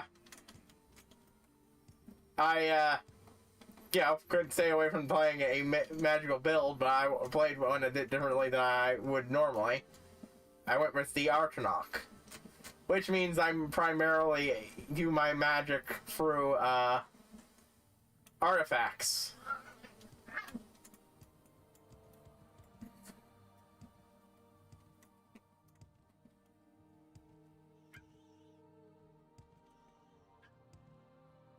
And potions to a lesser extent. Enchantments, yeah.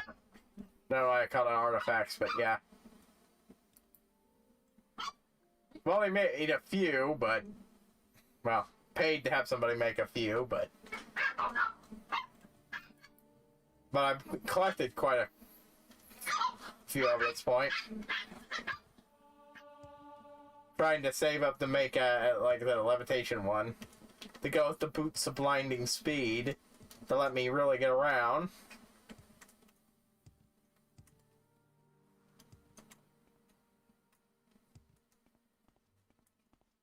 Yeah, I got up to 50. I partially grinded it and partially bought it up to 50.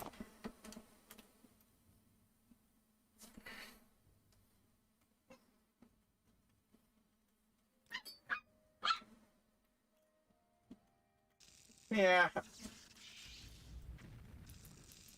Yeah, I'm at the point where I could at this point. It wouldn't be the most powerful, but I definitely could.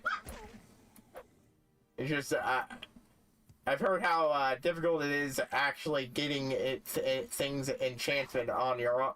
Actually successfully enchanting shit on your own. But yeah, I could probably start trying that on my own now. At level 50 with 63 intelligence.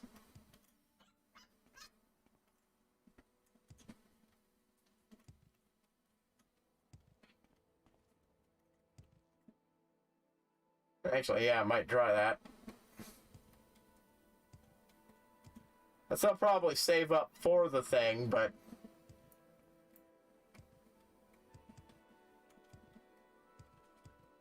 yeah, plus I've got that I've been getting Gluck up too, so that helps that.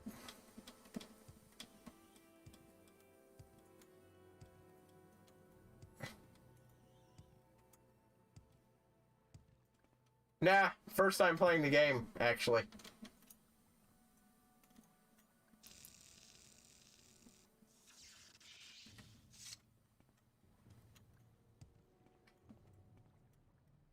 I still know quite a few details about it, mind you, because I've been in the Bethesda community itself and the Elder Scrolls community for a few years now, and I think they got a while to get down here. Played a shit ton of Skyrim and a decent amount of Oblivion. Well before this, so I've learned a lot from Osmosis, and the fact that I just generally really like the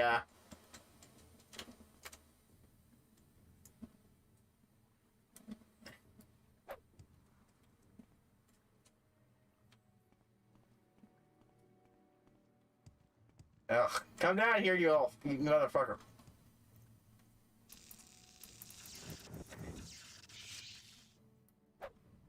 Oh, thank you. So don't have the ability to fly up to stab you to death. So you need to come down here so I can do it to you.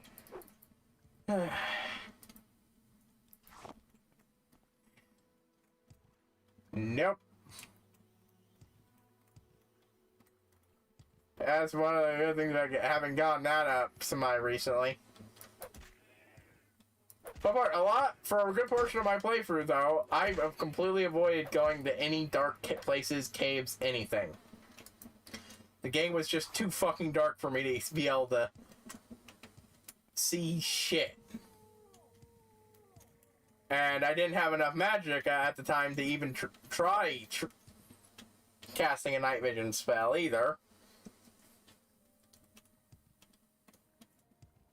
I've gotten that mostly fixed, but by this point, didn't even have an artifact dedicated to it, but yeah.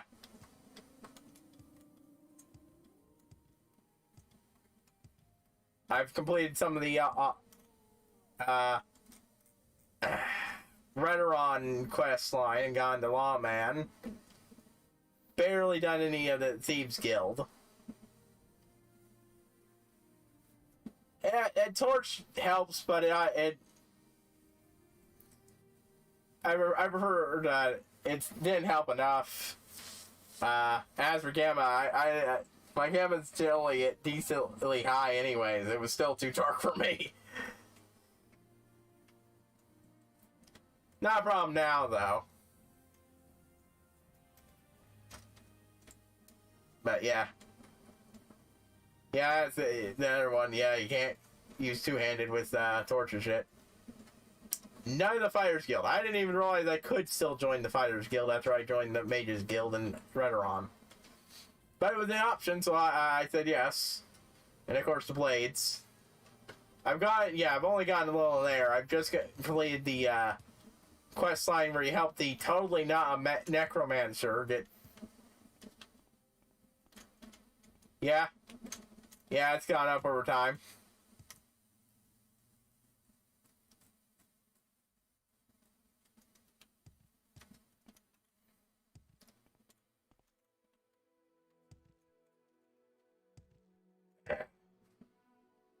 I wanted to focus on doing some other shit. Yeah. I definitely wanted to avoid getting too far into the temple quest line, especially out of any quest line before a certain point, because I know there's a point where you get told to go find the person who runs the place, and that gets screwed up a little bit when you're the fucking person who runs the place. But for some reason, you don't count. Yeah. Yeah, it's like being a new playthrough. This is the first Bethesda game I could really... proper Bethesda game that I could really mod. Because I didn't have a good enough computer to run the others well until recently. And so I downloaded some stuff to just take care of some itches I have towards Bethesda games. Like properly sorting my crap. I, like a lot of people who play these games, am a hoarder. And I really, really like being able to sort my fucking crap, which you can't really properly do ever in the fucking baseline Bethesda games, and it irritates the shit out of me. So, yeah. Outside that, I've got real signposts and generic herbalism for, convenience sake. And, also, one I just added, again, because, scratching it, modding it for Skyrim, legendary skills. I haven't done anything that majorly changes the games up, and I haven't even touched legendary skills at all.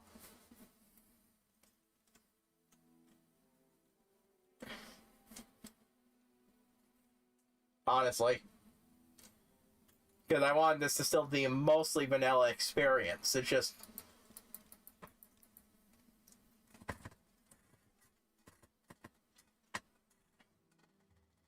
yeah.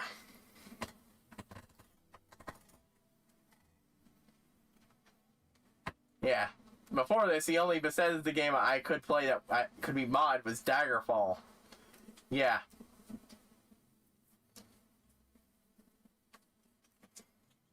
And the only real mods for it at the time, because it was before Daggerfall Unity came out.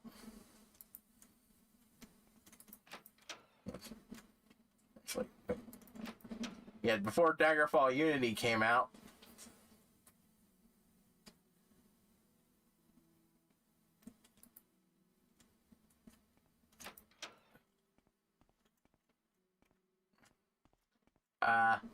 Was the one that made it so your character had underwear. Because Daggerfall does not default have characters with underwear. That was literally just it, and that was just because, you know, this. I want to go through and give all the previous Elder Scrolls games a try just to see how they are. I've done, yeah, Arena and Daggerfall at this point. This is me finally finding out personally what people love about this game so much.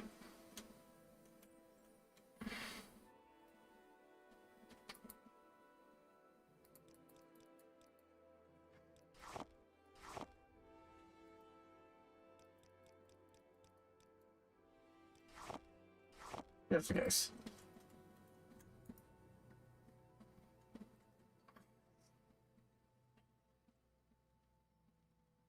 Let's see.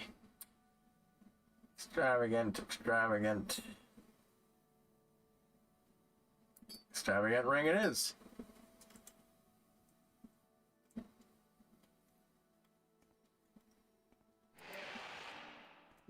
Gotta see how high that thing can enchant.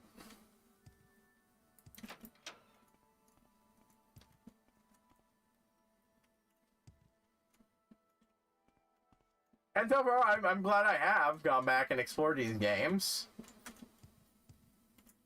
I can't say at the moment I still don't mostly prefer Skyrim over this, but I have had a lot of fun playing this game so far.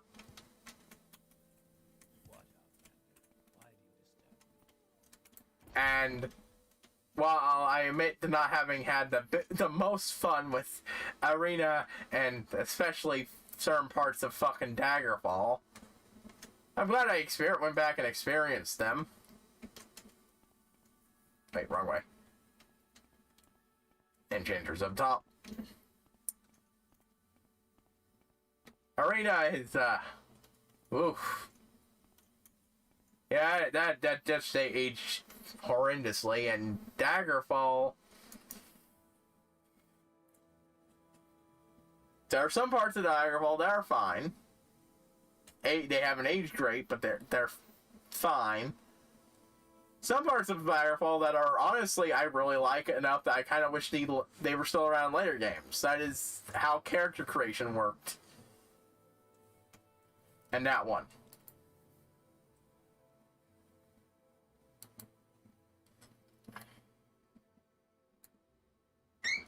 Let's see. 60? Yeah, that should be enough. Hail, friend. Now to hunt down something to, I'll go get soul traps. Scroll. I can, you know, actually let me make something that uses up all that 60. And hope it works. But, and there are some parts of Daggerfall that I fucking despise. But, aka the fucking dungeons. Like the character creator, I really like how detailed that thing is. Like sacrificing how quickly you level up to get boosts in other categories, giving yourself unique weaknesses and such. That was honestly probably the best part of that fucking game, which, yeah. The worst is the dungeons. I I could not routinely find my way through those. And especially when I was looking for something on a time limit, I just eventually gave up and started using the command that makes you swap around until you find where that item is in the dungeon. Just because it was such a miserable fucking experience for me.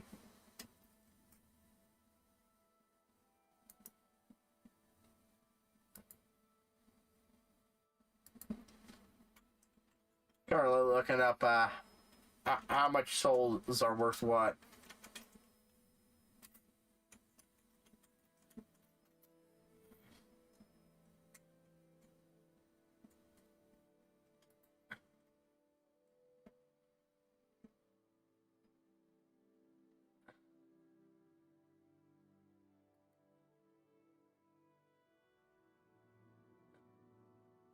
Ah.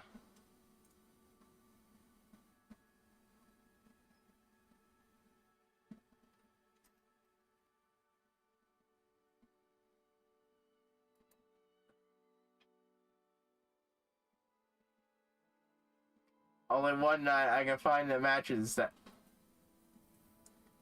That is the...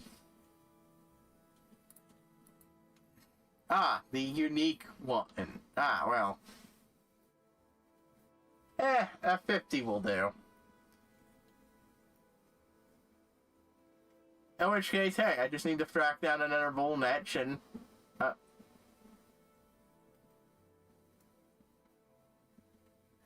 Alright, yeah. Is anyone, you back? I'll have to hunt down a bull netch. Well, I know where some of those things spawn, so that's not really much of an issue.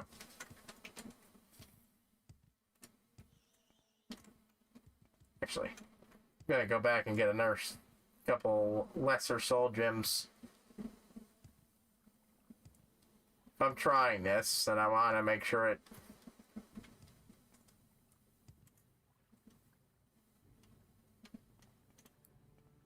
Oh no, a rat. A diseased rat. What will I do? It's actually getting dark, so I'm just gonna go. Rest 2. Heal up.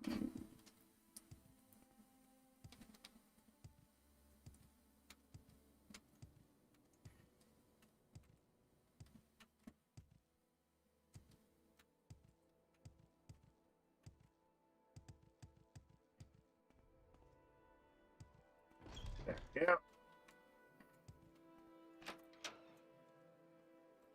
Wrong way.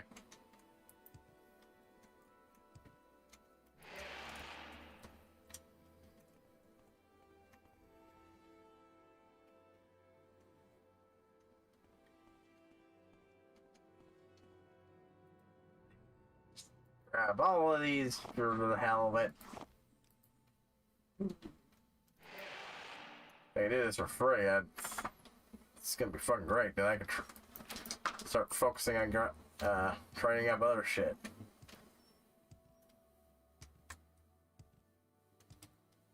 Like getting speech to the point where I can actually pass speech checks at least a decent amount of time.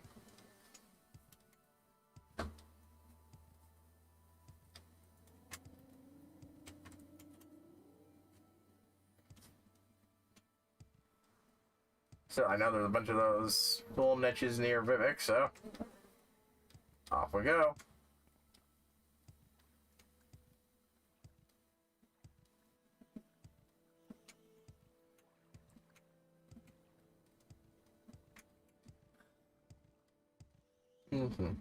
But yeah. This game's definitely got its flaws, but you know, I definitely say I enjoyed doing it. Enough so I definitely want to do at least stream one more playthrough before I dedicate it to personal playthroughs. If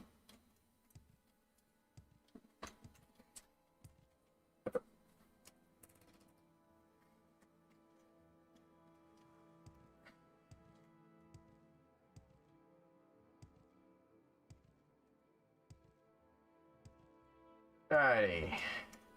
Oh, I forgot to rest in the house. Oh well. Actually, let's just go ahead and wait till morning.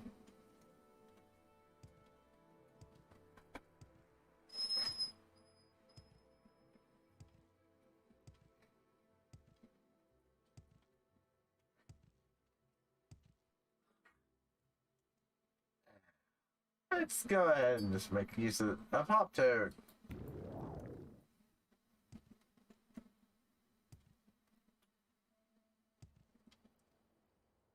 Oh yeah. That helps speed, alright.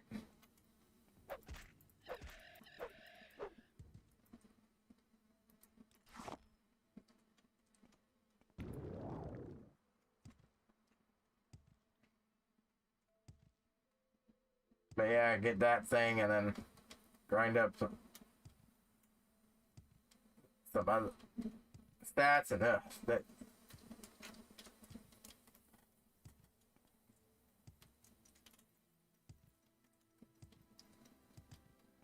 But if I remember correctly, there's a shit ton of them near Vivek, so.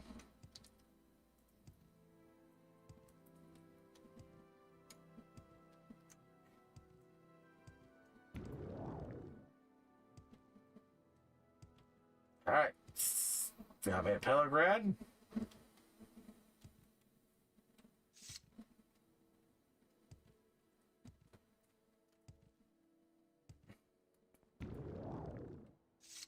Up. Skip. Up. Skip. Oh, that's a petty niche, not a bull niche, but. Aha.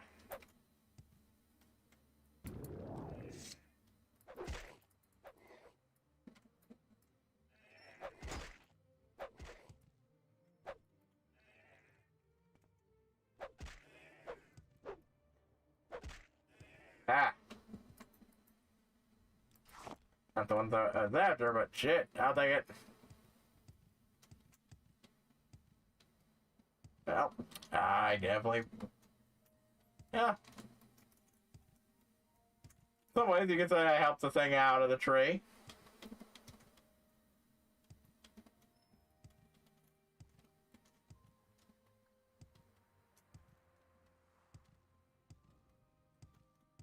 Couple of niches around here, alright.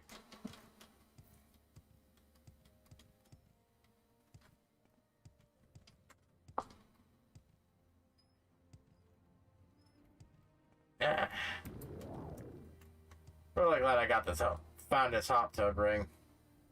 Found or got it on a quest, I can't remember which, but either way. Haha! Bull niche.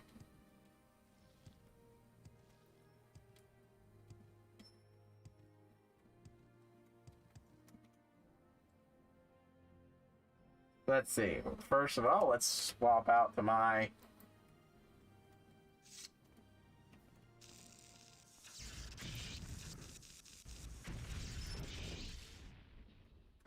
get this fucker down health-wise so that it will be a quick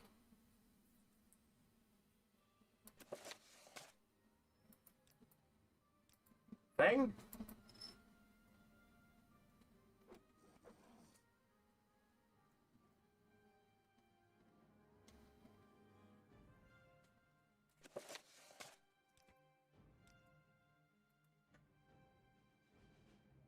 Ow.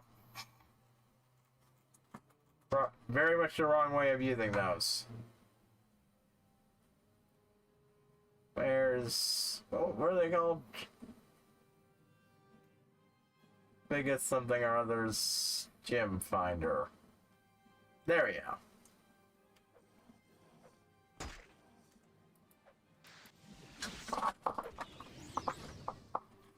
And still trapped.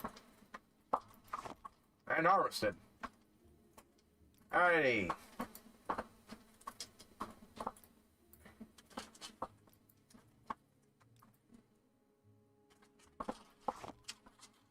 Let's try this thing. Make an enchantment item.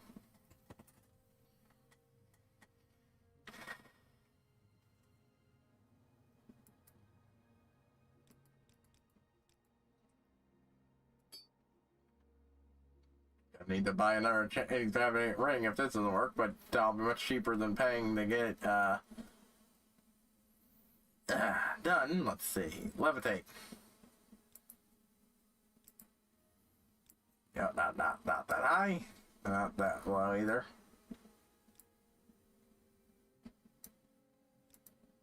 Ooh.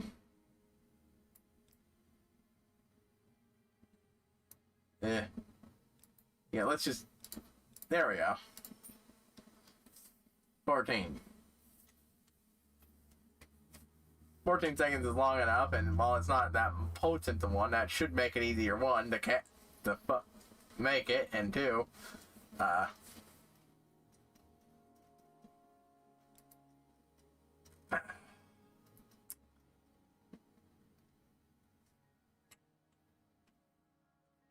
it'll give me a lot, make it long lasting.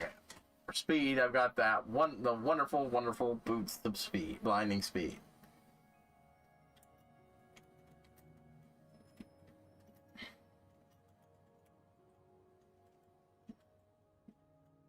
There we go. Let's wait.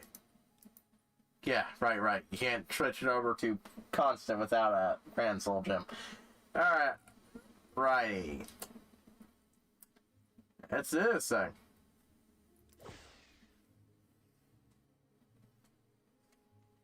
Holy shit. First try. I was really expecting that. The fail as much as most people would, and the wiki said it would.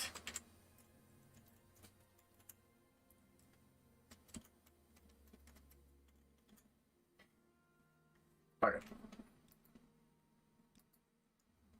Morally.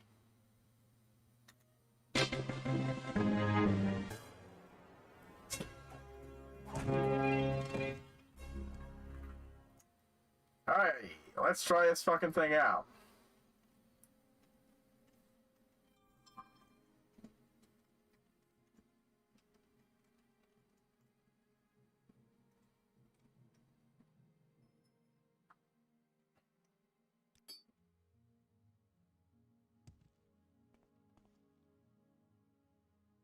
Alright. Way back to Valmora.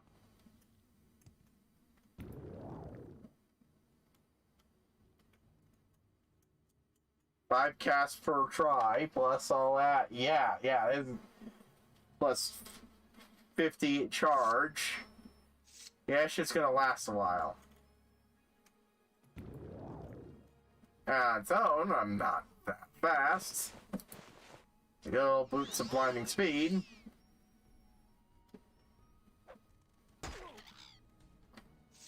The heck. When I'm moving on daylight, the boots of blinding speed aren't even that blinding.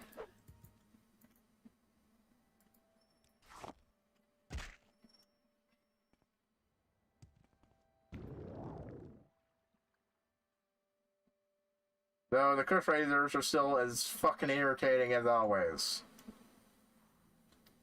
Get on it already.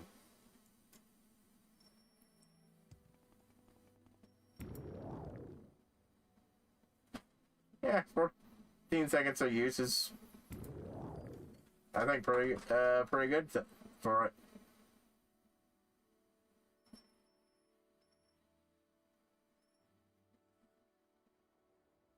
Hey, you. I found and took care of a bull netch, and successfully, in one go, enchanted. Yep. Got those a while back. What?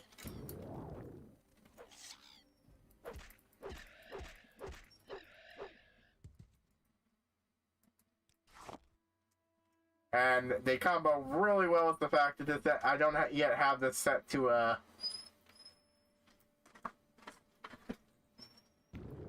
particularly potent magnitude. partially to make sure I could actually cast a spell, successfully enchant it, partially so I could keep recasting it.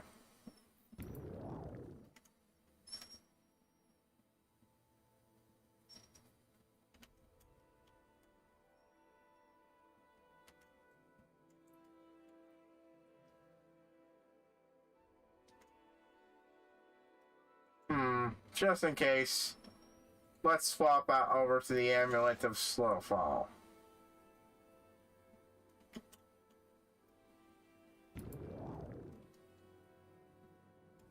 Yeah, I think that comboed pretty well.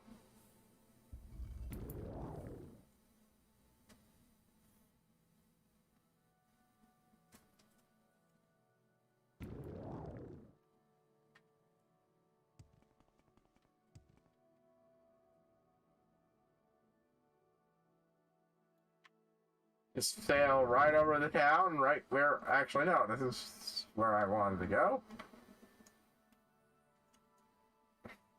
How about my routes, because I don't need a speed.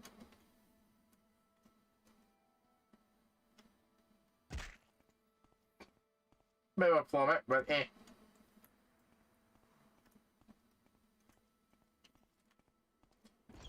Yeah, that's more than enough for when I need it. And I can always supplement it with actually casting the Levitate spell.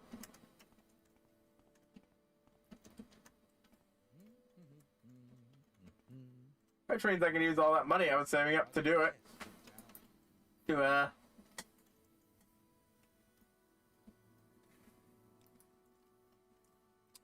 my speechcraft up. Well, first I'm gonna get the mercantile up some.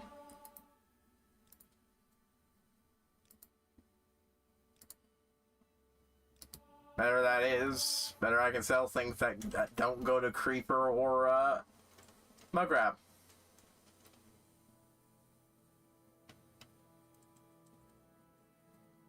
Atronox, he's...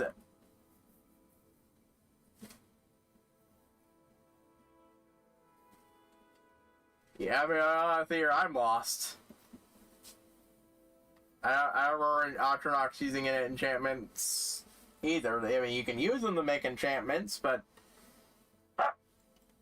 The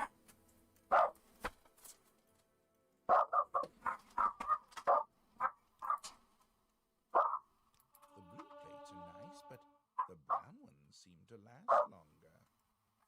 Oh, okay, you meant Atronox build, yeah. Yeah, it's a great way of complementing it. Since your ability to consistently grind up your magic and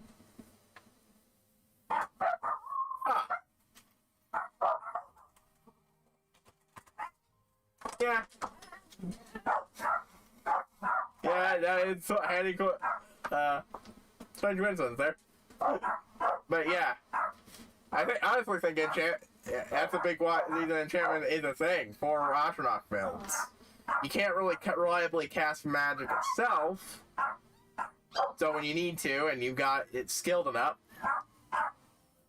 yeah. Sorry about that.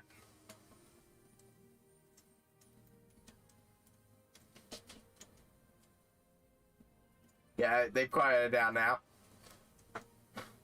But yeah, when you need to. Yeah, dogs. Sometimes be noisy.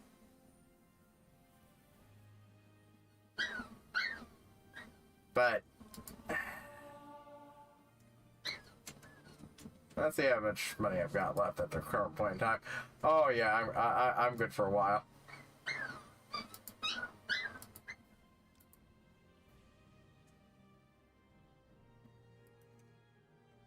Gonna train up my speechcraft next. Keep misclicking and clicking training. How much?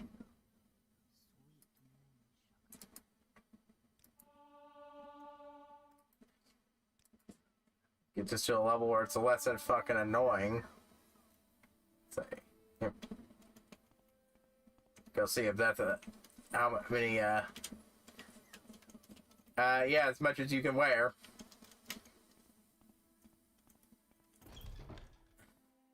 Once I get, at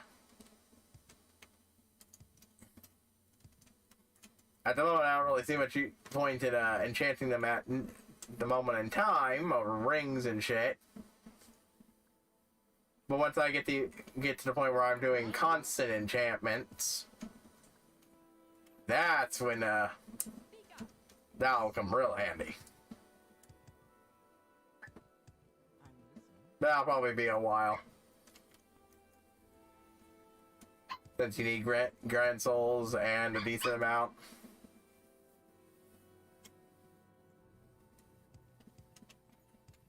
Oh, no, the clothes you do get you complimented.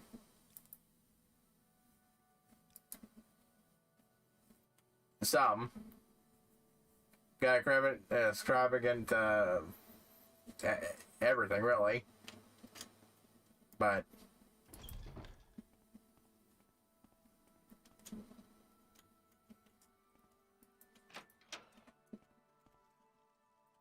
they're still, it only helps so much.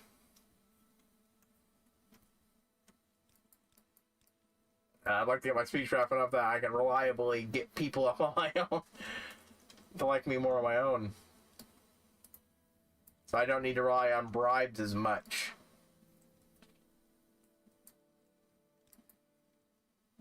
Let's see.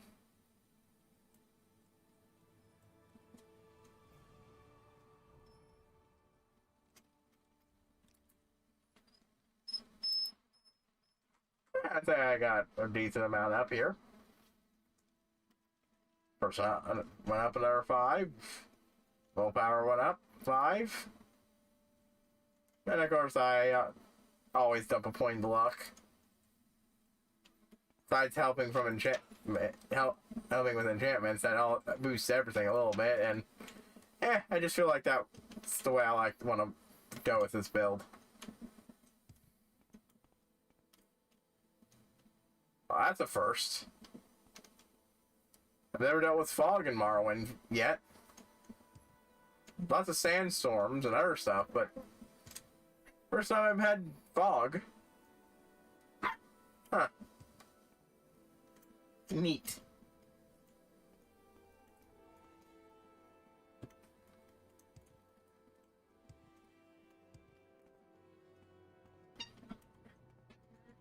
Guess I'm gonna try my current speechcraft out. I will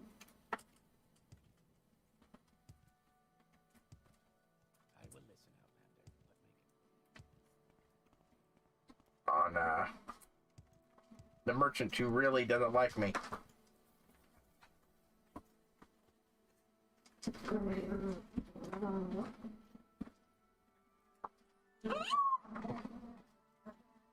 That's a bad place for you right now. Hey, Doug. Hey, Chippy.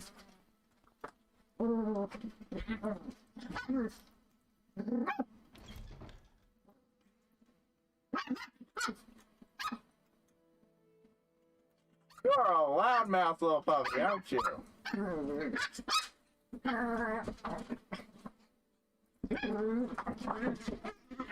Hey. Alright. Suppose I just got lucky there. Yeah.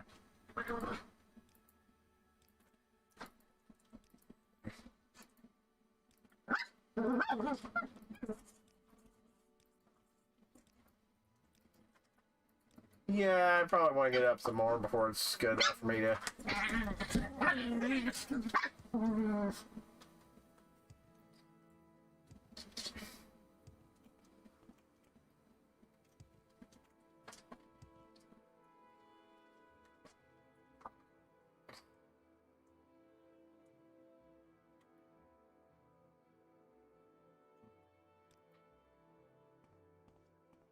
If I get her to a point I can trade with her.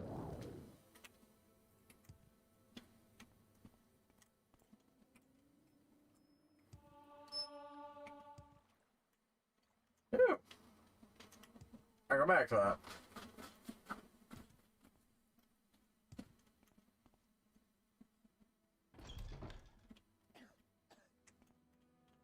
I've seen that. I have seen that occasionally affect it, but it's usually only by 1 or 2 points, and it usually seems to go away after a bit.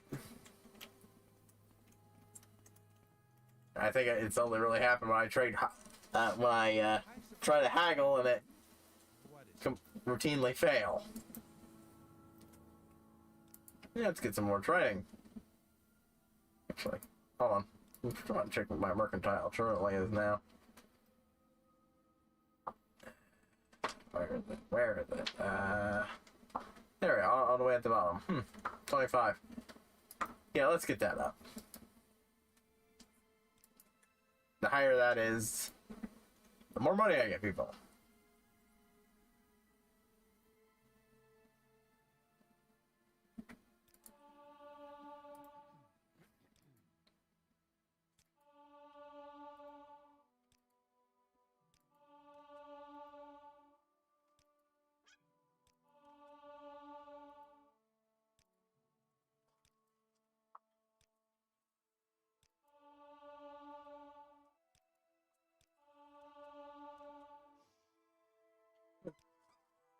What I got left.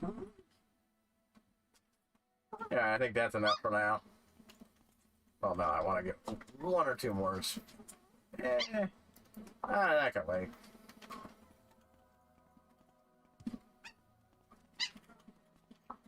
Why is my friend here? Yeah. Gotta be careful when I'm doing that. I get stuck on things. Thank God there's a command to fix that when it gets really bad.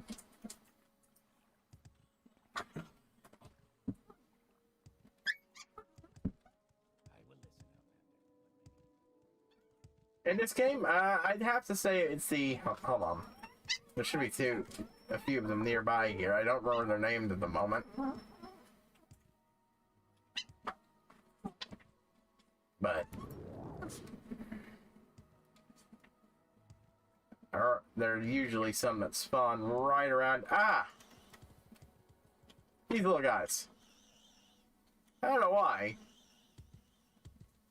But the scribs are... Scribs. Hold on, let me,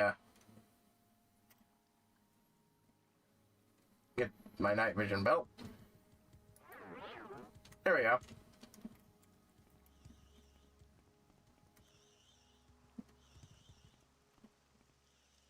Nah, they can. They're just passives.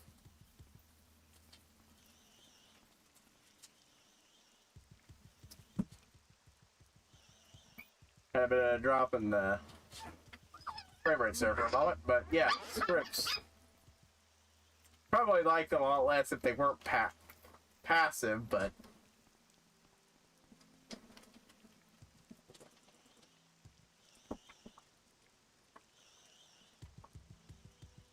yeah, nah.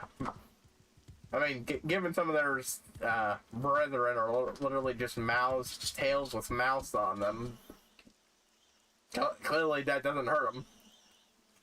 But for some reason, these little passive bug things are strangely kind of cute in the way they thump their tail around. Besides that, yeah, the creatures in this game are honestly neat. I like things like the Scrib Hound and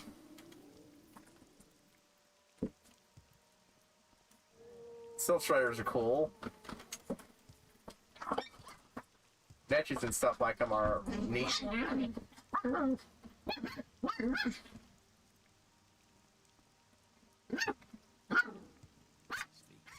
Not little puppies.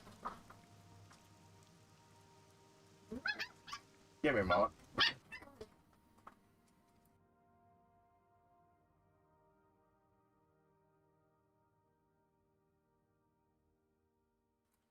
Alright, they're quiet down now. Ah, the puppies are playing.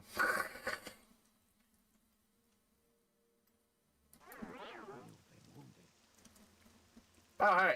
It's been a while since that's happened. It seems to calm down now.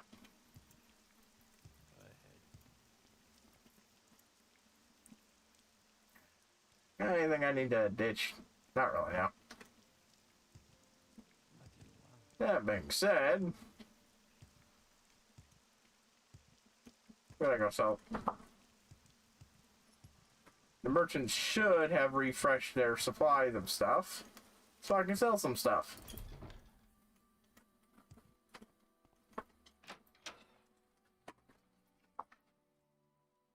Yeah, I like how different the creatures in this game are from your usual fantasy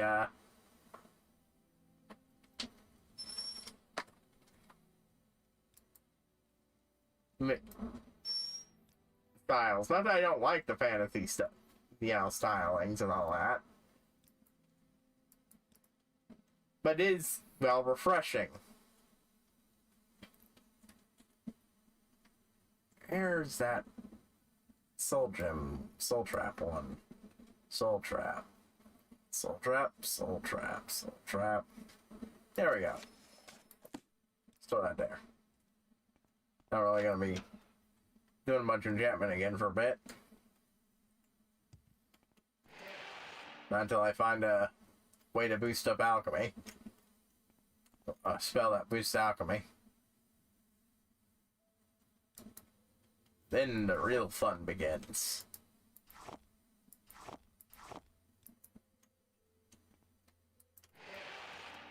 Admittedly, I also will need to find ingredients that will find out what ingredients boost enchanting, and well, actually no, wait, you just get a potion that boosts intelligence.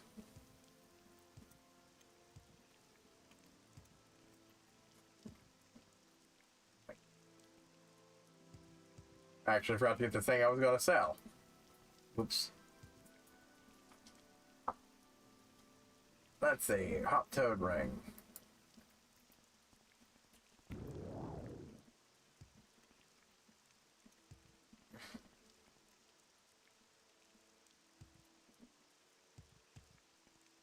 But yeah.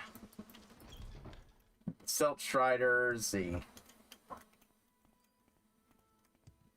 matches, just generally, that's fair. The later games that Magic does have points for it being more simplified, but that's when I came in with Oblivion, it was the Magic system was always the favorite part for me to play with and experiment. So. No, admittedly, I never got into the really game-breaking stuff.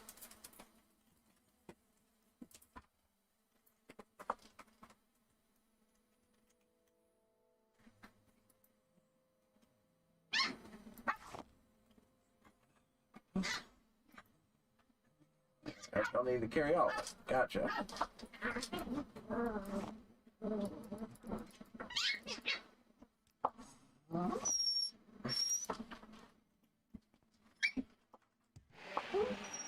Yeah.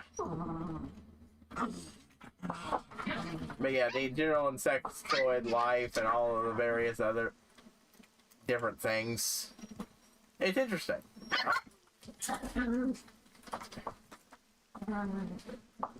But, well, except for cliff racers. Fuck cliff racers.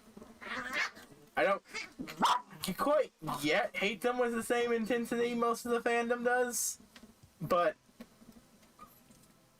they have quickly become the single most annoying thing in this game.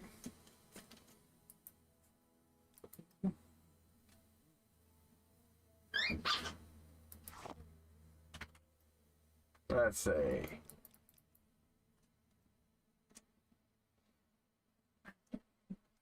I didn't mind them at first either, but they got more annoying as they kept. Yeah, the real problem is when, like, it's how easily those fuckers sneak up on you. Like, you're minding your own business and suddenly there's 3 of them right behind you attacking you. Most of them are diseased, so you're gonna catch something. It's... Ugh.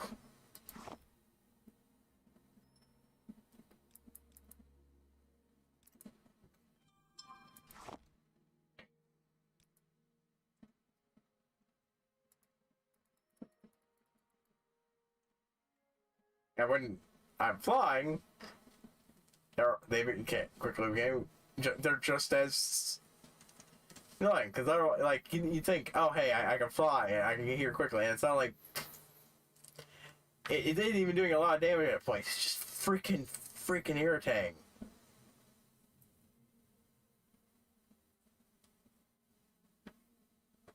Huh. I thought leveled enemies wasn't a thing until Oblivion. In fact, I believe a major complaint about Oblivion was leveled enemies.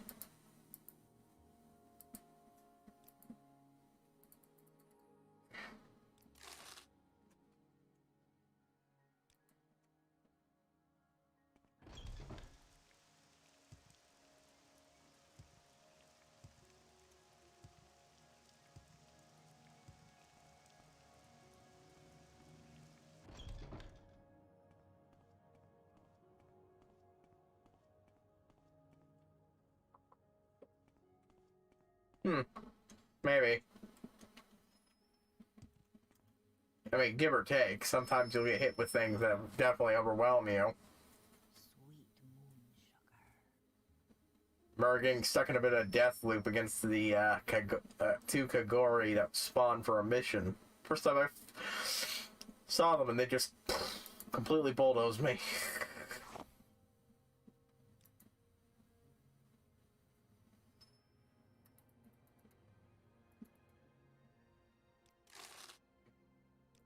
Alright, let's see. I'm gonna go ahead and get enchantment up a little bit here. Oh, right, yeah. They can't teach me any more enchantment.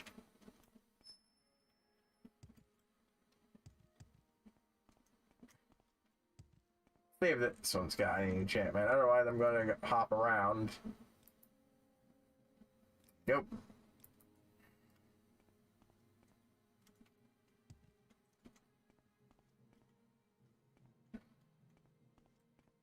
Ah. I've already hearing for years, but it might have been wrong that with Morrowind,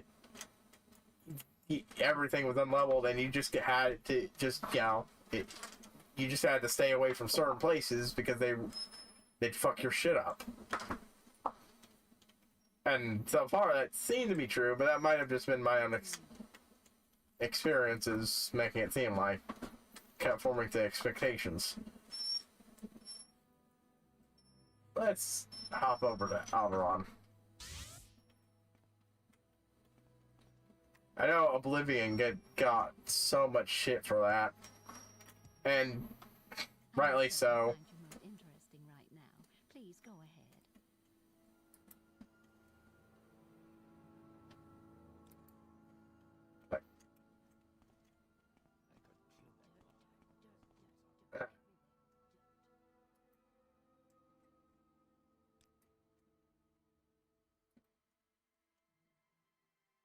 Like I like love Oblivion a lot, but it You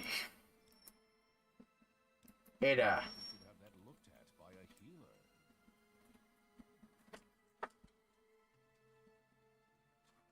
it definitely had a lot of problems and did not age all that great. Like again, I liked it, and it's what got me into Elder Scrolls. It was a really great experience. I still love things like Emperor Patrick Stewart and such, but Wealth beyond measure. Here not long ago. oof. From the alright, let's see if I can try it. Okay.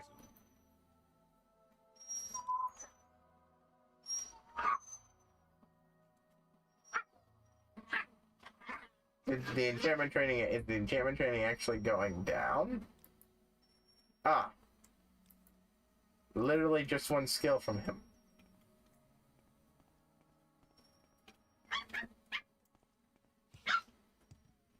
Yep, that's what got me into the series. Oblivion. I started my first Bethesda game was free, but Oblivion was, yeah. But I'm not nostalgically blind enough to say that it was didn't have problems. Share your thoughts, friend. I enjoy the company. Really, some of them I managed to thoroughly avoid seeing on my own, but came time for other people. Oof. Interact with other people about it, I can't unsee it. You seem quite intrigued. Specifically the Please share your thoughts. character creator shit. Please go ahead.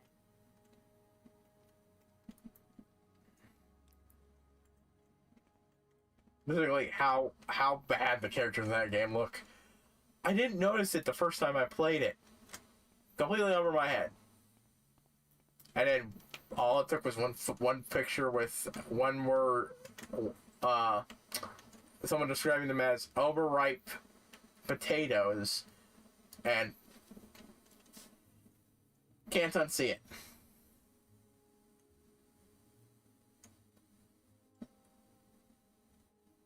Oh, I mean, it's mostly not a problem. I'm not a major graphics person or character design person. I mean, these characters don't look perfect either, but sometimes it's a little, because again, overripe potato. But yeah, there are other problems with Oblivion. I will say that. I mean, like the barren overworld.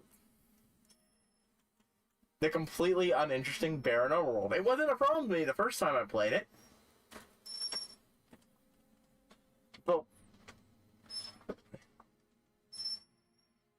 I mean, they're not terrible or anything. It's just,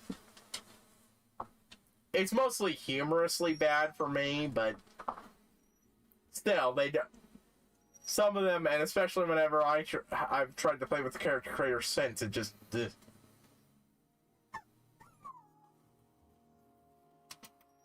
Excuse me.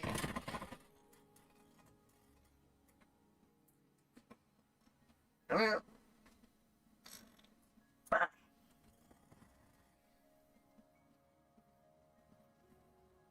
Something like that.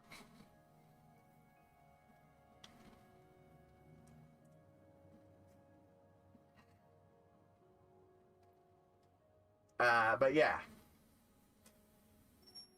It's the barren and completely uninteresting world, which again didn't bother me the first time, but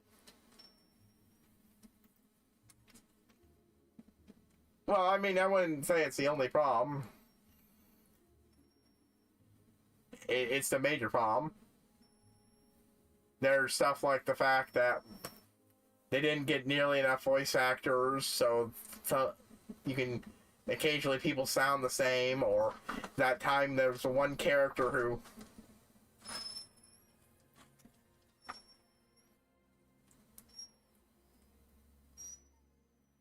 yeah, I'd say that's definitely a case too. But yeah, there are other things, like for me, like the notable, how there's one character where the actress says her line. Yeah, I know. The cosmetic stuff on its own wouldn't be that much. It'd be something I make a little bit of fun of, but it's not really a thing. But when you get stuff like a actress saying her line, flubbing it, and then going, "Can I try that again?" and then saying the line again, and it's in there, not hidden behind anything. You talk to this character, and they will. Yeah, cosmetic stuff can usually be overlooked. I mean, example A.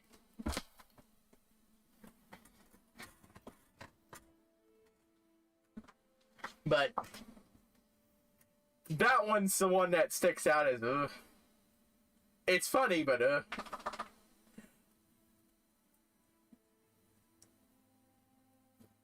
But mechanically, yeah, there are issues. The leveling enemies and shit make it so that you make your build just the wrong way and you can end up completely obliterated by the enemies you fight throughout the game. I avoided that luckily on my first playthrough, but yeah. And while it's not purely a mechanical, like I said, the boring overworld, I'm not just talking about design-wise, the world overworld. I mean the complete lack of things interesting to go do in said overworld. There are dungeons scattered here and there, but they feel so far apart with few things to find and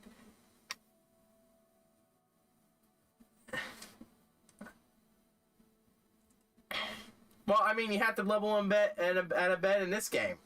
Well, okay. Well, no, right. You have to level when you rest. It's just beds are one of the way to do it. All right, fair point. And sometimes beating it at level 1 is easier.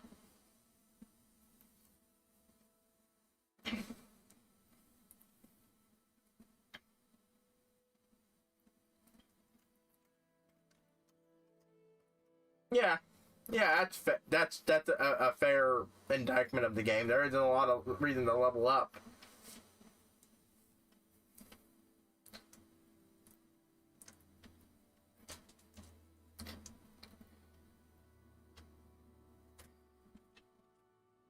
Yeah, it does that. Oh yeah, no, the game's not hard at all, unless you crank it up to hard mode, and even then, that's just because everything's a damage sponge and does obnoxiously dumb amounts of damage. I tried doing it, a hard mode playthrough to keep it for my last playthrough on a console. It just, I mean, it was hard, but mostly because I literally couldn't do shit before the enemies mulched me down. There was no skill in that hard mode. There was just me running it, having my character run into a wall for 3 days straight, real time, so I could get fast enough to actually outrun them and whittle them down.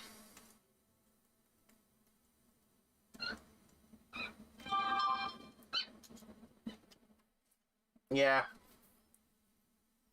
Yeah, that thing seems harder when you're a kid. Ooh. Yeah. But for me, one of the things is just, like I said, the world. Like in Morrowind, or Skyrim, either one, I can pick a direction, walk, and eventually I'm going to feel like I'm going to find something to do.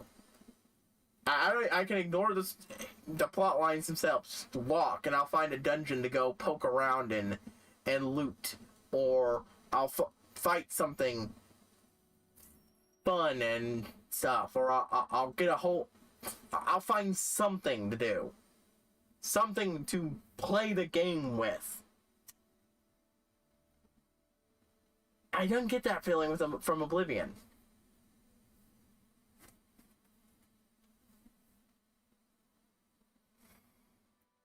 Yeah. Yeah, I did that from the beginning. Don't do that. It makes the game harder, but like I said, I had to run into a wall for 3 days to get my speed up enough just so I could actually hurt whittle the rats down. The fucking little damage sponges.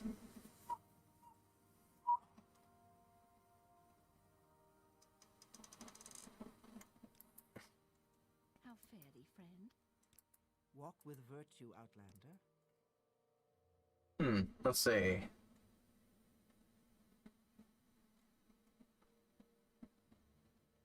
I might check that out later.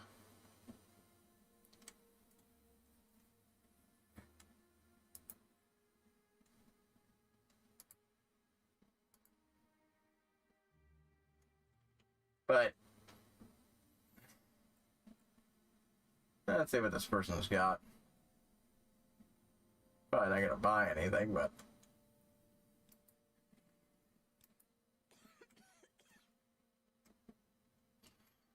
yeah. Like once I got my shit high enough, it wasn't that much of a. It became kind of fun, but like I said, for me, there just wasn't. It didn't feel like there was anything really fun for me to go out and do. there were the quests. And don't get me wrong, I really like the side quests in that game. I like the main quest, but Wealth beyond. sometimes when I play a Bethesda game, I really like just picking a direction, walking, and going and finding stuff. There is someone watching me. Some ruin the loot through. Some enemy to go have a hard or even an easy battle against, as long as it's I had fun doing it. Oh, well, yeah, that's handy.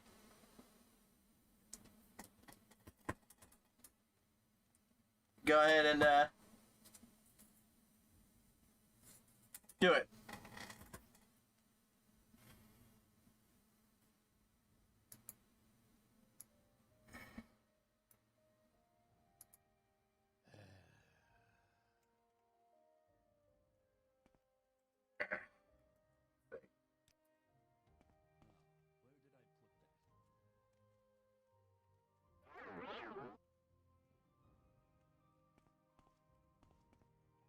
Alright, I don't think I'm finding anybody to.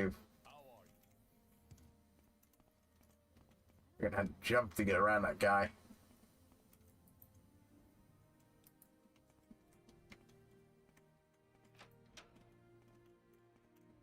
Alright. Oh, you have spells that.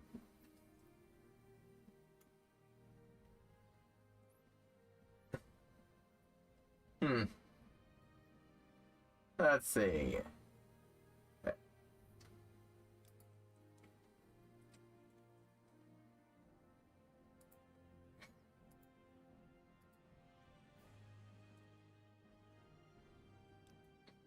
But yeah, Rockin' Roads, finding interesting NPCs to interact with and talk to and maybe get a quest from. There's just none of that in Oblivion, and that's... yeah. Click the link and it's loading for me right now, so...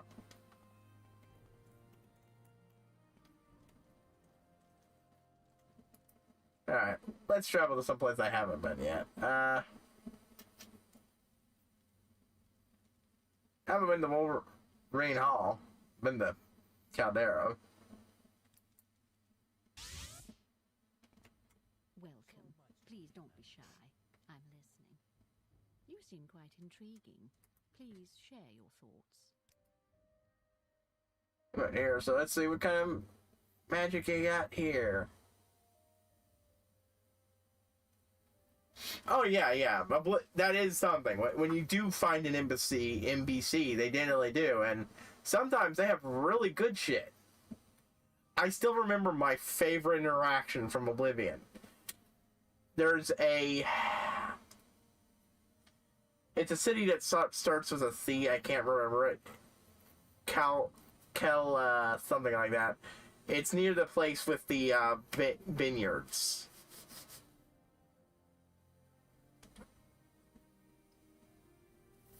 But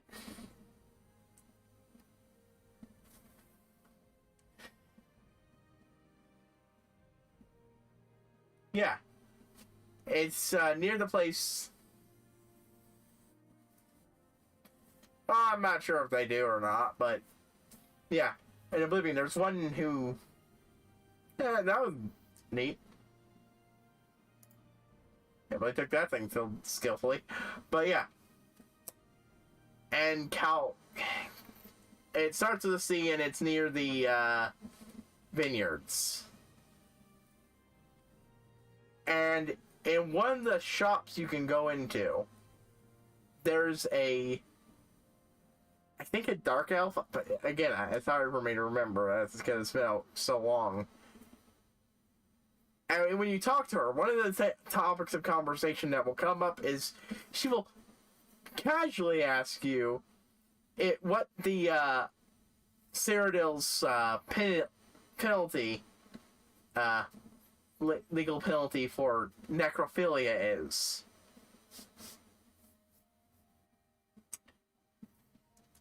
And you get several choices.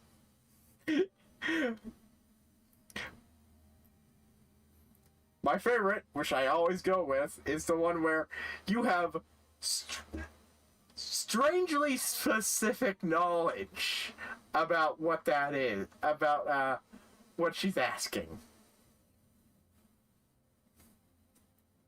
And she thanks you for that and goes, oh, that's not so bad.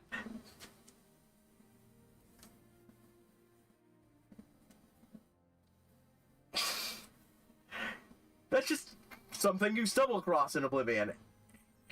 But it was only some type of thing you can even find in a town. And yeah, the NPCs in towns and shit, those characters can be great. Even the ones without quests. I don't think there's any quest that links to that NPC. You just find and randomly have a conversation with her. And that's great.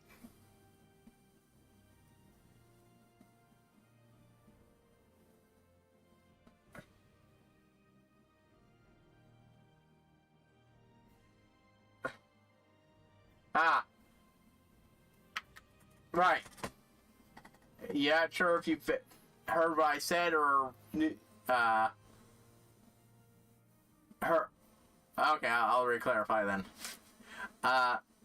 There's an NPC in a city who owns a shop. Runs a shop. I don't remember the name of the city outside. It starts with a C, and Kolovia, I think it is, or something like that.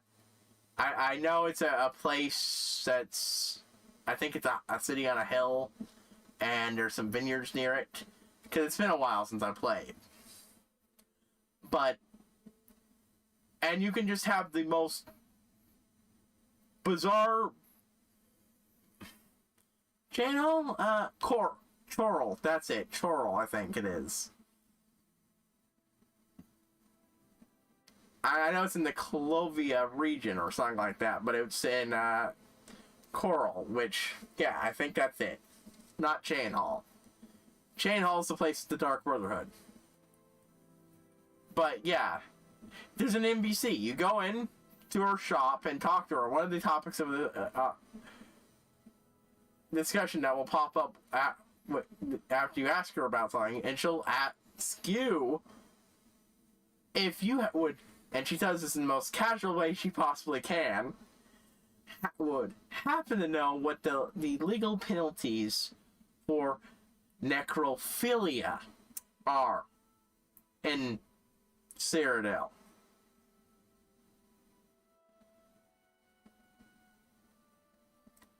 And you have multiple options to respond to that. One of which is that. Oh, okay. Yeah, it must have been Skingrad then. Alchemy Merchant, thank you. It's been a while. I thought it was Coral, but thank you. Yeah, that one. That is more interesting than any discussion I've had with an NPC in this entire game so far. Heck, I don't even think I've ever come across this sheer what the fuck hilarious in Skyrim. But you only ever find interesting stuff like that in the cities. I've almost never stumbled across an NPC to have a conversation with at all. Even if they're not the most interesting thing, it's something to make traveling interesting. And that's the problem with one of the problems with Oblivion.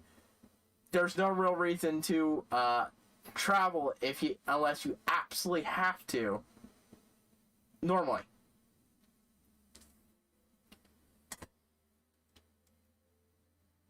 I like running around the wilderness in Morrowind and the wilderness in Skyrim. But the lack of anything interesting in that region distracts from me. There are still things I like. But there are also, yeah, like I said, mechanical issues here and there. I'm still pissed about the fact that that door on the final dungeon for the final thieves job locks when you walk out, and you have no warning for that.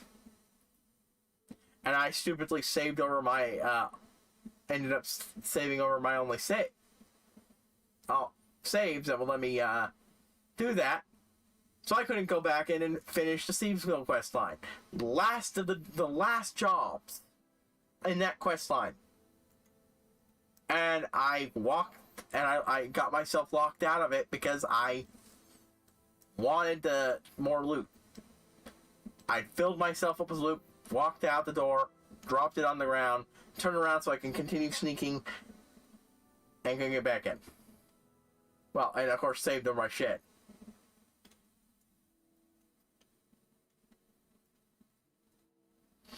I mean, yeah. It wasn't a problem for me during my first playthrough, and such, and the subsequent ones weren't that bad, but later on, but as over time, it just grew to be something that I really disliked about the game. Of course, this is again only console base Oblivion I'm complaining about. Because now that I have access to a decent PC, I am, of course, capable of enjoying the wonderful world of mods. And most of those issues can be at least somewhat addressed with mods.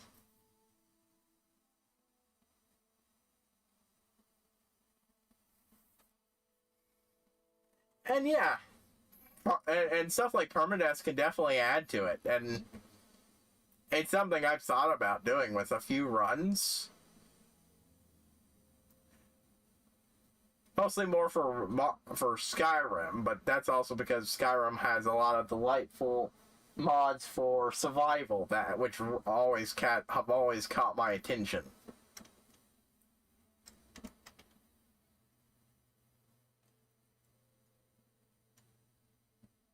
Let's see. Spell charge, snowfall, detect key, detect animal.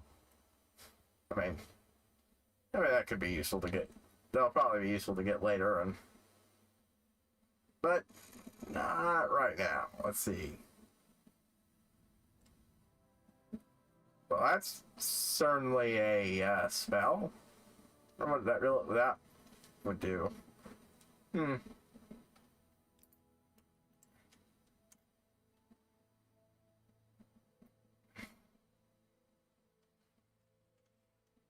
Oh yeah, definitely. And completely ignoring stuff like, I know there's a mod that completely overhauls how the leveling works, and some that make it difficult in other interesting ways. There's just a lot of mods that just, yeah, stuff like that.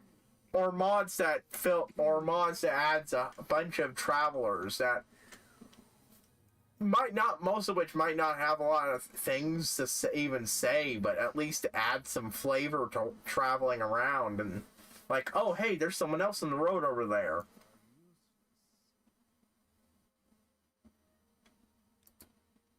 Yeah.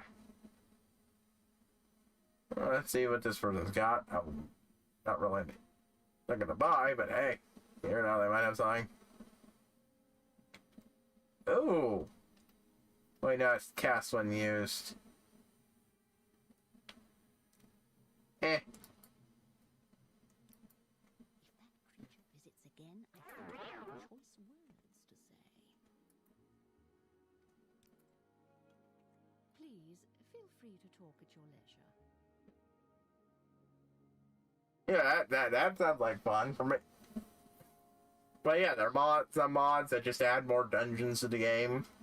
I don't think there's a lot of ones that do that, but still there are some mods that fill the roads with things. A bunch of mods that do stuff like that, and as well as mods that address the whole leveling issue to make the game interesting, difficult in different ways than the baseline. Should you need something, I will be happy to oblige. Oh, that would absolutely add a lot of challenge, wouldn't it?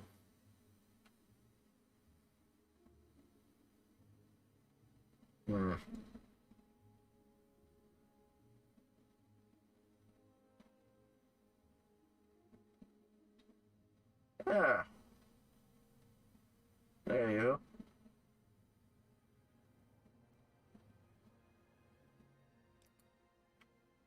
What do you want of me, Outlander?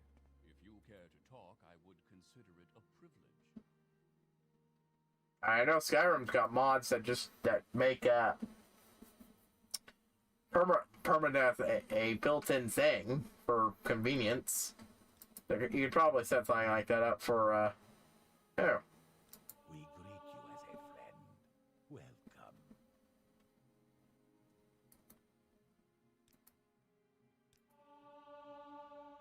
Oh, that pretty much stuff what I was looking for. What's this guy's got training? Yeah, it's been a while since I've even perused Oblivion mods, but yeah.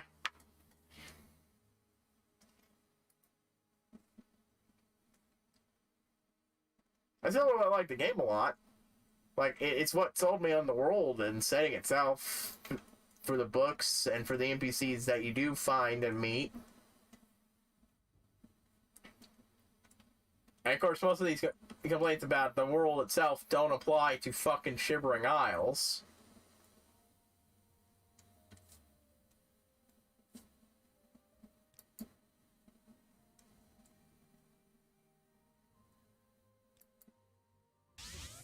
Please don't be shy. I'm listening.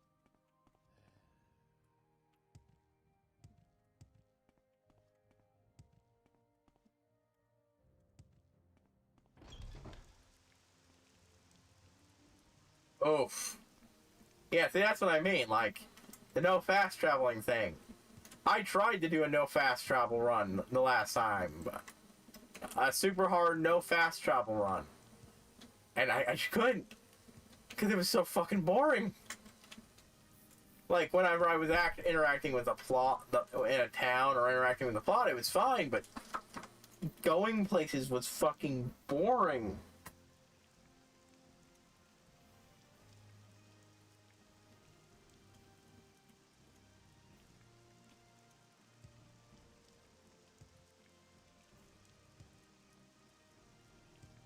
Oh, I don't mind walking either.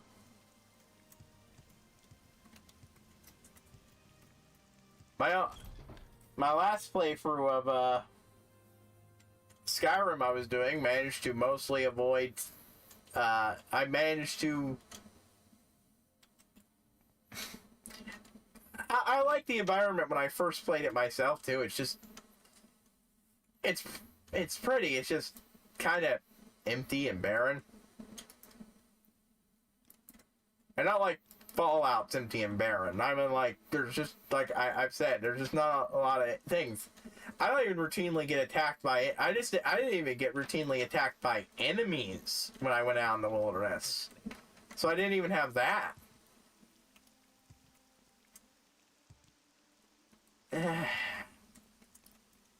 I mean empty of. Yeah, but. I feel like I'm not explaining myself well enough here.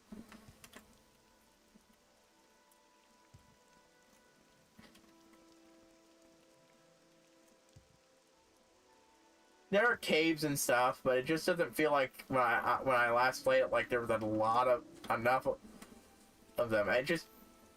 The world did not feel interesting to go look around and poke around it. I did not feel any driving interest. Like I have with Morrowind, and fuck, I with Morrowind, I've mostly stuck to the same paths over and over again, but I still feel like this is an interesting fucking area to go poke around in.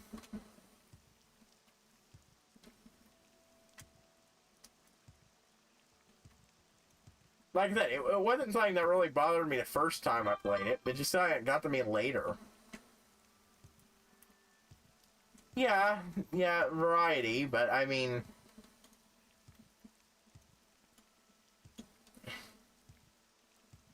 Yeah, but, I mean, part of it was, like I said, yeah, I don't encounter nearly enough NPCs. I don't encounter nearly enough strange little events here and there. I don't... Like, to use Skyrim as an example. instead of this game. But this game's got plenty of stuff like that too, from from what I played so far. If you say you leave Whiterun, turn one direction and just start walking, you will, in a completely unmarked location, just stumble across a little pond with a skeletal hand sticking out and holding a sword. The sword's not even good. Unless you're really low level, and then it's fine. There's nothing special about this sword.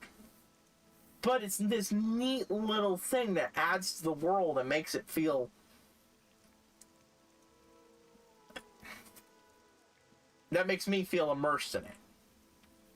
I know a lot of people got annoyed by repeatedly using the term immersiveness, but yeah, that's for me. Like that, I love the game. I will meme the hell out of the guards. Stop in the name of the law. And of course, stop right there, criminal scum. And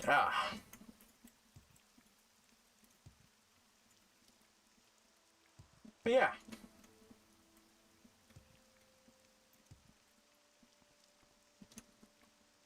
I think I'll get the next You may speak.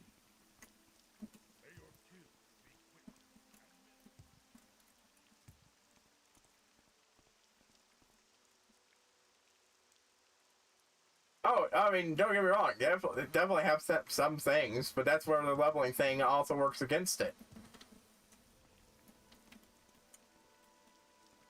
Like, don't have everything I meet be 36. I may come across a weak bandit here, and then next thing I know, I'm fucking running away, low level, and running away from a fucking minotaur about to wreck my crap.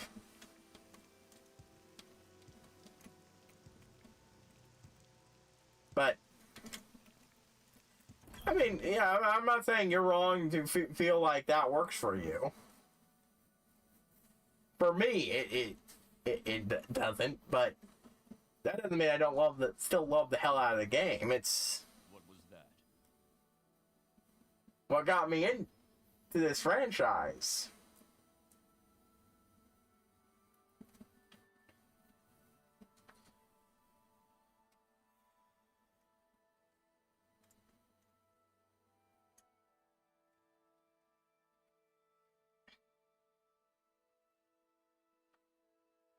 And I love the world, and I love the setting itself.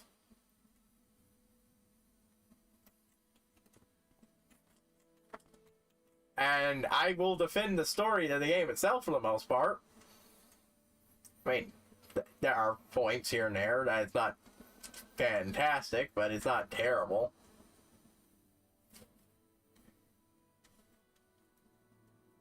Yeah, no, it's not a bad game. It's got a lot of issues, and it hasn't aged great, and especially when you compare it against fucking Skyrim. I like Skyrim.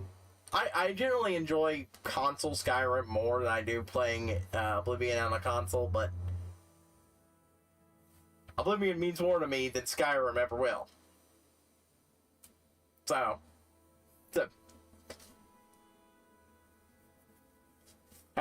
and there are definitely a lot of things I wish were from that Oblivion had were in Skyrim, like the magic system.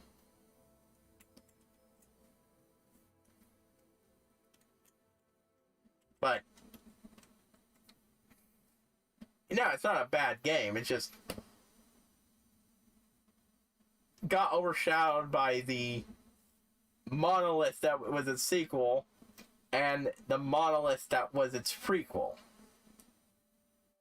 And that's why part of the reason I'm playing this game. I've been hearing people shit on Oblivion and Skyrim for years, saying they're nothing compared to Morrowind, and I wanted to find out if it was actually even a fraction of that good. Unlike those, I knew not to take those people at face value with that because, you know, nostalgia goggles, and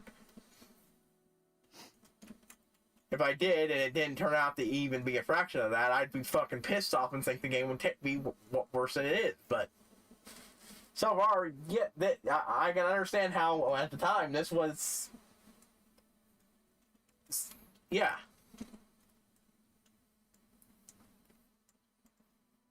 What was that? But yeah, get my orders side over, and I want you to interview with free informants of Vivek City concerning the Ring and the Sixth House. First, I want you to speak with Arnata, a Khajiit Thieves Guild operative. Second, I want you to speak with an Argo. Hell yeah, an Argonian in the Morrowind tongue. Finally, I want you to speak with the Mythomila Tipple precepts here. I've written the details down, so you won't forget. And here are 200 ricks for bribes and other expenses.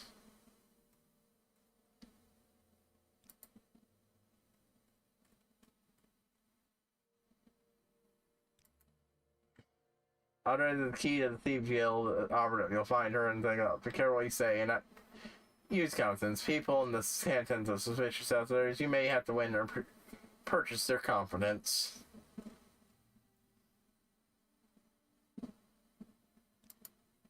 In the Argonian tomorrow, you'll find them in Vivek City in the Black Shaw Corner Club in the Lower Wastes.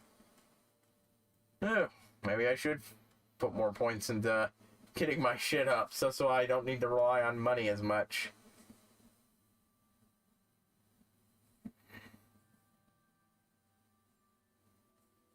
And Mithermelo.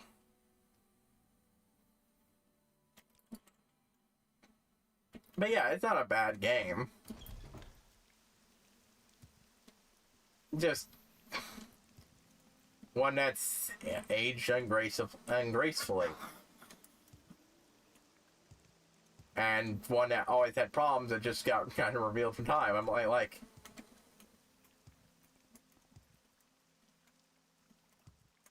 yeah, either theories of games, fucking Pokemon. Pokemon.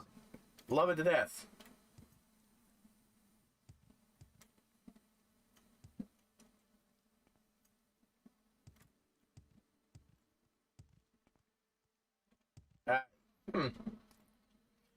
I mean, I've had hard moments here. I mentioned the death loot when I got hit by two Kaguti. First time I saw them, and I got killed like 5 or 6 times by them before I got both. Partially because I didn't know there were two. I didn't even have any idea there were 2 of them until after I finally consistently killed one of them.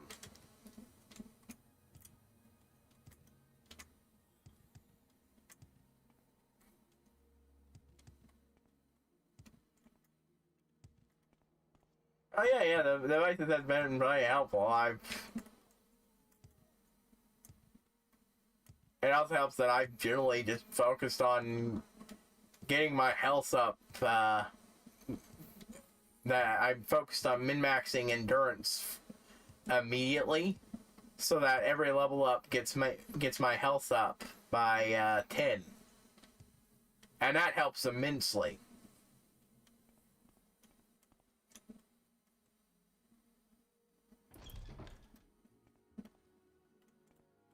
Yeah, I think I'm gonna go get my. Why is my friend here? Definitely gonna get my speech craft up more. I'm actually got a mission that will use it.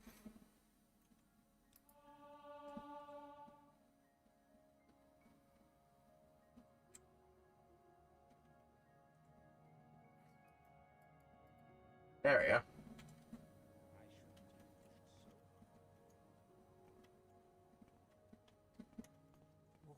Yeah. That was the only problem because I hadn't saved in a bit before that save, and so I really didn't want to backtrack.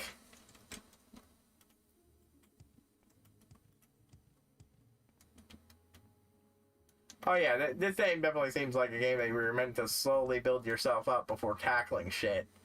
I mean, the main pro quest guy routinely tells you to go do shit in between bursts of questing. At least he has so far. So I did. Before even tackling the quest, I did a bunch of other people's stuff, and then I went and did this. Now I've got a set of decently strong weapons to tackle multiple fronts. I lucked out in getting the Dark Brotherhood gear, so that's really powerful. And made sure and didn't sell it before it ran out. And yeah, I mean, before they stopped sending assassins after me. So I'm doing generally well enough to take on the plot. But yeah.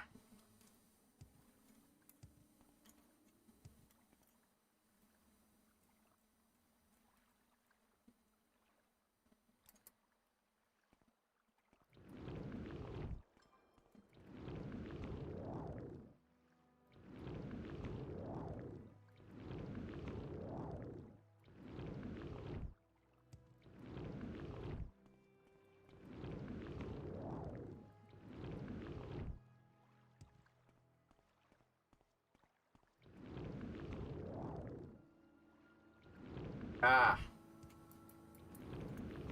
Yeah. I can see that.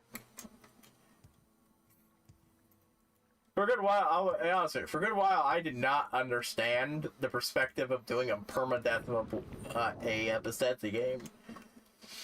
I've shifted on that somewhat. It's not something I would do often, but occasionally a permadeath run of, say, Skyrim, especially because of all the different needs mods and all that. And stuff like Frostfall, that kind of appeals to me to do occasionally. Yeah, it's not like I don't get challenges. It just at the time it seemed like such an alien concept to do for this game. I thought I don't get challenges in general. I've done a free heart run on. It's currently on my YouTube channel. Yeah, there's nothing wrong with challenges. I didn't say everything wrong with it. I just said I didn't quite understand the perspective myself. I've changed on that, but I did it for a while.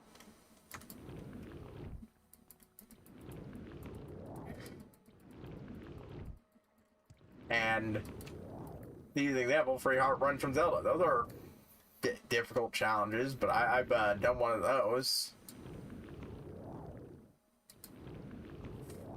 And those definitely aren't intended when it comes to Zelda games.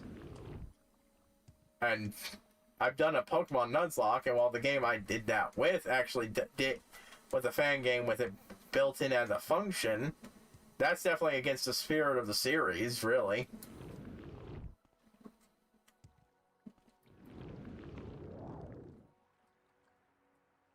The Groundhog Warrior. Yeah, I mean, I get it. I get the reference. I mean, it really depends on how you're playing the game. For instance, while I'm not doing a permanent death on this challenge, I'm trying to play through the... I am trying to play through the consequences. That is to say, if I make a fuck up that is just from me making a poor choice, I gotta live with that. I don't want to reload that shit. Though if I forgot to save afterwards, I don't generally repeat that decision. Usually, though, I try to save before I do something dumb that could fuck me over. But...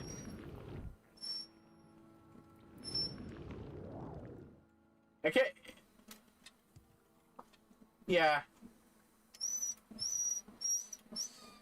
Yeah, you don't have to do better than that, but...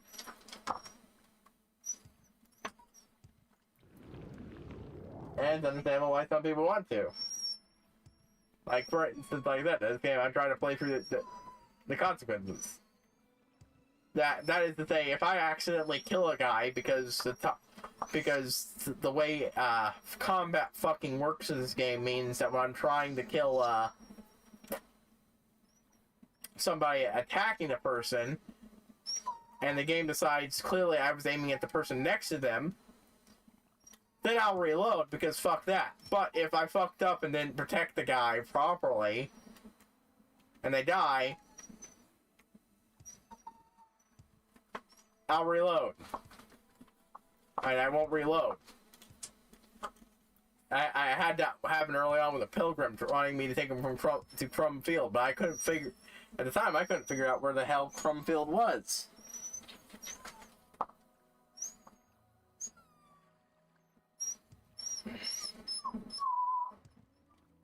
So I just kept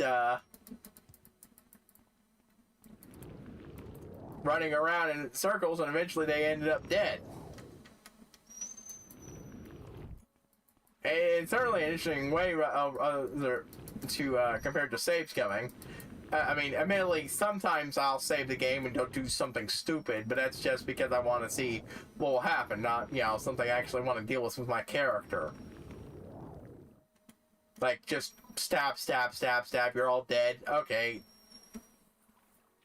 I Grand Theft Auto this, reload.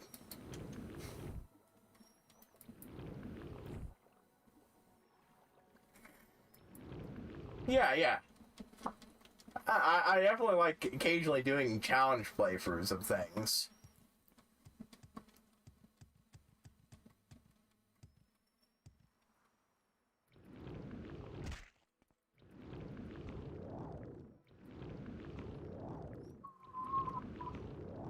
Here and there. It was just one that seemed utterly alien to me at the time. Like that, I've changed perspective. Well, I probably wouldn't do a permanent run on this. Honestly, I feel like I've only got 2 playthroughs total, or streamed playthroughs of this game for me. I like it, but there's enough in it that I probably just wouldn't bother doing another streamed playthrough after the second. And I want to do that one on the very interesting vampire playthrough. Because if you didn't know, there's basically a second hidden quest line that you can only do as a vampire that locks you out a lot of stuff with the normal game. And that fascinated me. So that's something I want to do a playthrough of eventually. But after that, I mean, I kind of want to move on to other games. I'll probably play this on my own time. Maybe even do a permadeath run in. Or something like that, but... Yeah.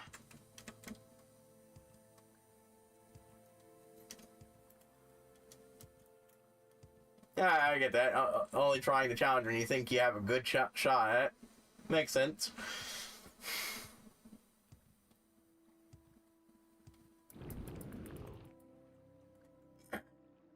Anyways, yeah, I'm gonna have to finish up here.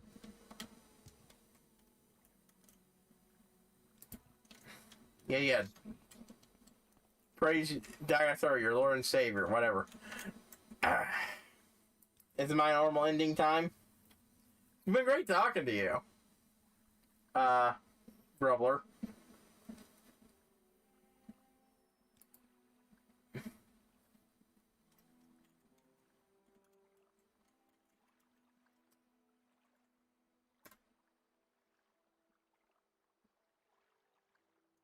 I think that's probably a dumb save name, but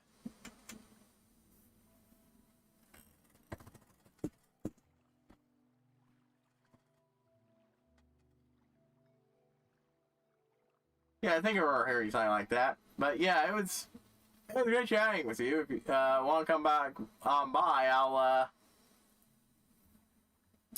I stream on Wednesdays too, and either next week or the week after, I'm going to start doing 3 days a week. And hopefully I'll move on to 4. Though not for as long as this one.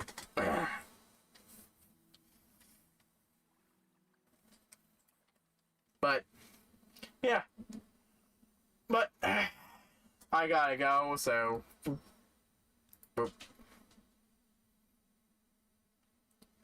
Everything out, and... Well, actually... think one of the people I know is online. So I might send you and anyone else over to them.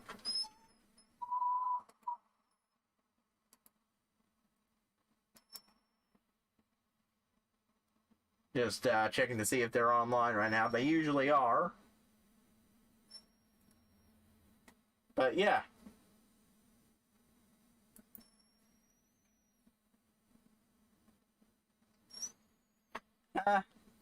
Nope, not today, it seems.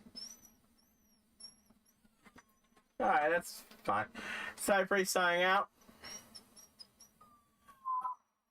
Thank you again for the clip. I'll watch it with sound this time.